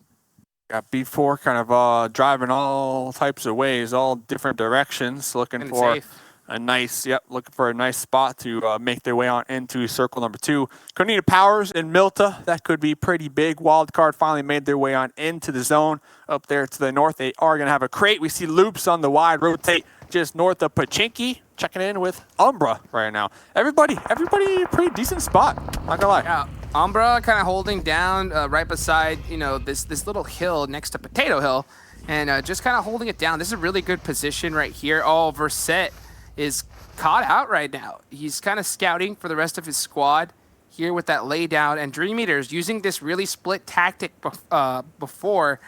Not really working out for them, but, you know, they could still catch a big surprise right here onto Team Umbra. Yeah, because, Umbra, they're all near each other, but Vindex definitely pushed up further away from their squad mates. And Verset right here, wiggling all around the place, just trying to remain undetected and prepare themselves for any potential push from the enemy right above them. Gotta be careful. Gotta be careful. Next zone, going on over to Milta. This looks like exactly where it's going to be ending out. Football is getting a big break right now, being able to cross that bridge relatively for free, so they're in this next circle. But before Alpha Legends, Loops, all these teams are going to have to rotate on into this next circle, and it's not going to be easy, especially considering that a lot of this zone is in the water. Yeah, there is at least 40% of the circle in the water. Nova versus the Knights. Carnage instantly thirsted right there. Raven is going to be bleeding on out on the side of the Knights and popping on over real quick to Unique. They're in their own engagement with SWAT 69. SWAT 69 King and Boofla already going to be bleeding on out. Here comes the send in the U.S. from Memphis and Lightning. Frozen bleeding on out. Here comes a grenade from Memphis, tossing that on into the second story. One more. Oh, grenade ringing on out. Problems taking down Lightning right there. Big nade right here. Oh, yeah, you're right. It is a 1v2 now. Yeah, with King getting that res. And here comes Problems coming down, right down into it with the Uzi in his hand. Trying to get that hip fire. Well, SWAT 69 able to do it. Jump shot. Gets caught. And Elise on that off angle. Memphis going to be working their way on through, pre-firing that Uzi versus King. And King taken down and out. And only up to Annalise to save the day. And should be able to get these revives. 4 kills onto Unique. Pretty decent start to this last game. Cloud9 eliminated. What? Done. Wow, what a crazy turn of events here against, it looks like, Konita Power. So yeah, Konita Power taking out Cloud9. Rip my points right there. Man, it's surprised to see Cloud9 go out so early here. Milta, very challenging terrain to kind of work your way on through, especially coming on from the west side where pretty much the majority of the lobby is. Prolord from Umbra taking some shots with the Scar onto Verset. Super far away. Prolord, Halls, Vindex, all within the compound. Right next to him, Yala Esports. Oh yeah, here they go right now, just trying to hold this position, hold this next circle. It's still only zone number 3 right now. I know it may feel a little bit later, especially considering because this circle is quite centered inside the water right here. So I'm really looking towards these teams. Yala right now, looks like they're positioning their vehicles into a place where it's safe because they know they're gonna need it here for this rotation. Yeah, and this is a 3-1. I don't think Zero is with Yala as well. Zero is towards the water, more or less. So, yeah, it's going to be interesting to see how that one kind of plays out for the squad. Umbra Vindex with the DP. Had a nice little angle, pulling back just a little bit. 3 up right now for Umbra. We got 13 teams alive altogether. We hear shots just, ringing out in all types of directions. Everybody, trying to get some knocks out here. Next one's going to go on up. There we go, Hot Juice. Fender's out right on the right at the edge of this bridge right here. We saw a member from Wildcard, Sam, and it looks like Acer just get knocked as well. So they are in a big engagement, trying to survive. They had a really good, solid game last match, so this is going to be really clutch for Wildcard to have a great performance here. They need it. The B4 push on the bridge could be huge versus Football is currently camping that bridge.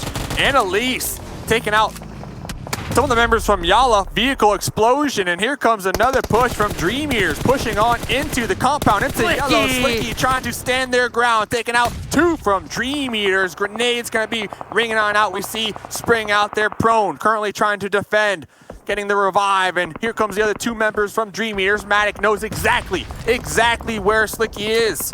Gonna be opting to get on into safety. Gonna be cooking this grenade. Needs to toss it in the perfect spot, right behind the Yellow. Not able to get there, and Spring still back there, just still defending for wildcard. That could be the nade right there, though, to do it. Will it bounce off? Does, and it does! There goes Slicky and Acer, just like that. It looks like it's up to Spring now. And oh my gosh, these guys are really, really caught between both Alpha Legends and Dream Eaters.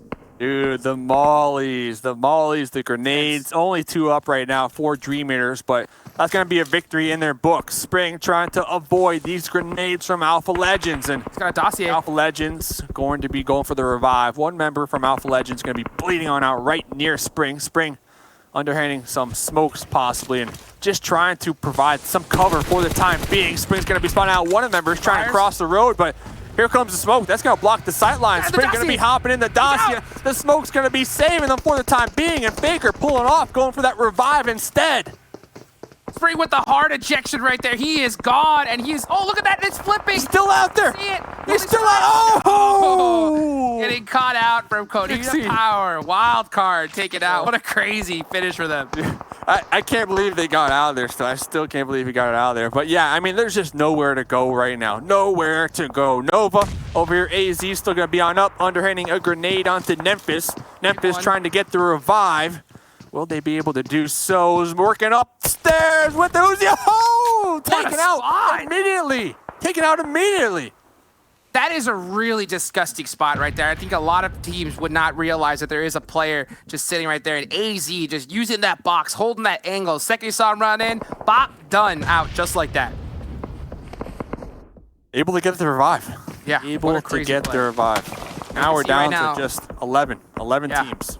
11 teams down and out. Last match of the evening right here. Alpha Legends and Dream Eaters really close. You got Loops right on top of this hill, and they know exactly where these teams are. Look at that. And Dream, oh, Cario, Groza in hand. Getting up close and personal. Now Dream Eaters, they use so many mollies, they use so many grenades to get those kills onto wildcard. You have to assume they're going to be pretty low when it comes to utility. Alpha Legends, we see them. Kato, going to be spotted by Gonzo. Yep, they're falling right into the same trap that Spring did just moments ago. Done. Just like that. You cannot try to drive a vehicle past some of these squads. They're too good at shooting out other squads. Here comes Kowalski, straight up crashing it. Straight up crashing right there. Maddox going to be spotting Kowalski. Kate taking down Kowalski. Grenade going to be ringing on out. It's up to Miku. Miku going for the pre-fire with the M4. Same thing with Becker. AKM. They see each other. Miku needs to land these shots. Here comes Carrillo. Going for that crouch. Not going to be able to survive. But just like that, Becker, the last one up. It almost all failed. So intense right there. I thought Loops was almost down and out. But Loops able to kind of just come up on top, try to get these reses right now. And it looks like they did end up losing 1 member in the process. What a crazy fight. Look at Footballist. Yeah, B4 finally making their way on in from that military base. They were on the bridge the whole time. They're going to be using the coast right here.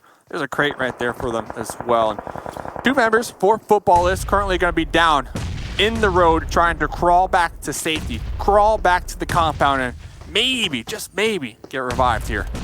Yeah, and then they're trying right now. Look at those smokes coming out from Rom, able to kind of just make a line, get some cover right here, and crawling across the entire street to get picked up, and this made it just work. They made it. They made it to the wall at least. B4 will be tossing some grenades right in that direction, but that smoke wall is so perfect. I mean, look at all that cover. It allowed those members to just crawl in safety. Beautiful. They should get the resets. Beautiful, beautiful plays right there. I love to see these kind of moments because I think it's little plays like this that really are able to make it and get it done for your team. And wow, I mean, a lot of players were just completely given up.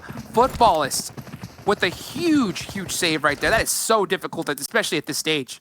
Yeah, 7 teams remaining. B4, they have the coast to their back. Nobody's going to be behind them. They have this cliff to work with when it comes to cover, and we see them tossing some grenades on top of Footballists for the time being, but they're going to be in this zone, so they can kind of play this one a little passive. Talking about teams possibly taking the engagement, we got Knights out here, we got Loops over here, and we got Konita Power.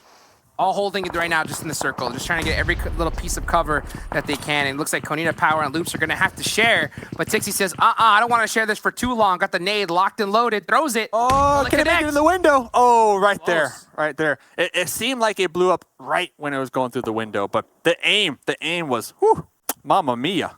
Beautiful. Beautiful right there. Love to see that. These crazy nades, these crazy plays. These teams are just so, these players are so good at these little tiny little moments like this. I mean, this is what shows that why they're some of the best here when it comes to the Western Hemisphere. And you see this zone. We're looking at it right now. Where will it go? Which team will it favor? Who's getting blessed? It centers out right on the Pittsburgh Knights and Konita Power. Wow. Yeah, the Knights, they don't need to move. 10 kills onto Konita Power. Tixie gonna be spotting this grenade. Loops, will they go out like they did last game? 3 members to 2 grenades. They need to, kind of spread out just a little further if they want to continue to survive. And Konita Power, 10 kills. They're going to be tossing out all of their arsenal. All of their arsenal. They want to get Carrillo down and out for sure. I mean, that guy is just an absolute monster. So being able to take out Loops, one of their main fraggers right there, is going to be a big break for them. At the end of the day, though, you still got to watch out. One player can turn it around. Spotted by Tixie. Knocked out and instantly confirmed right there. Now there's just 2 up. 2 up for Loops. And man, Loops is just trying to hold on right now. This is starting to get really intense. Konita Power with 12 kills! 12 kills on the board right here, so a huge game for Konita Power. E4 making the push across road right on top of Footballists. Footballists, they're able to get that revive. They got 4 up, but they are going to be separated. Nice grenade connected on top of Levi and McZera. Maxon and Pedro, only 2 up, and here comes the push across the road from the other members of Footballists. They're trying to get the wipe onto B4 right here. Maxon gonna be popping that corner. Lutz able to get the shots with the M4. Now it's just Pedro. Pedro OG. Oh, M249 though. Pedro's got the squad wiper. He's got the gun if he wants to get the win right here against Footballists.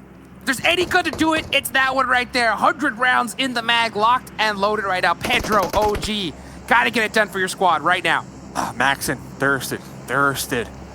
I mean, Pedro. It's looking like it's going to be a tall order. It's going to be a tall order. Looks like Footballists are currently searching for Pedro, but Pedro is in the zone, and does have some decent cover to work with. He's not going to make a noise right here. And Rom looks like he is just throwing out some nades rather than playing it safe than sorry. Looks like he is going to get caught out right here, though. Oh, Pedro wants to just unleash the beast right here. Patience. Needs to be patient. Sees one. Only sees one. Wants it? Does not see the other members. Might spot out Lutz. Wants it so bad. The M249. I mean, only if they knew. How close they are to death. And Pedro. How do you think Pedro was able to fire a shot? So close. Unfortunately, we missed it as we switched over to Loops. And look, speaking of the M249, Kowalski's got one of his own. Kowalski, M249. Only 2 kills for the Loops. Only 2 kills, but you know what? 5 teams remaining. Konita Powers, though, honestly, looking like this might be their game. They're feeling really good. I mean, look how many kills they have, especially being able to take out 2 huge members from Loops. I mean, that you can't get any more confident, I think, especially at this moment. So Konita Power, you got to get it done right now. You got to get a big lead on the board. 14 kills so far. Man, they are on a rampage. Look, they're trying to wrap around. They're trying to get the finish onto Loops. Loops, Dadin, Uzi in hand. Kowalski, M249. We start to see grenades kind of get traded back and forth. Kowalski's going to be cooking this one. Tossing that right on through the door. That's going to be connecting. Going to be chunking down. Rob, just about 50% HP. Here comes the push outside the door. Loops, Dadin with the Uzi, able to connect onto Rob. And working their way out the garage. 1% HP, getting another one. It's up to Tixie. Only one more up. One more up. Konita Powers. M249 was their demise right there. Loops, they are still alive. This just goes to show you, no matter at what stage, you cannot underestimate any of these teams, especially Loops. If they have only 2 members up, they can still get it done right there. What a crazy play right there from Loops. I mean, Konita Power still massive amount of kills, massive amount of kills. But talking about who's in this game still, I mean, Footballers, they got 4. Sixless J7 from the Knights still alive. Tempo Storm, they've been on the edge, straight chilling and grilling. They got 4 up as we see Tensa connecting on to Sixless right now. Chilling and grilling. They threw Sixless on the grill as well, and they're just trying to get it finished out right here. And yeah, Konita Power, 14 kills, big performance nonetheless. At the same time, gotta think about it though. If they were able to get it done here, could that have been the first place? That would have been 20 points. So it's falling apart. It's falling apart. 3 members from Footballers trying to cross the road. Smokes are everywhere. But Tempo just pre-firing on into those smokes. Gonna be destroying Footballers. Only one up. Only one up. And he's 6-7 DP. Separate. This is intense. Kowalski with them 249 still popping off in the kill feed as well. Still popping up. Running across the road. M249 in hand, letting that one rip. Kowalski connecting on Delaus, and Footballers taken out. Taken out. 3 teams remaining right here. We got Tempo Storm, Loops, Pittsburgh Knights. And that's Pittsburgh Knights eliminated right now. It's all up to Dad, and he has the hill, but he's going against 3 members of Tempo right now. I'm sorry, the full squad of Tempo Storm. 3 with 1 on the with HH24 on the off angle. Tall order right here. That in. Scar in hand. Scar in hand. Oh, Loops, they're on the 4 members. 4 members of Tempo. Going to be instantly making that push. Trying to get the dub, and Loops, 2nd place right there. Tempo, 1st place. 3rd place goes on over to the Pittsburgh Knights. I mean, you got to give it to Loops, though, especially considering for them be able to get 11 kills and the 2nd place. They had their backs up against the wall. 2 members being able to clutch against a full team of Konita Power. This just goes to show you the power of Loops. Wow. And who was it? Dadden from Loops getting 1 knock with the Uzi, and then working their way on outside their garage, getting that fire onto that 1 member from Konita Power from outside. 1% HP, somehow, some way, still managed to survive right there. We had 2 M249s coming into play in the late game. I mean, crazy final game of today, man. This is what I'm talking about. This is the PUBG Mobile World League West. The best of the best going at it. And you can't expect any better professional PUBG Mobile that is being played. Guys, thank you so much for being with us. That's it for Mustache Dave and I, as we'll go ahead and see how the desk wraps up this insane day of games right after this quick short break.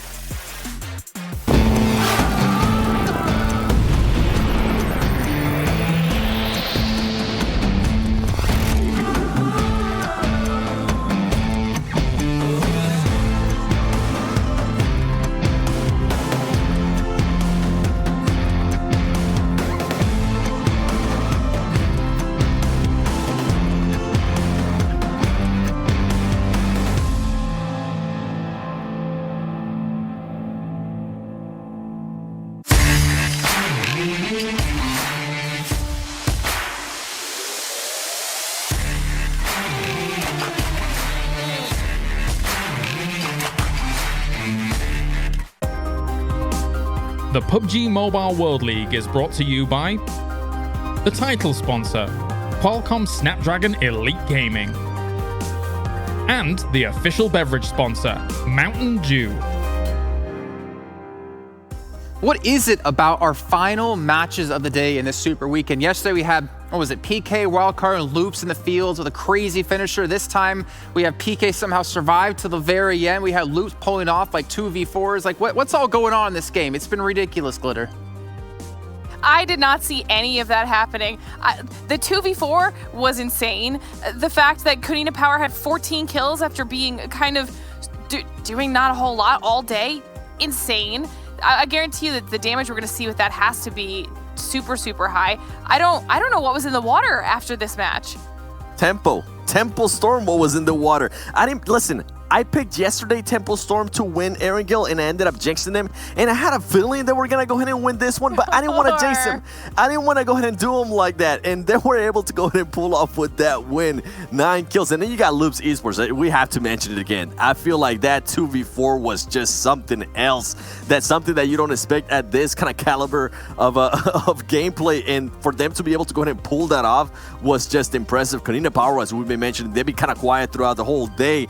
And then being able to go ahead and pull up that 14 kills, that's an amazing way to go ahead and finish. And I know Pittsburgh Knights, guess what, Jason? They ended up with 0 kills, but they did it again. They were able to survive all the way up until the end. They didn't get that second place like they did in the first Erangel from earlier, but third place, 10 placement points? Are you kidding me? That's really impressive. And then Nova Esports, another team that we've been talking about, guess what? They have improved on the kills department, and Umbra not being able to go ahead and get the kills that they want to, but at least being able to go ahead and collect their 6 placement points, Glitter.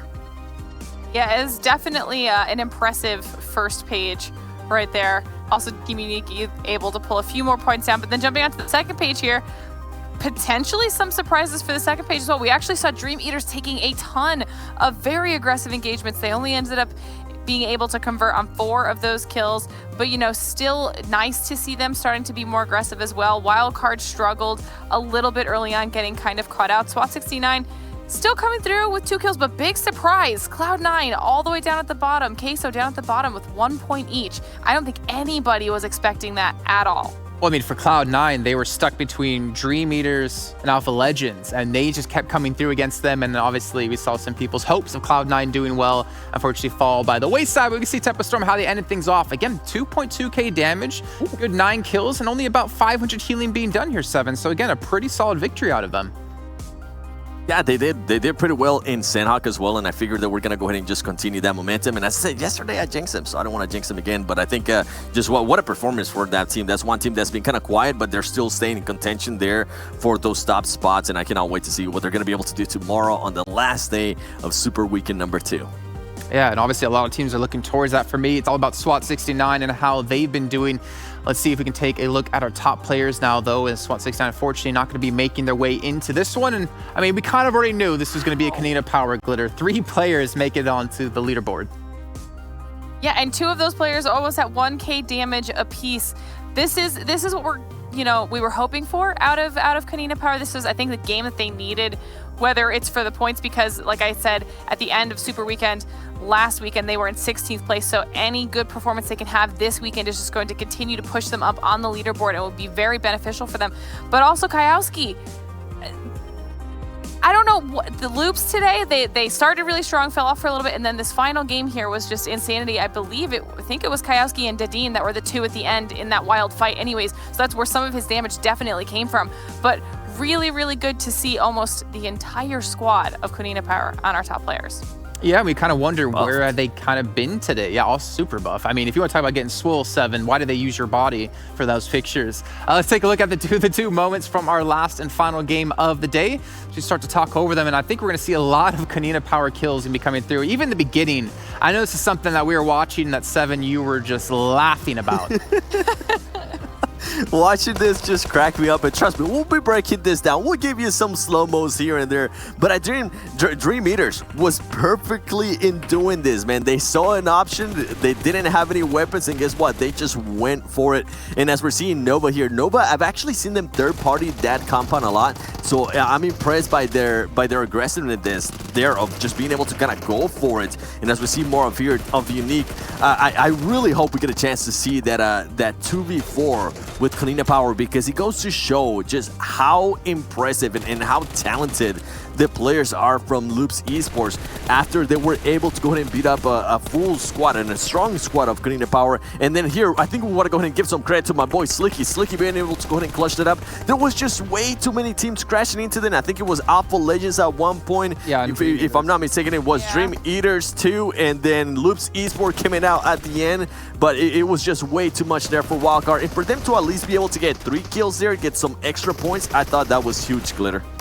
Yeah, and I think, honestly, had they not been sandwiched between a lot of those teams, they could have probably just continued a rotation, and for all we know, they might have been able to pull out the win here at the end. But that was just, there was no escaping that situation that they were in as soon as they got there. We actually see the fight going on right now between Yala and Kanina Power, and Yala was another team that was actually being surprisingly aggressive here on this map, which, love to see coming out of them.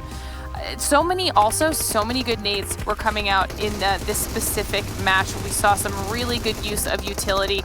And speaking of Umbra was another team that we've kind of been watching here, hoping that they could get themselves some more points. They've been progressively more aggressive throughout the day. And we even got to, speak with one of their players, and he had said that that's what they're trying to go for. It's definitely paid off so far. I think they got a little bit unlucky here on this Erangel, but generally they've had a significantly better performance across the board than we've seen in the past 7. Yeah, as we see here, the fight with Loops Esports and Continue Power, I think we will be able to go ahead and break that down a little bit more. So shout out to my boy Lanute that's able to go ahead and help me out with that. And then we see Loops just being we see Loops being Loops here. We see them being aggressive. It doesn't matter if they have 1 player left. It doesn't matter if they have 2 players left. They're going to go ahead and continue to be aggressive, and they're going to be very aware. I love how they were able to go ahead and pick up J7 there. And once again, huge credit to Temple Storm for overall just being able to go ahead and play this perfectly, getting that win. And Pittsburgh Knights, once again, they ended up with 0 kills, but at least getting those placement points, 10 placement points, that is huge for them. Yeah, and they've done it not only once, they've done it twice today. Sixless was a part of it the first time and a part of it the second time as well. For me, I want to see how the total damage broke down. I want to see how above and beyond Continue Power was compared to any other team out there, because they have to be. And if they're not, I'm going to be a little bit disappointed in my mathematical game that I can run through my head. And you can see there, Tempest Storm, they're getting the 2.2k damage, but the 2,900 damage. Wow. One of the highest we've seen out of Continue Power. Does get them also 14 kills, Glitter.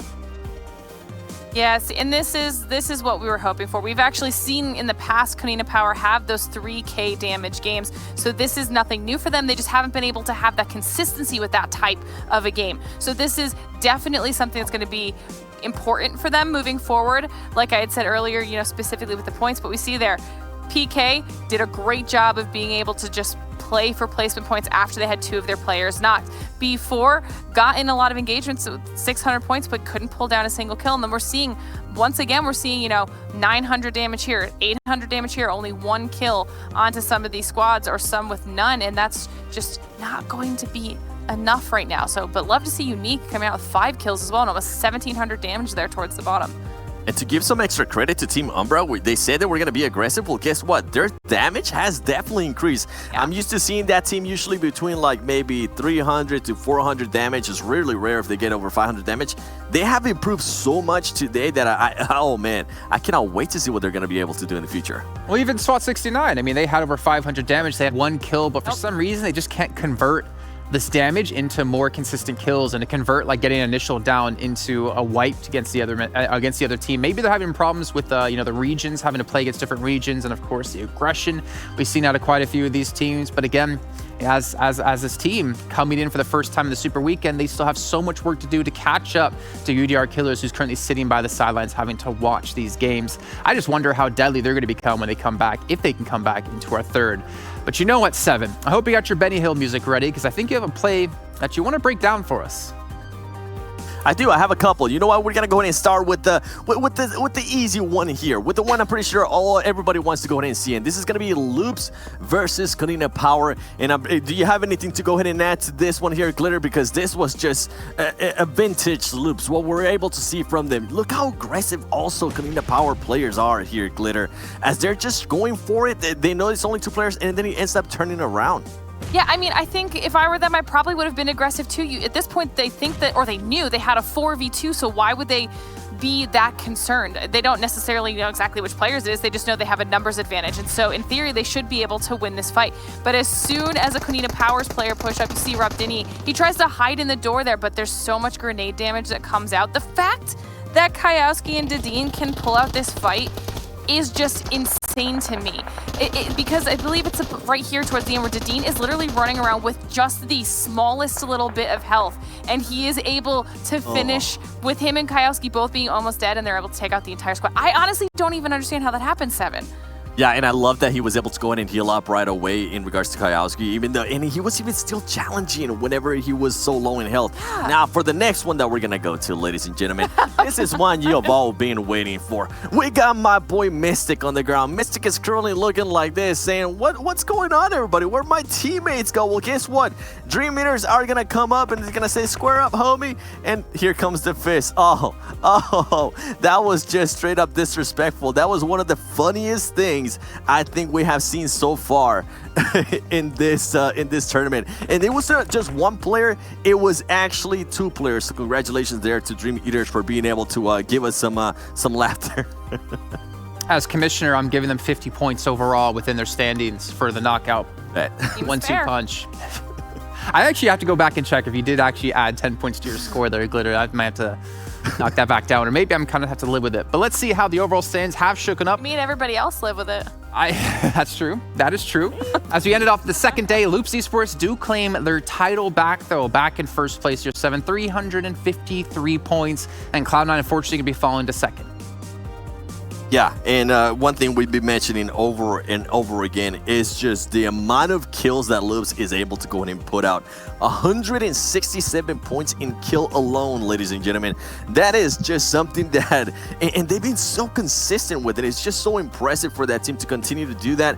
I think if they're able to maybe work on their placement points in regards to like certain maps where things just don't go as planned, or maybe they're just not able to be as aggressive as they would like, they'll be even a more scary team. I cannot wait to see. Hopefully later in the year they can play against some of the East teams, because man, that'll be something to watch. And then Cloud9 being able to go ahead and be very consistent. I think that last game was one of the lowest scoring teams for him, one of the lowest scoring games for him, with just 1 point. Something you hate to see. And I know we've been mentioning Temple Storm. Well, guess what? Temple Storm being able to go ahead and push up to that 5th place with 248 points. They've been that kind of quiet team, but HH24, remember what he told us last week? He said he was having issues with connection. Once that got fixed, it was going to change. Well, guess what? It has changed. And then Pittsburgh Knights, even though we had back-to-back Erangels with them just pretty much fighting to survive, not really being able to go for kills, maintaining that 4th place, that is good for them there, Glitter.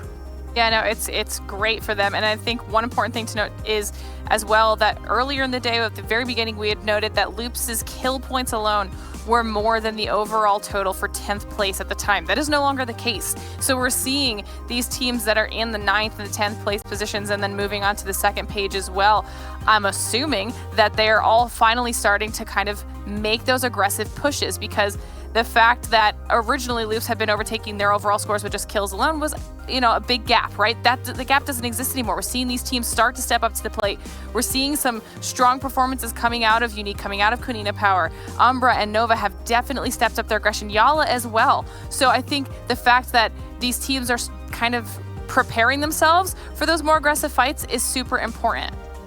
Loops with 167 points. They almost had the same amount in regards to points with Kunina Power at 169 just in kills alone. That is impressive considering what Kunina Power just did. I mean, that's what we're seeing out of Loops, time in and time out. And I wonder if they're going to continue that pace, because they've already played, what was that, 25 matches now? Or is that 30 matches now? I actually didn't catch it off the top of my head of our Super 25. Weekend. 25, there we go. Let's take a look now at our talent predictions and how they've shaped up over the course of today. Hot Juice start off as number 1. What do you mean, oh gosh, 7? I'm pretty sure you're still in first place. And we're going to see here that Jason Kaplan had a phenomenal day. I'm just going to point that off the bat. 522 points. I'm 2 behind you, 7. Let's go! First place, baby. Get on my level, Jason. And then when you got Glitter Explosion, yo, Glitter, you're not last place anymore. I've never been last place. I've been stuck in the middle the whole time.